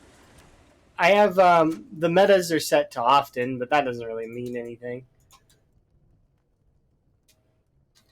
But yeah, I do intend to probably like maybe later on we'll do. I'm thinking integration over choppers, but we'll see. I haven't decided yet.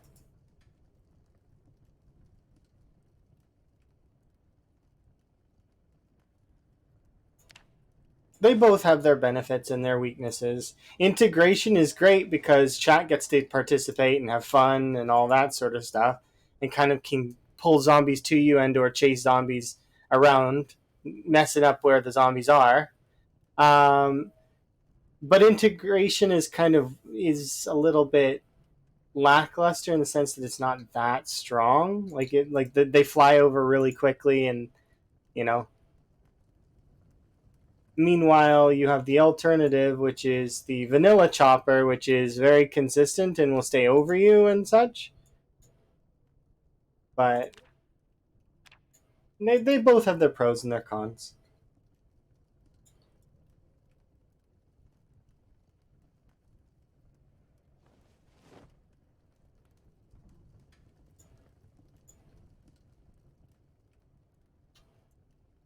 Okay, we're good.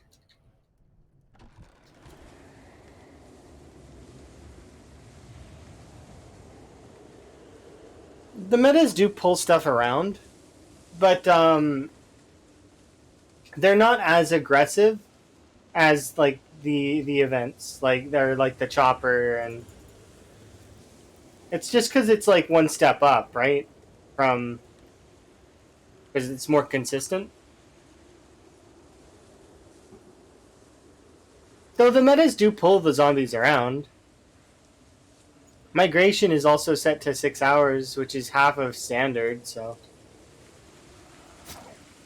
your default, I mean. I like 6 hour migration. I think it feels more comfy when it's at 6 hours.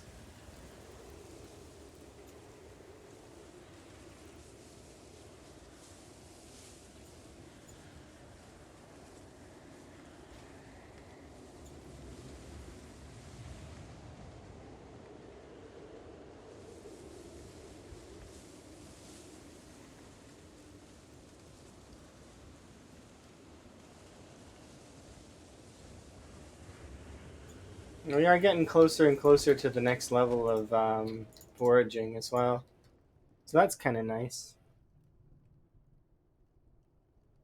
House alarms are a little bit stronger in distance than the chopper. Like the chopper pulls from like a couple cells over. Meanwhile, if you're playing with house alarms, I measured it out to be like nearly not half of Louisville, but like a large portion. Like probably like 30% of Louisville. depending on where the house alarm went off. The house alarms in Burnt Town were pulling like a third of Louisville. But that's with pinpoint hearing. It might be a little bit different if. Meanwhile, the helicopter from integration at absolute max was only pulling from like 2 cells over. That's still not that bad. It's a fairly like it. It's like that's like a 600 tile range. But yeah,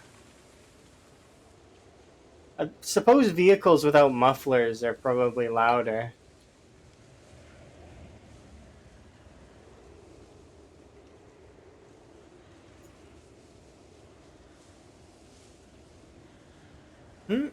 No. When an alarm goes off, you assess the situation. Obviously, you move away from wherever the alarm is, unless you're kind of confident in how many zombies you can kill. We have a neighbor visiting us. But it all depends on where your character is at that stage, you know? Because in West Point, I was just ignoring alarms after a certain point. I just walk around and do nothing. And even now, it's like alarms aren't that scary. Like they're not immediate. Like they'll zombies will come to you, but it's like it takes time for them to get there. You have time to like look around and then assess and then leave a little bit, but then come back. You know what I mean? You can come back and see how bad it is, and then judge from there whether you're going to clear the zombies that are in that area or move on. You know, depending on if you've got respawn on or not. Most folks shut it off, but you know that is something to take into account.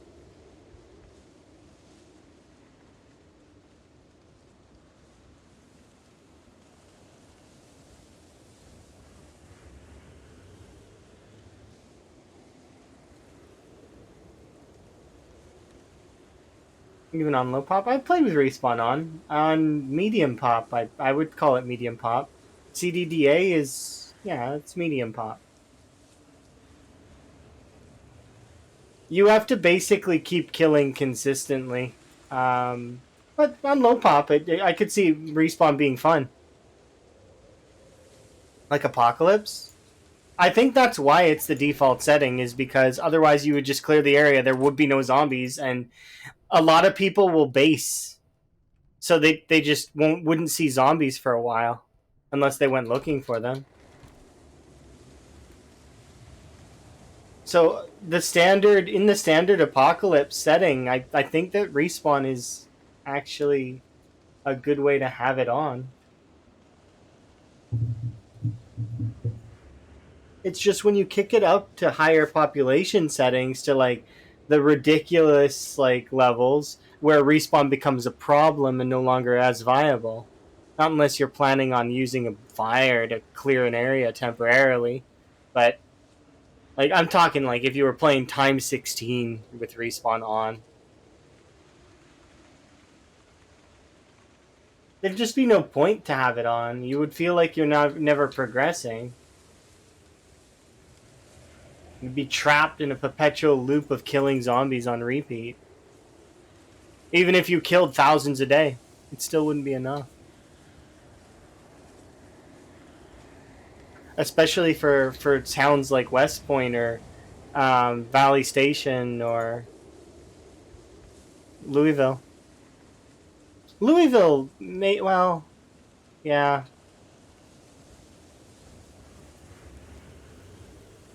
The zombies get stuck a lot in Louisville, though. So it's a little bit less like troublesome, is what I want to say, but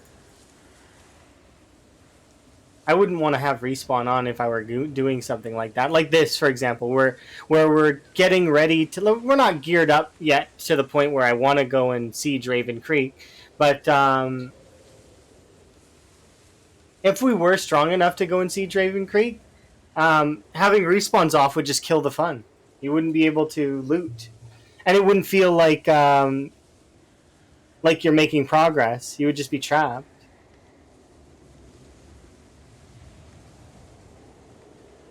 Yeah, it's definitely an interesting area for sure.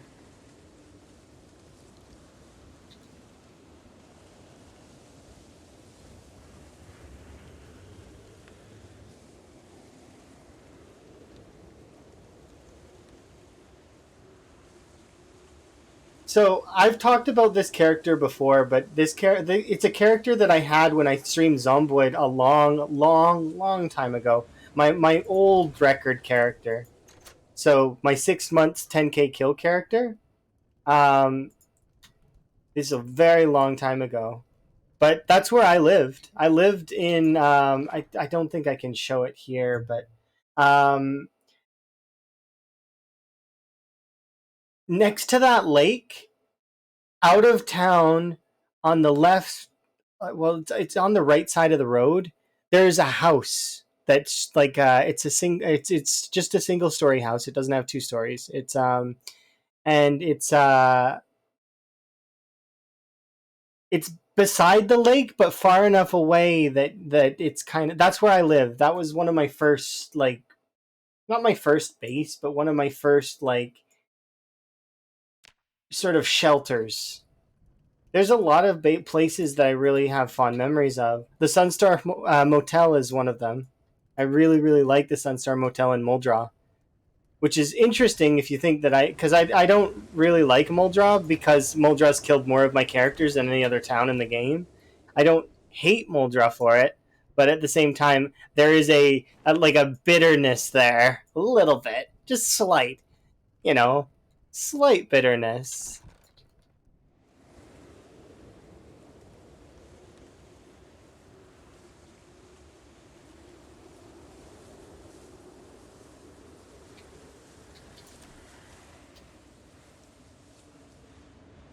And I still haven't settled that score with Muldraw. I need to do that at some point.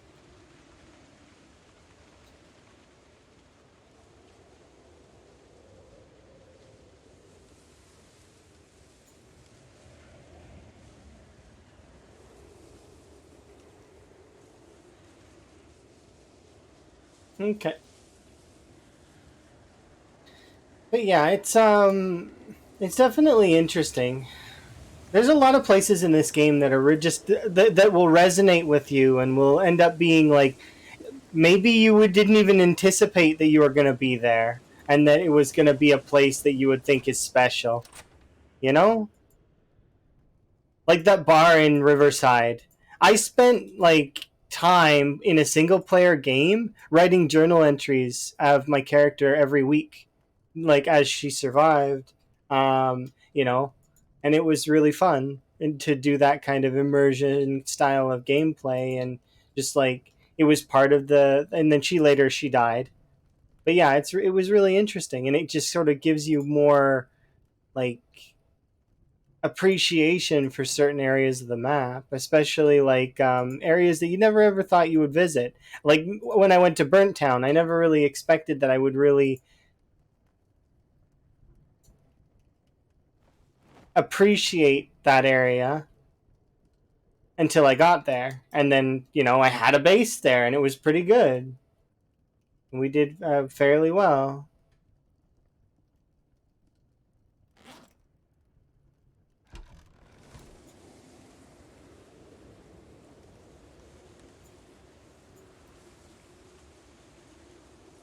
Yeah, it's really interesting.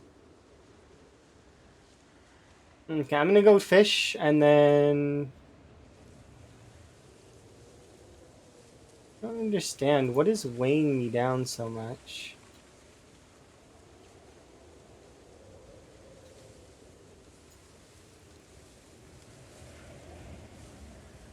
It can't just be the axes.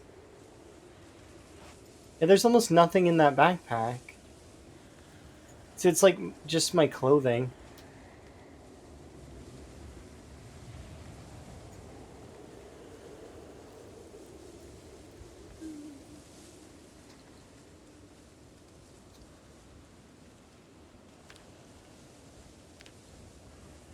This is our current insulation level, though. It's not bad.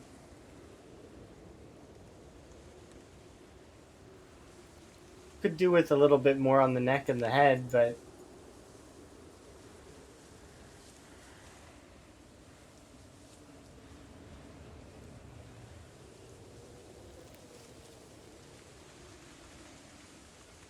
yeah, it is really fun doing a role play style character. I don't really do it very often.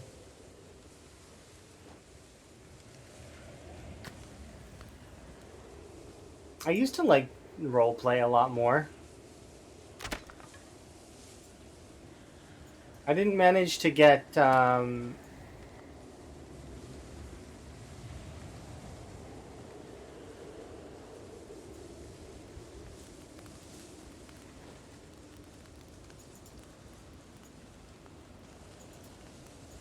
I guess we do D&D and stuff.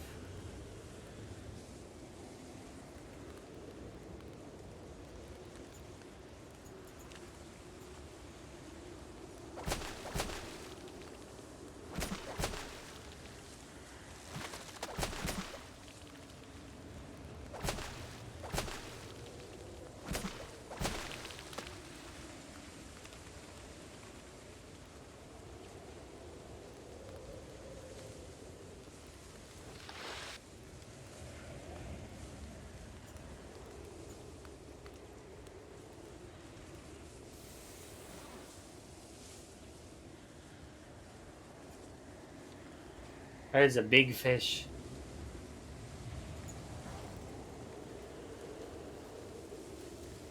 On its own, it could fill up the backpack almost.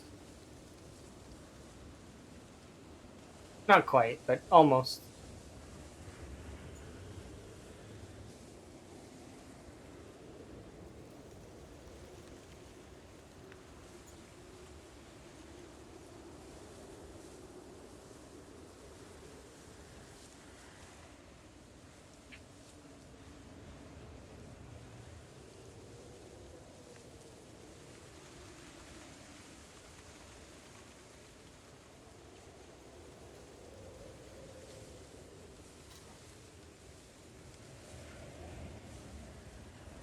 Doing those kinds of playthroughs is always interesting.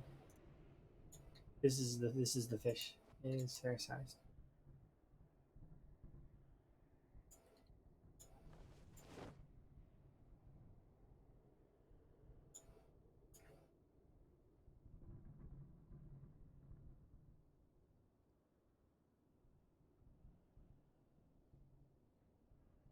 Yeah, it's definitely interesting having those kinds of goals.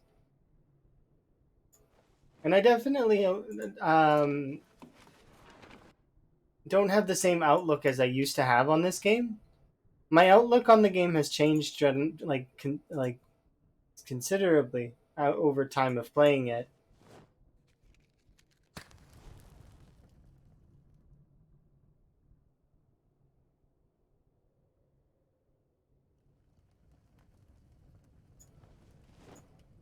It's still a wonderful game. Very much, very much like this game.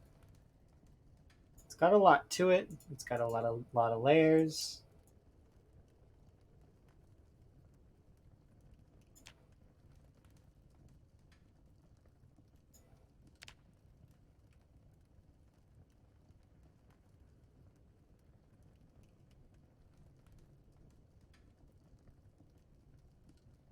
See, that sounds kind of cool.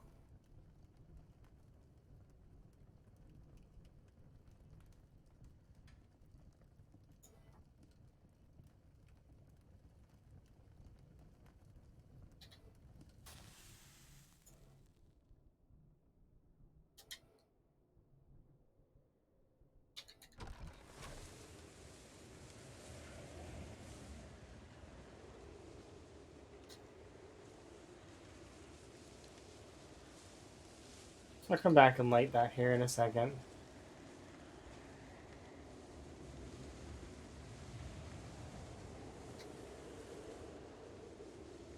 You can get such good stories going in this game.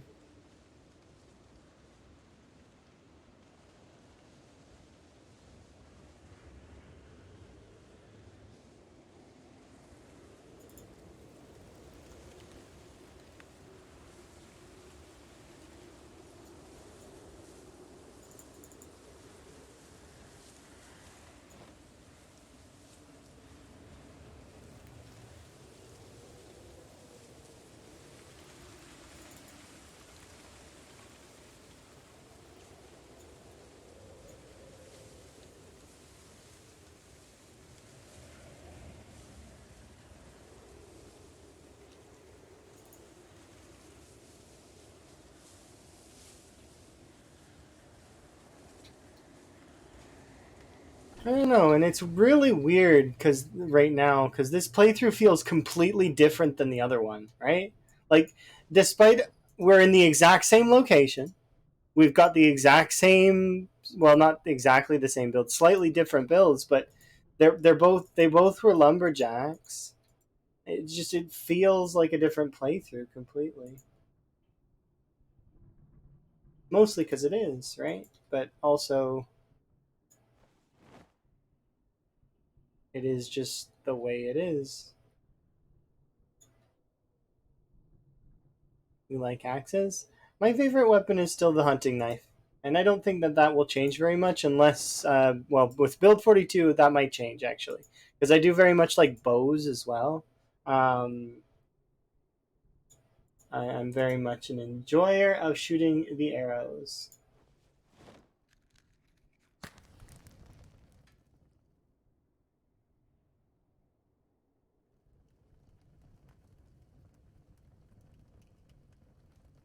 How goes the run? A little bit. Gradually, we're getting there. We've managed to. Here, I can show you. I've managed to carve a path this way up to this point here so far.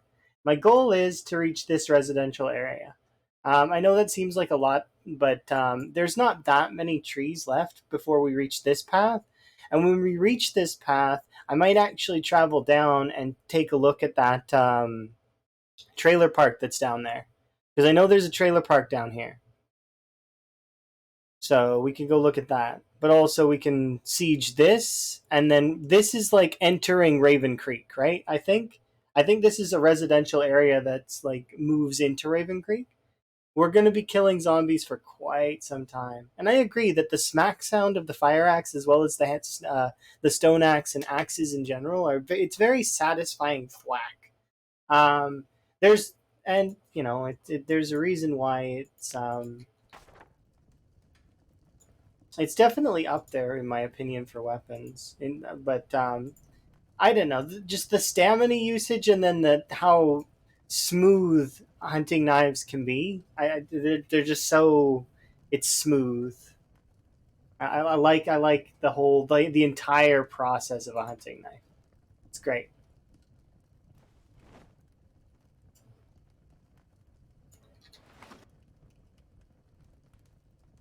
It's the most satisfying sound. There is one sound, or actually two sounds in this game that I could probably convince you are better. Maybe, maybe. But you are the Gene Bean, so I'm not sure if that this will work. But let's try. Okay, so the two sounds that I think that are more satisfying than the thwack of the axe, it would be the crunch sound from zombies dying. That one is definitely up there. It is. It's got to be one of the best sounds in the game, easily. And then on the opposite side of the spectrum, the crunch sound from getting bit or the scratch sound from taking a damage from the zombies instills within you that sense of dread at such a degree that I actually would call it probably one of the best sounds in the game. It's like the sound of a creeper blowing up in Minecraft. It's iconic for this game, that bite or that scratch noise that immediate and since your eyes as soon as you hear that noise, your eyes pan up here to look for the blood moodle. And then, your heart will sink a bit. The whole process, that entire chain of events, all at once, it's such a good it's so good. And then you're the like I mean the aftermath of it, like the post. Yeah. The axe slack, yeah. Yeah. He just whacked a zombie. Good occasion. It's just like the thunk sound of the bat, or the sort of the twang of the nail bat, or the clunk of the pipes, or the crowbar. They all have just a solid. The sound design in this game is definitely one of my favorite parts. It's just so satisfying all over. Like all of the sounds, just so good.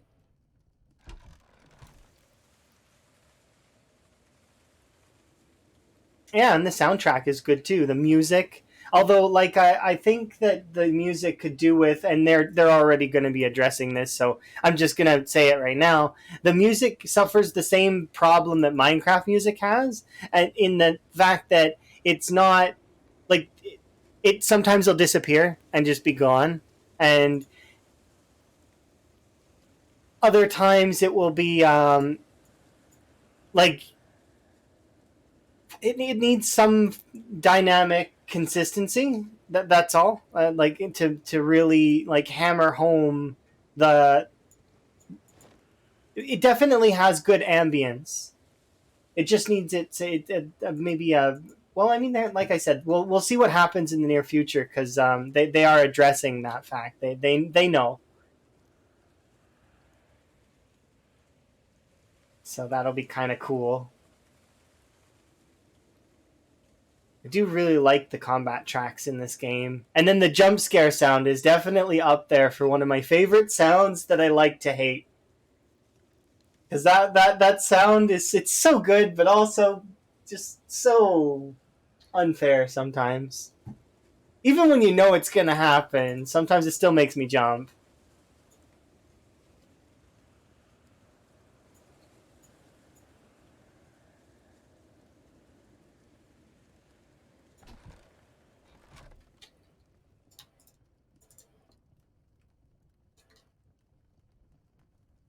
But yeah, those ones are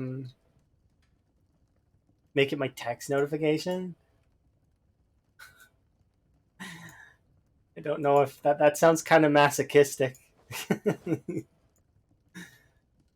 don't know if I would be able to do that.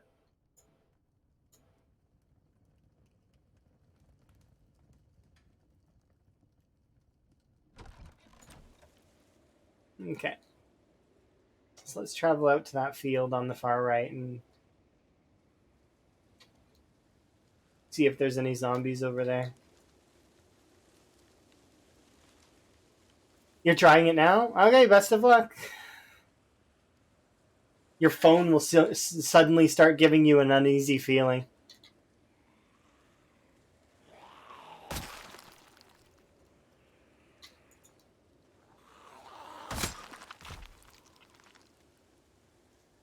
Yeah, I definitely love the sound design. It's just so good. Like even the spear and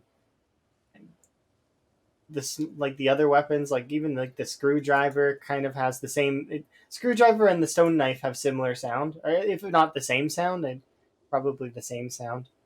Um, it's very soft, barely noticeable.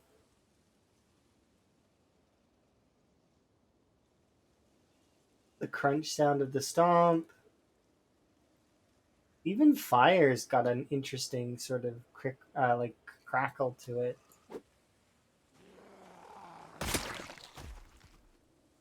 You hate using them so much. I can understand.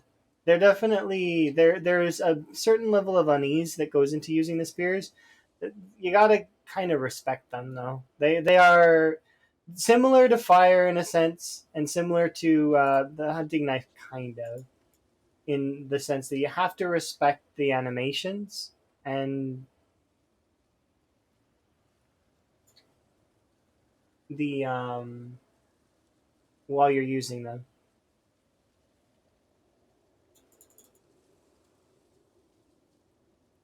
They need to change how the execution works. It works fine, in my opinion. Very rarely am I ever stuck in the animation in a bad situation, and if I did stick myself in a situation like that, it was my fault. I shouldn't have done it that way. Like on the previous character, when I was over by the fence and cold set in and slowed my attack speed, that was on me. I should have paid attention to my cold. You know what I mean? I didn't die for it, but it's like those kinds of mistakes are could lead to deaths. It's one of those things that in my head it's always skill issue. That way I can improve. Same as the push bug that exists with pushing a zombie that is behind another zombie that um,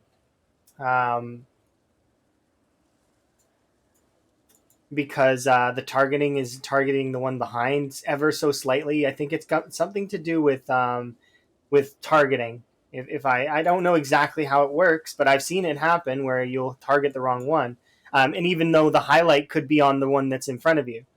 Um, in saying that, because I know that bug exists, it's my fault every time I die because of that bug. If I were to die because of that bug, I think I've taken damage because of that bug before, but I don't think I've been killed by that bug.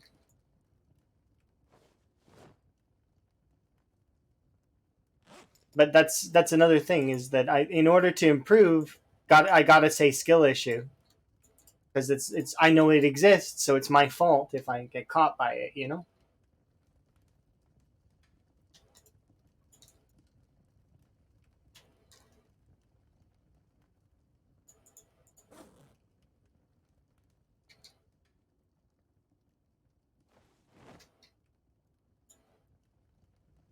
Fire. Been warning him about burn a whirl a lot. Oh, okay, I see. Yeah, fire is like we just were talking about. Fire is something that needs to be respected. It is both the best weapon in the game and also the most dangerous, but it also takes your kills.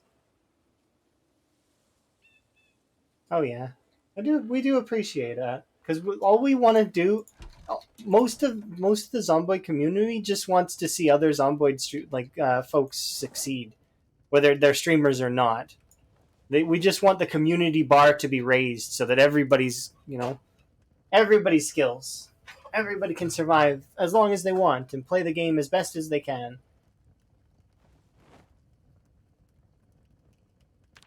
Yeah, the Zomboid community is very wholesome and very much like if they find out about stuff like information that exists, most of the time they'll bring it forward and be like, hey, it's community pool.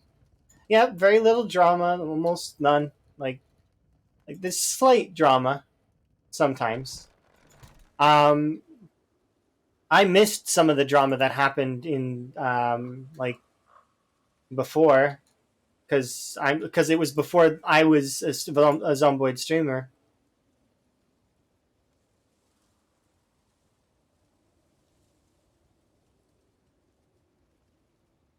They're skeptical with your info. That's understandable. It's good to second guess everything, anyways. Like even if you see me or anybody else tell you like, "Hey, this is how this works," try it yourself. Make sure that you're getting the info yourself because it might change. There's stuff that changes all the time in this game, and people need to update their info, myself included. And we're all people too, right? So we're gonna make mistakes, and we're gonna how sometimes we're gonna say the wrong thing or mean the wrong thing, or sometimes it's very fringe in a scenario, like oh, do it this way, and then but you wouldn't do it in most scenarios, like it's sometimes it's very fringe. It just depends.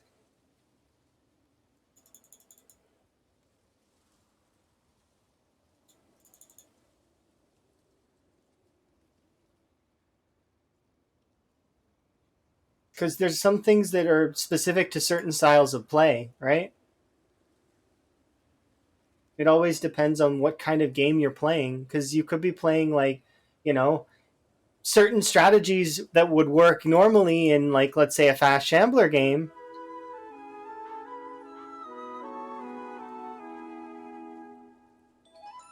won't work in a sprinter game.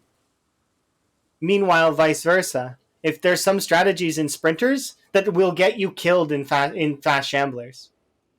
There's specific stuff with fences and with windows that, like, I mean, if you try to utilize fences and windows in similar way, it'll get you killed because the zombies interact differently with everything,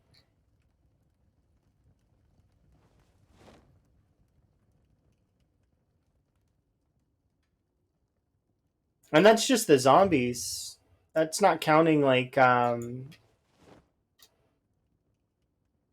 of the other stuff that's in the game. Um,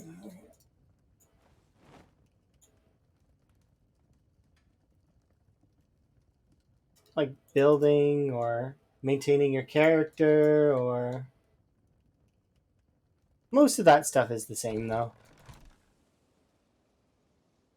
I can't wait to see what Build 41 changes. It's going to be great. Okay, to equip. How many axes do we have?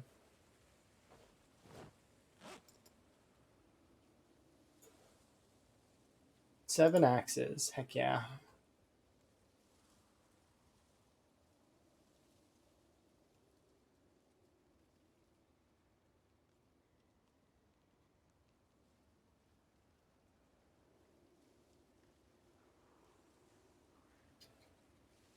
Oh yeah, exactly. Like that. I don't remember who told me, but somebody said that that was discovered by somebody who was brand new at the game. They were brand new at the game and they discovered that. So even, you could have like thousands of hours in the game and not know about something.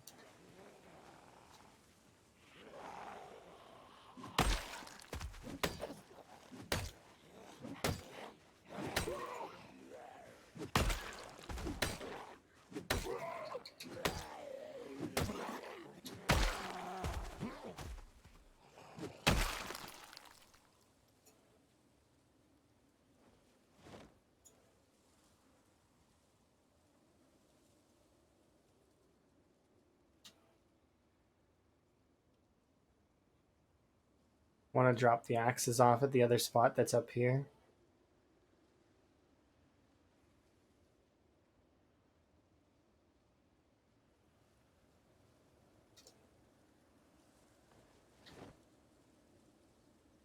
Nice.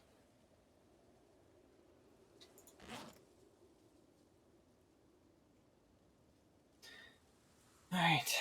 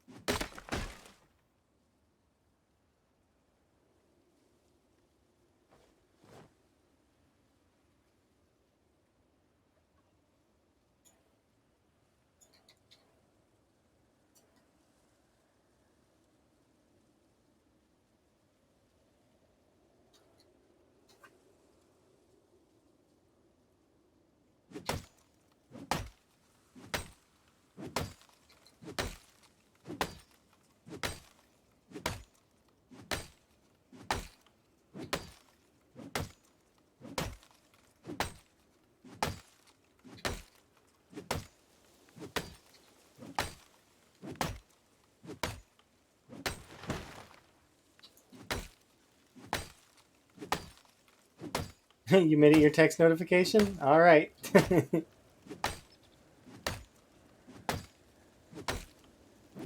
Enjoy.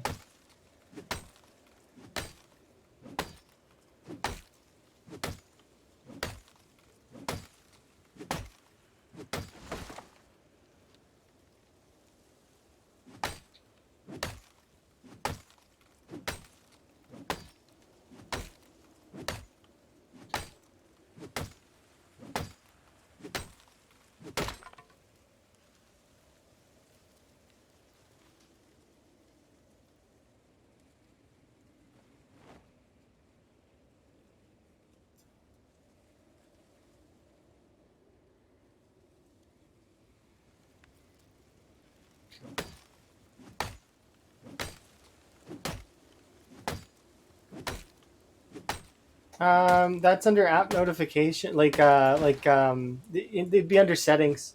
You can like disable them specifically, and Facebook spams to turn itself on. That's one of the reasons why I don't have Facebook on my phone, as well as I very, very rarely log into Facebook. It's like once in a blue moon. I don't really like social media in general. I find it very annoying.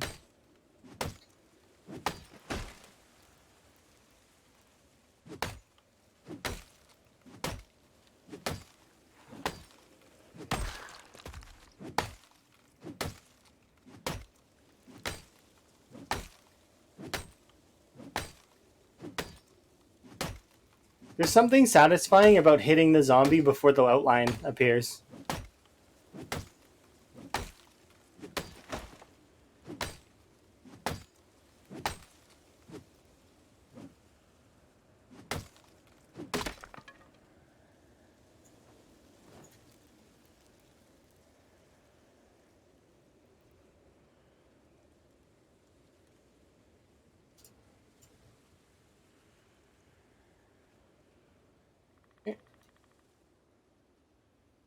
You found the setting?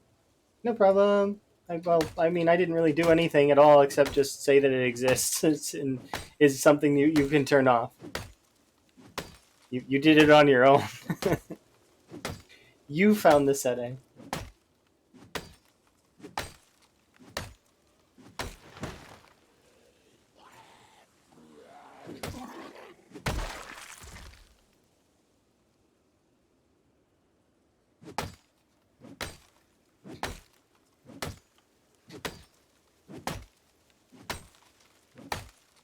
Yeah, I turn off a lot of those things because they annoy me.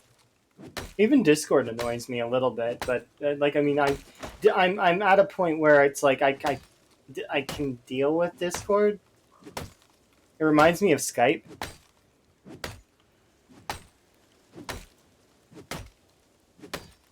I really don't like social media though. I have an aversion to it because it's just bleh.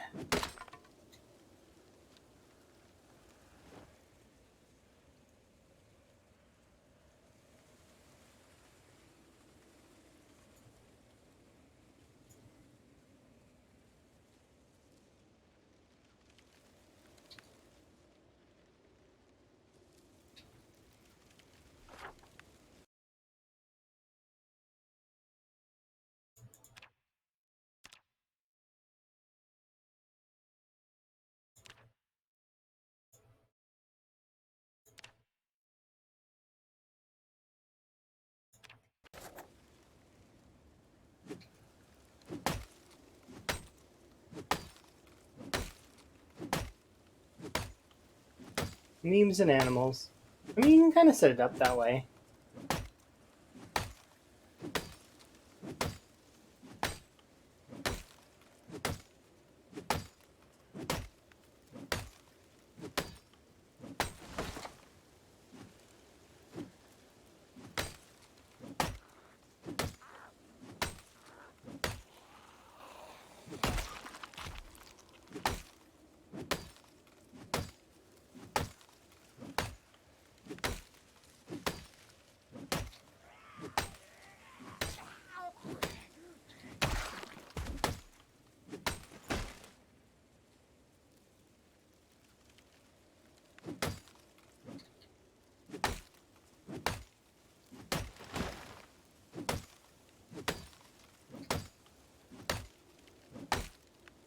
Here we go.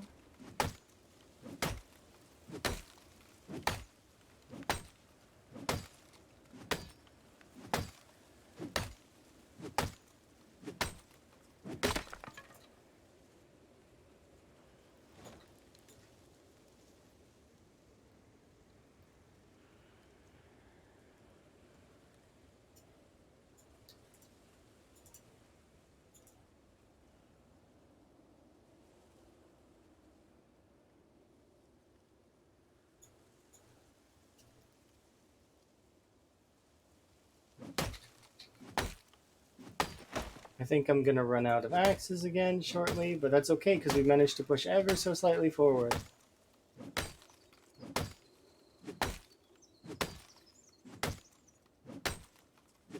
We're actually almost at the road, which is kind of nice.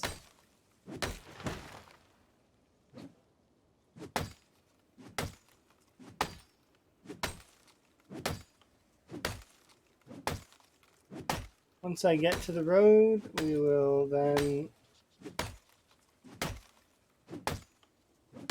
be able to decide to go over. No, I'm not making a wall. Not this time.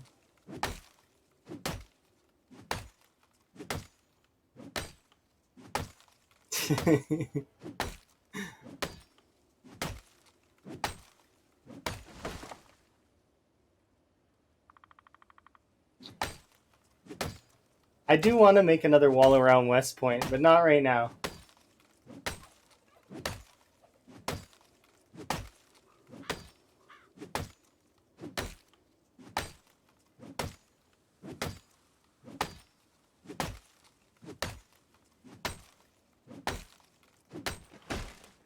I don't know what you mean. Discord bug?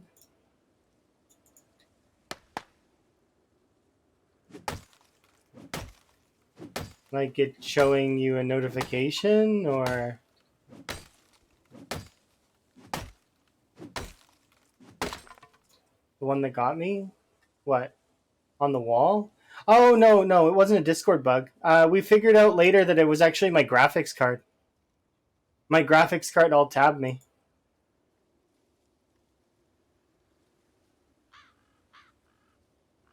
So, there's a setting on my graphics card that, that when other things in on my desktop get a notification, it would basically transfer the focus to that. So what happened was Discord received a notification and my graphics card was like, okay, cool. Discord is what you should be focusing on. So it alt-tabbed me out of Zomboid and onto Discord. Essentially. It's like, it really annoying. It just altered the focus, that's all. Yeah, it's hard to watch. It is kind of, but at the same time, it's like, I mean, it's okay. I'm like, you can hear my voice. I was ever so slightly annoyed at first, but then immediately I was over it and on to the next run. Like it was fine. And like it happens. Sometimes you can't, things are out of your control and just need to move on. And, you know, I've mentioned this before, but my Zomboid characters to me are like goldfish. I like them. They're great to have for a little while, but my attachment to them is very like limited. I have a disconnect from them. It's the same disconnect that I built with years of playing Minecraft hardcore. Because I just, eventually you're gonna die eventually, or if you'll survive, maybe you'll survive and make it to endgame. But even if you make it to endgame, you could die to something really stupid or something that's out of your control. You know. Thank you very much for the follow, by the way. But yeah, it's one of those things that you just can't especially when you're playing a game that's like this. Your attachment can't be really, really high, otherwise you're gonna get yourself super disappointed. And then you'll just what will happen is you'll rage quit eventually, and then you won't play again for a long time.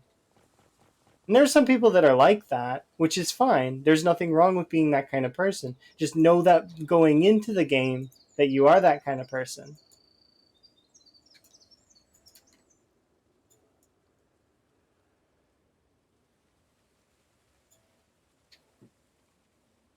Okay. So we made it pretty far. I feel like we're about to reach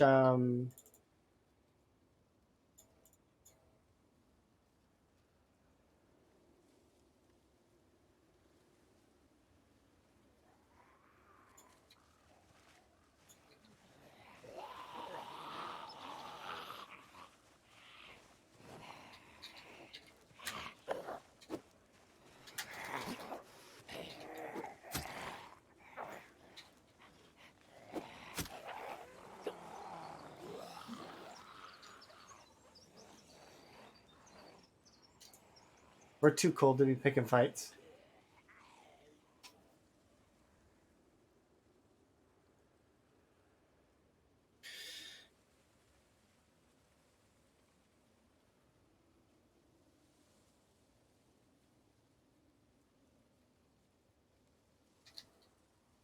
Do that just to pull those zombies over here.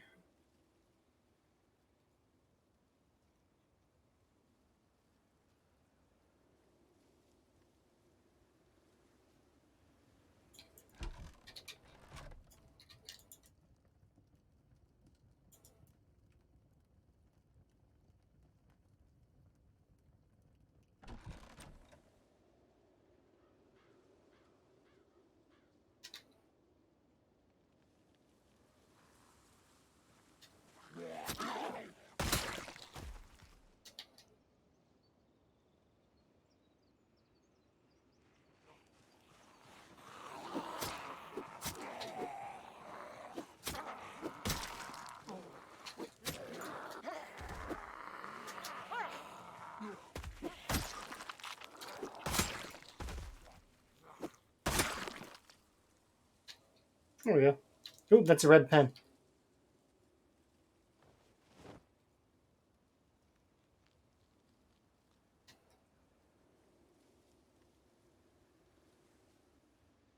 There we go.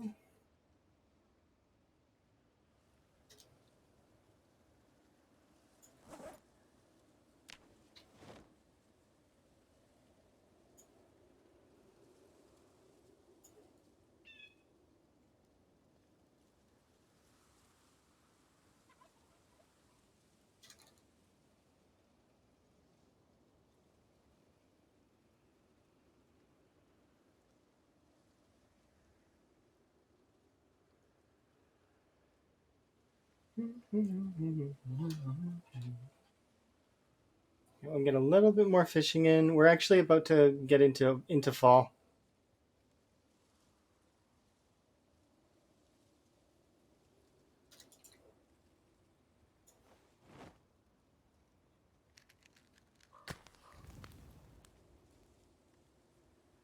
No seeds this time, so no crops, but that's fine. We can get through fall on foraging and fishing.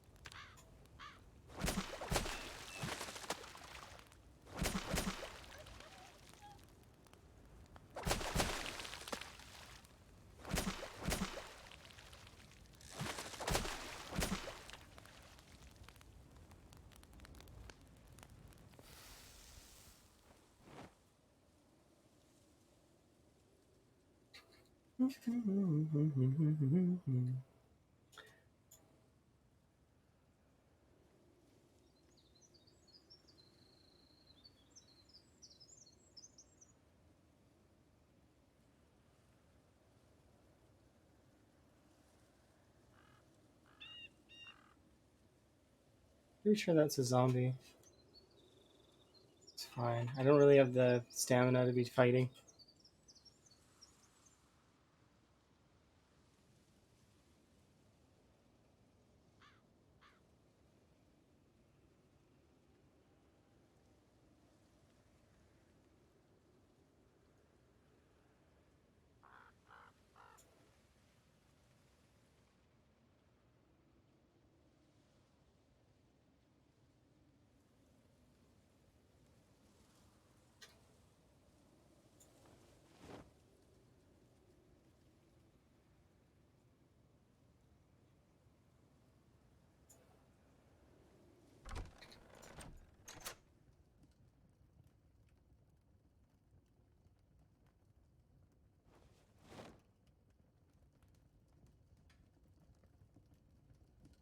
We can cook those tomorrow.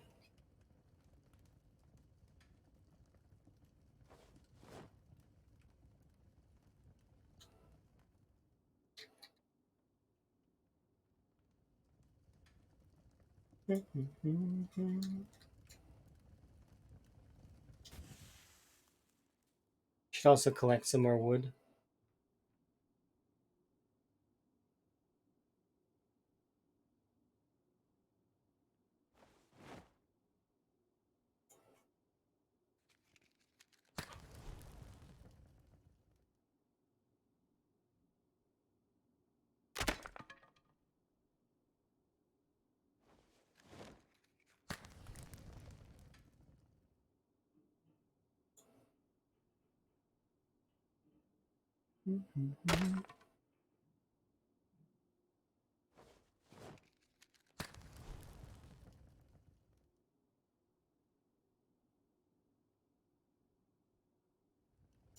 Finally.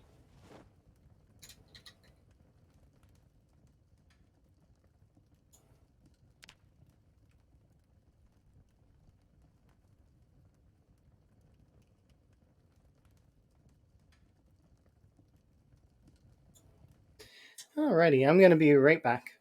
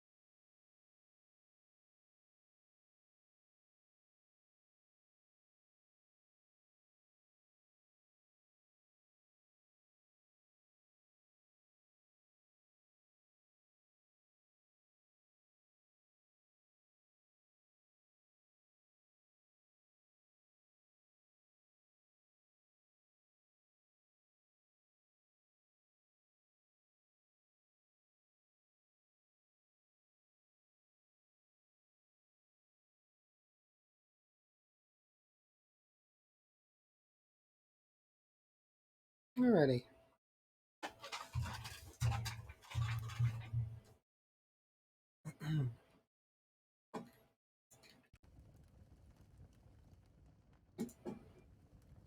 That out.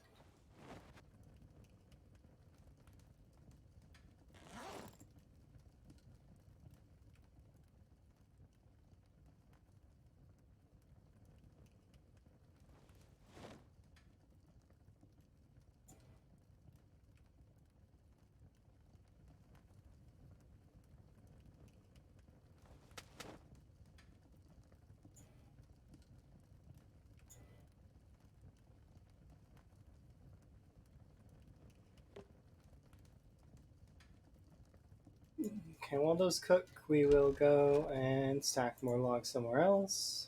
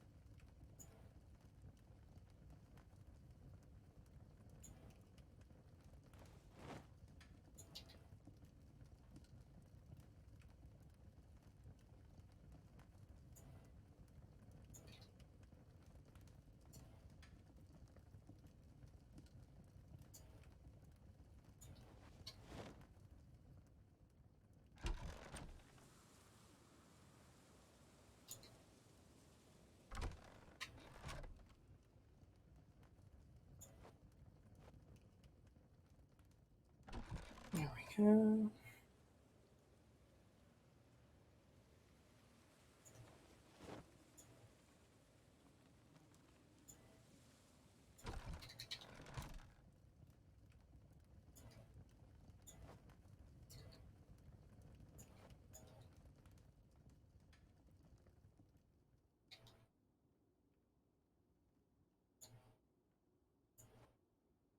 Go.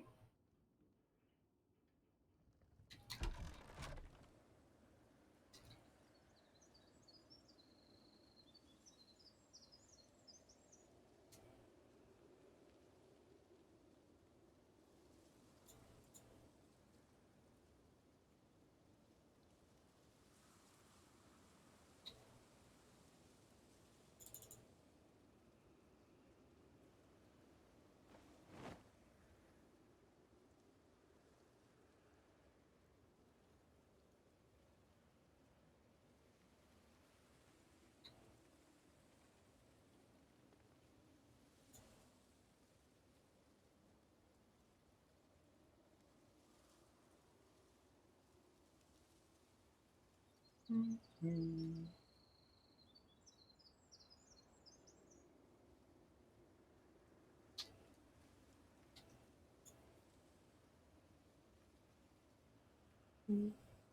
Mm-hmm.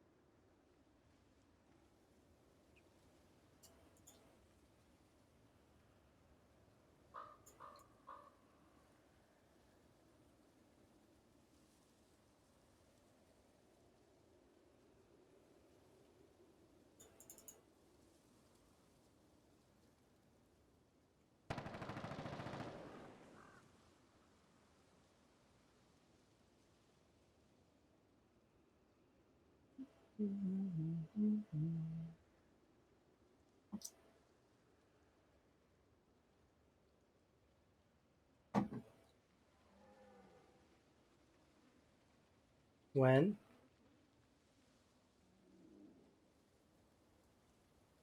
I'm not. At least not right now.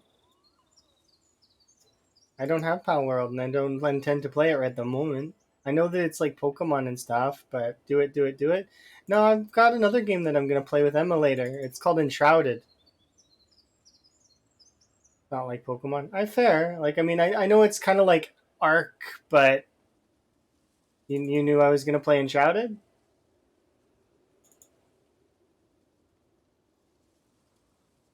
It was either that or Enshrouded. Yeah. Well, I mean, Power World's interesting. But it's like seems more highbrow. What do you mean? In what way? I haven't seen very much of either.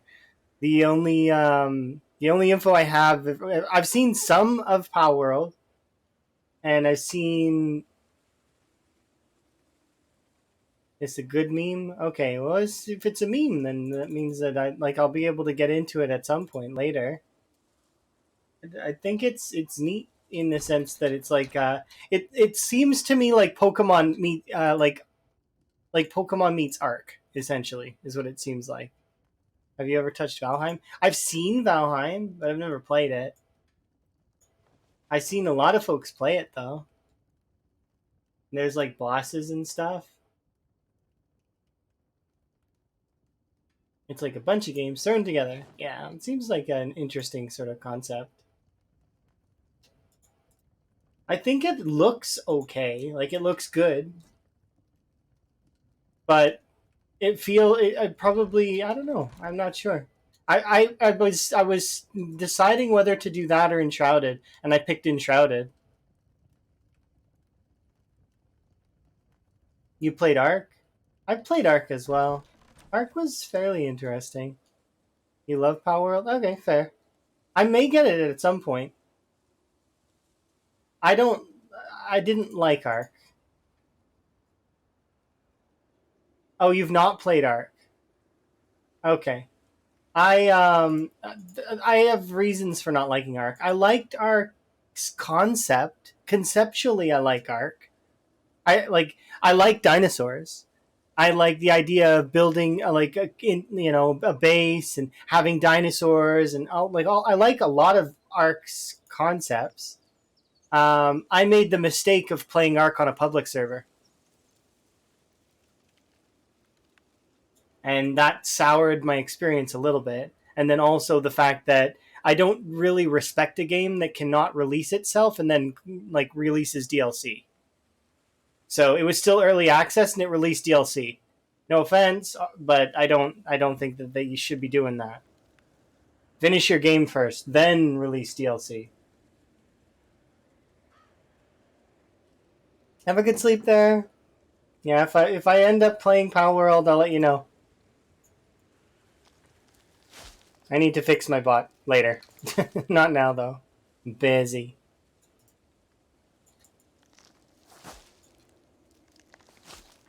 Have a good lurk.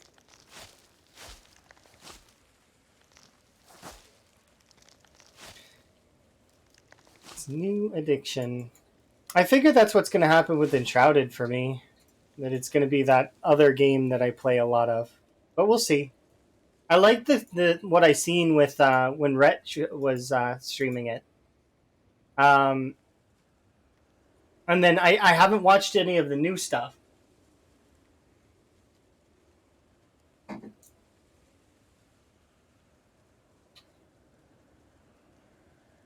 So I am excited to see that.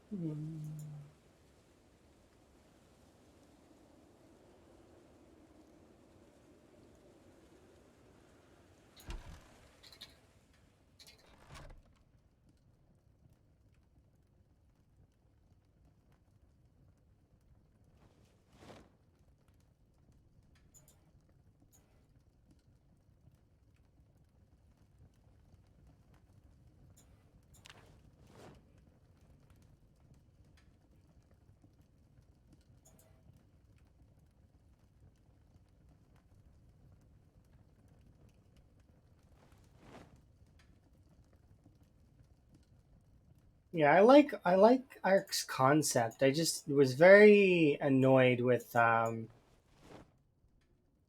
lot of it.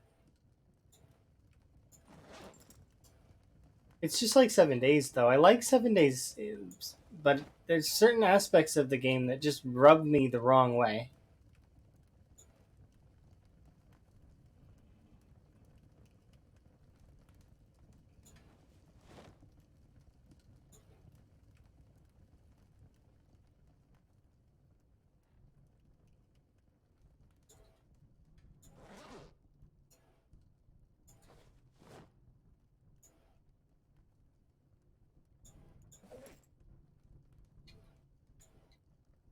Okay.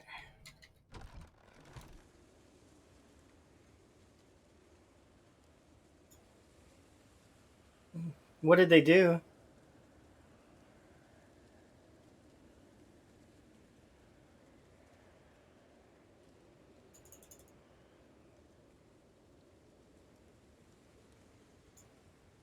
I can look it up later if it's something that's a little bit like I don't I've not heard of that. That's why I was asking.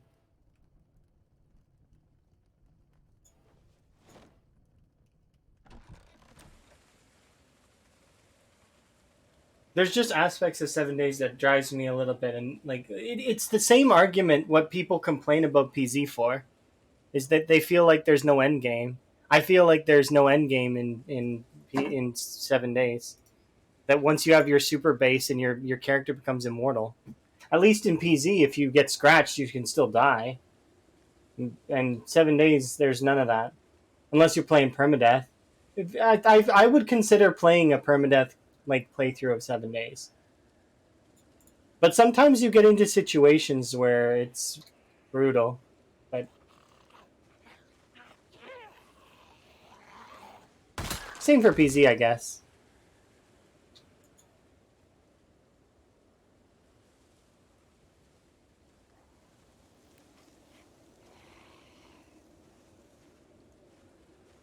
Oh, so they're doing the same thing Twitch did when Twitch said, "Oh, by the way, artists, you can go ahead and draw nude things tastefully," and then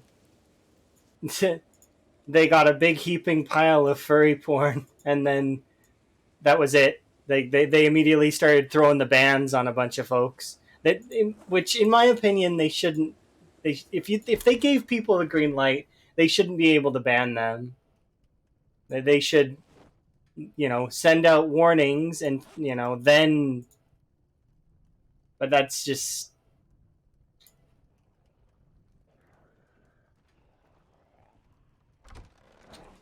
Kind of. PZ's end game is what you make it. It's similar to Minecraft in the sense of that there is no end game. You just keep going, and surviving is part of it, but you can also set yourself goals like I'm gonna collect all of this, or like you can kind of just make your own thing up because you're telling your character's story, right? But a lot of people will get they won't like that aspect of the game because there's no like gigantic exclamation point. And this is the same for me in 7 days because there's no gigantic boss to fight, or it becomes kind of difficult to will yourself to continue.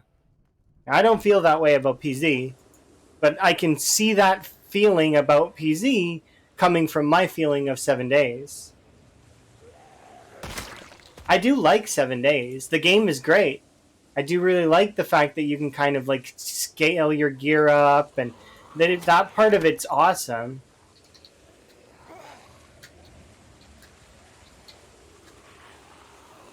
But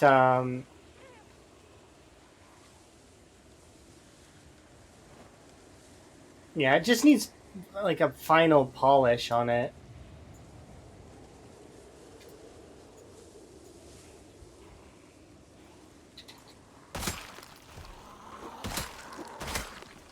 But I don't know if it'll get that.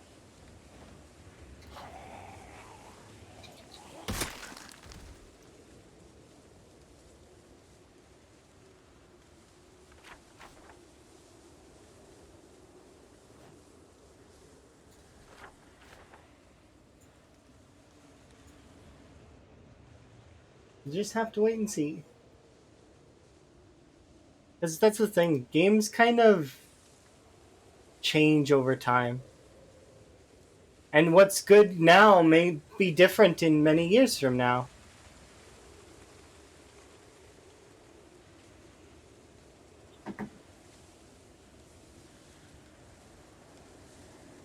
Just release a version.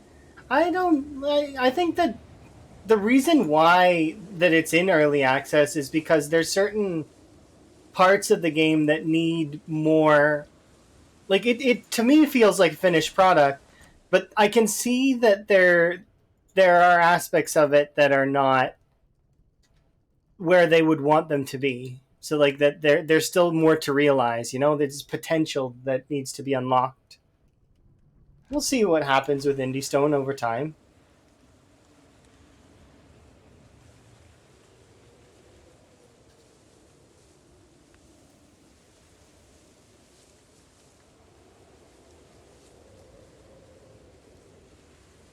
Hmm.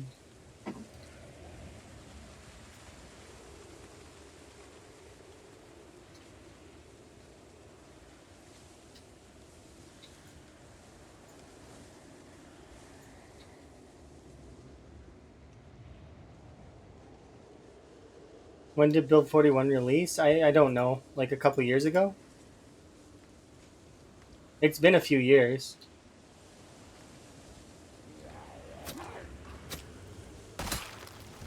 I don't blame people for, especially for veterans that have been playing the game for thousands of hours, wanting something new, something more that's not just mods. Not that mods are bad. Mods are great, but you know, they want more of their favorite.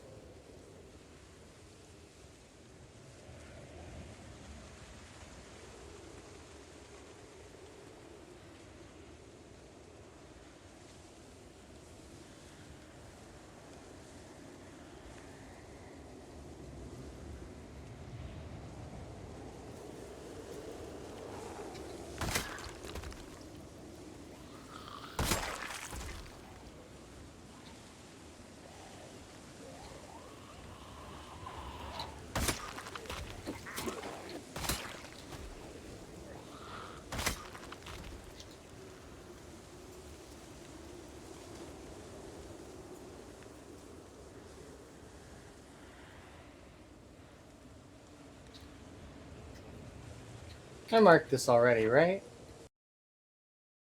Me, no, but I am pleased about that. We're about to get to the road. Fairly close. I wonder if I can see it from here.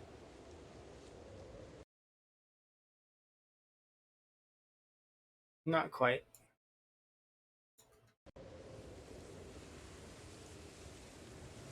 You just dropped the last of the pizza rolls, like to eat, or I need to go and get some more ingredients because I'm out of ingredients, and I got a new recipe that I'm gonna try for a type of spicy sauce. So that's gonna be kind of nice. It's kind of like a curry.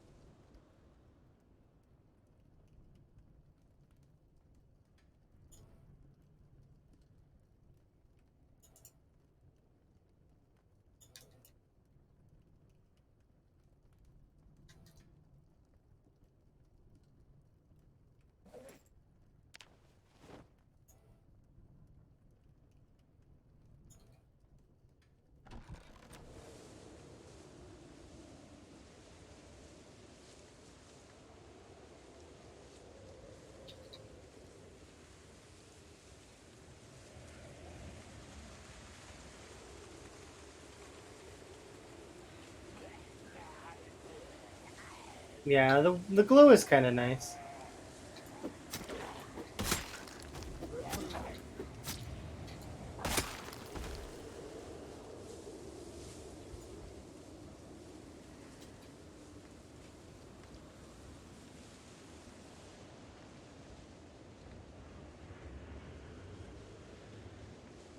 Definitely makes me feel better about the -70 weather or -60. Sorry.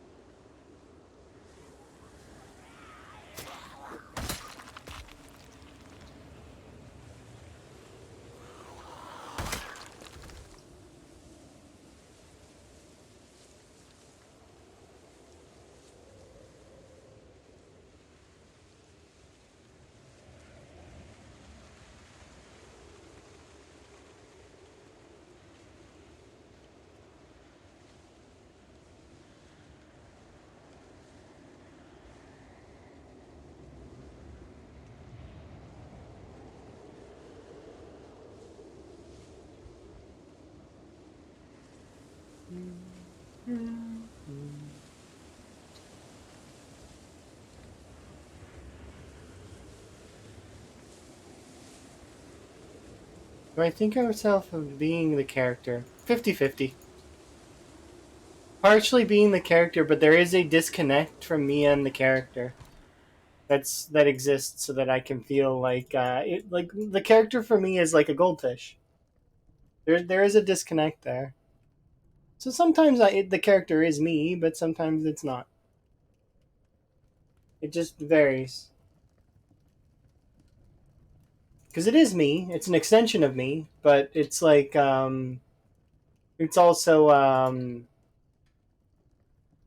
yeah. Well, I mean, I'm talking in the out of person, so it just does depend.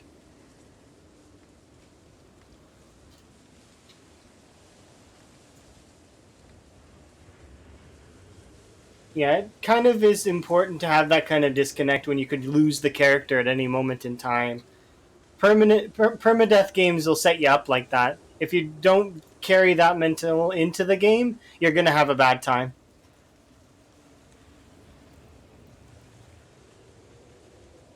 You're well, unless the whole point is to make a story.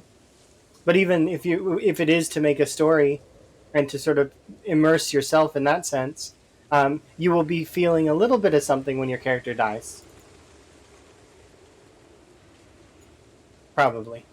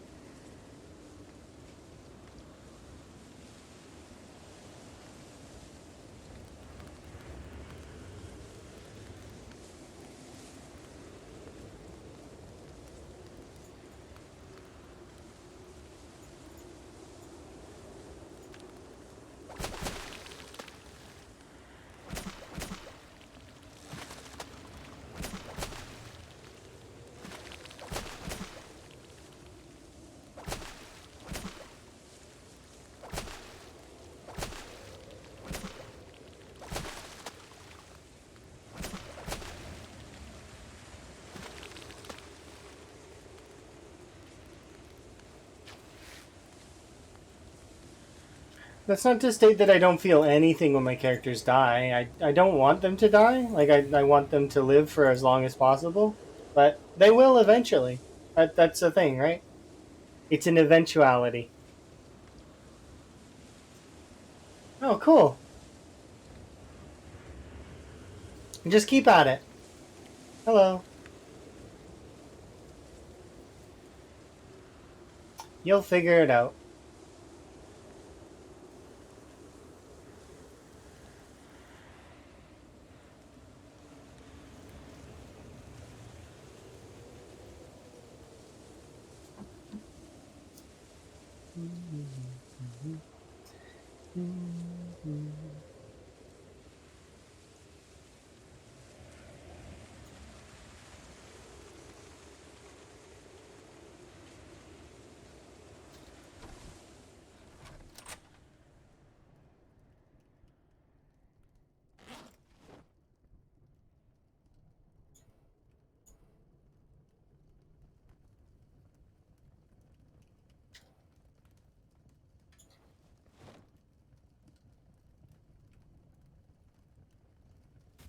Thank you. I do appreciate that. You too. Enjoy your game and or, whatever you're up to. Will you have a good adventure? Whatever you're doing. My goal right now is to continue to slowly progress, gain a little bit more stats over time. I want to level up fishing, cooking, carpentry, axes, and fitness. Those are all things that I want to do in the immediate future. In the and then we'll see what happens from there.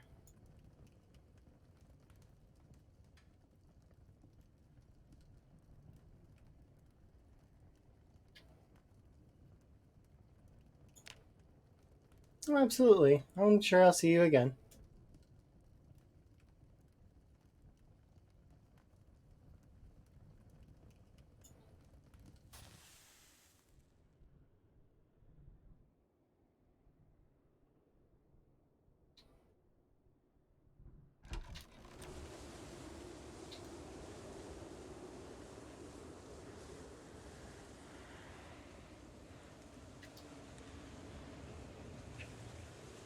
We should be able to level up fishing shortly, and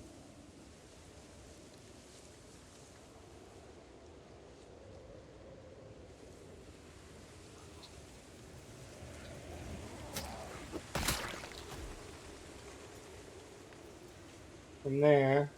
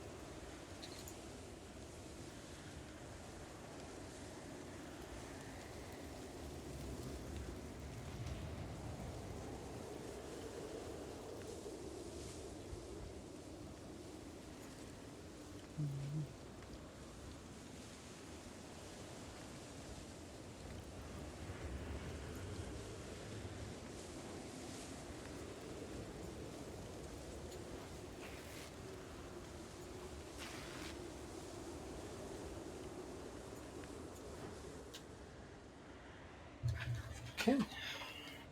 Should be able to get back here shortly. We're actually just on the edge for leveling up fishing, so it's like one more day or later today in game.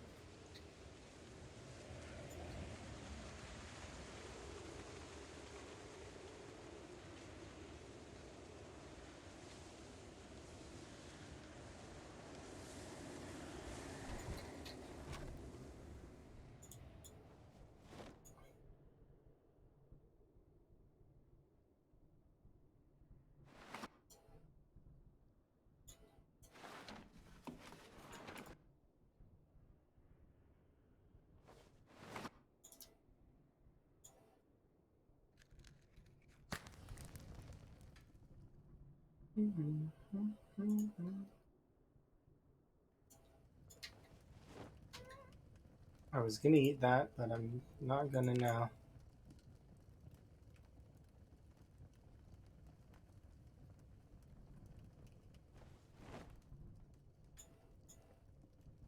Stale, stale, and rotten.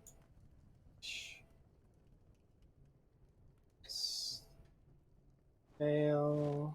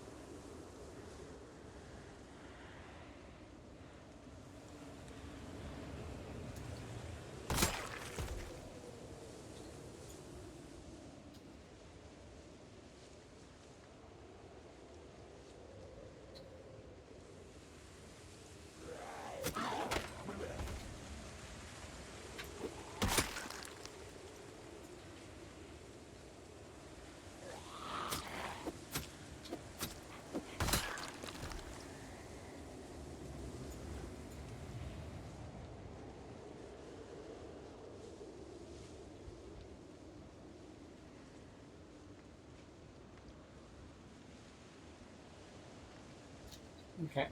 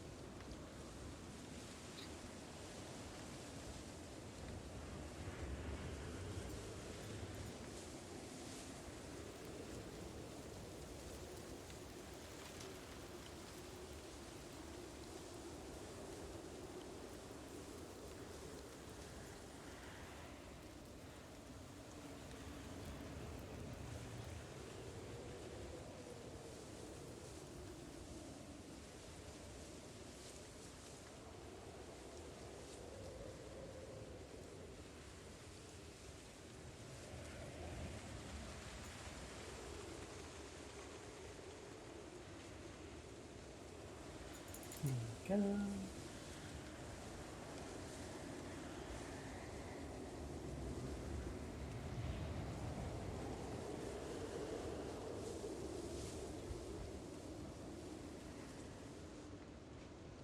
No luck on chipstones here.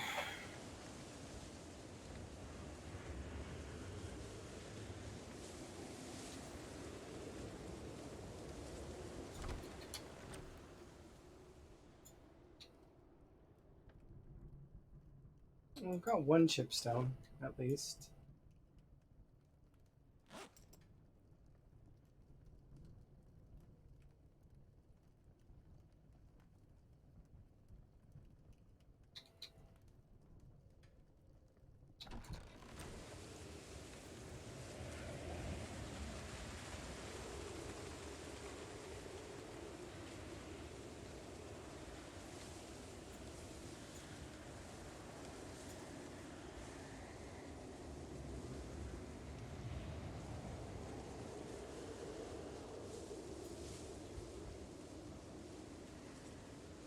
I think this is kind of neat. How we've got kind of like a roundabout path here. It's like a loop.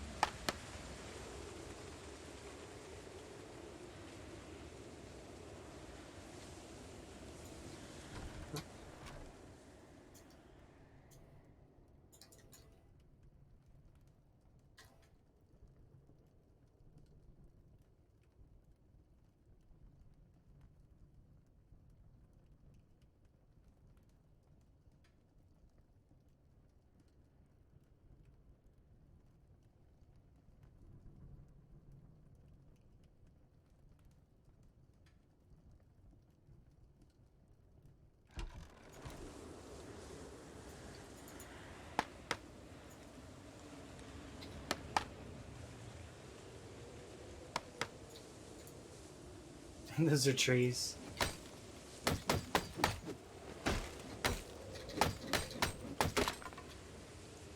Really?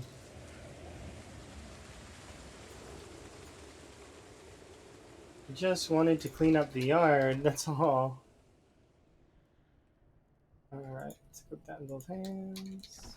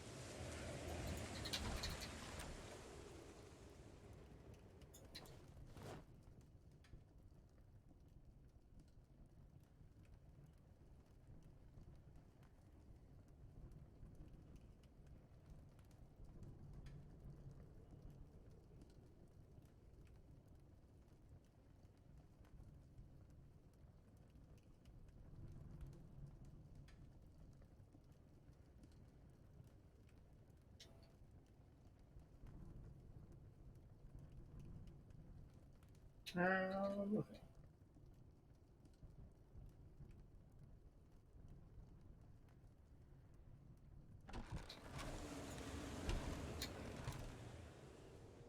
Perfect. We are good there. I'm going to give myself water so that we are sated on that front. And then I'll put it away again because dehydration for some reason is useful. Rest, and we're good. So we're at a really good stopping point here for right now. It is Emma's birthday, so I would very much like to go and spend some time with her. But tis been my pleasure as always, and I will see everybody next time. I am going to raid someone. I'm not sure whom, but we'll figure it out. Somebody's around, I'm sure.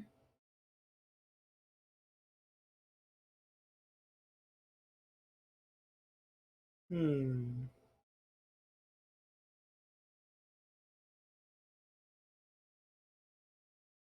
Oh, this person raided me. I can raid them back.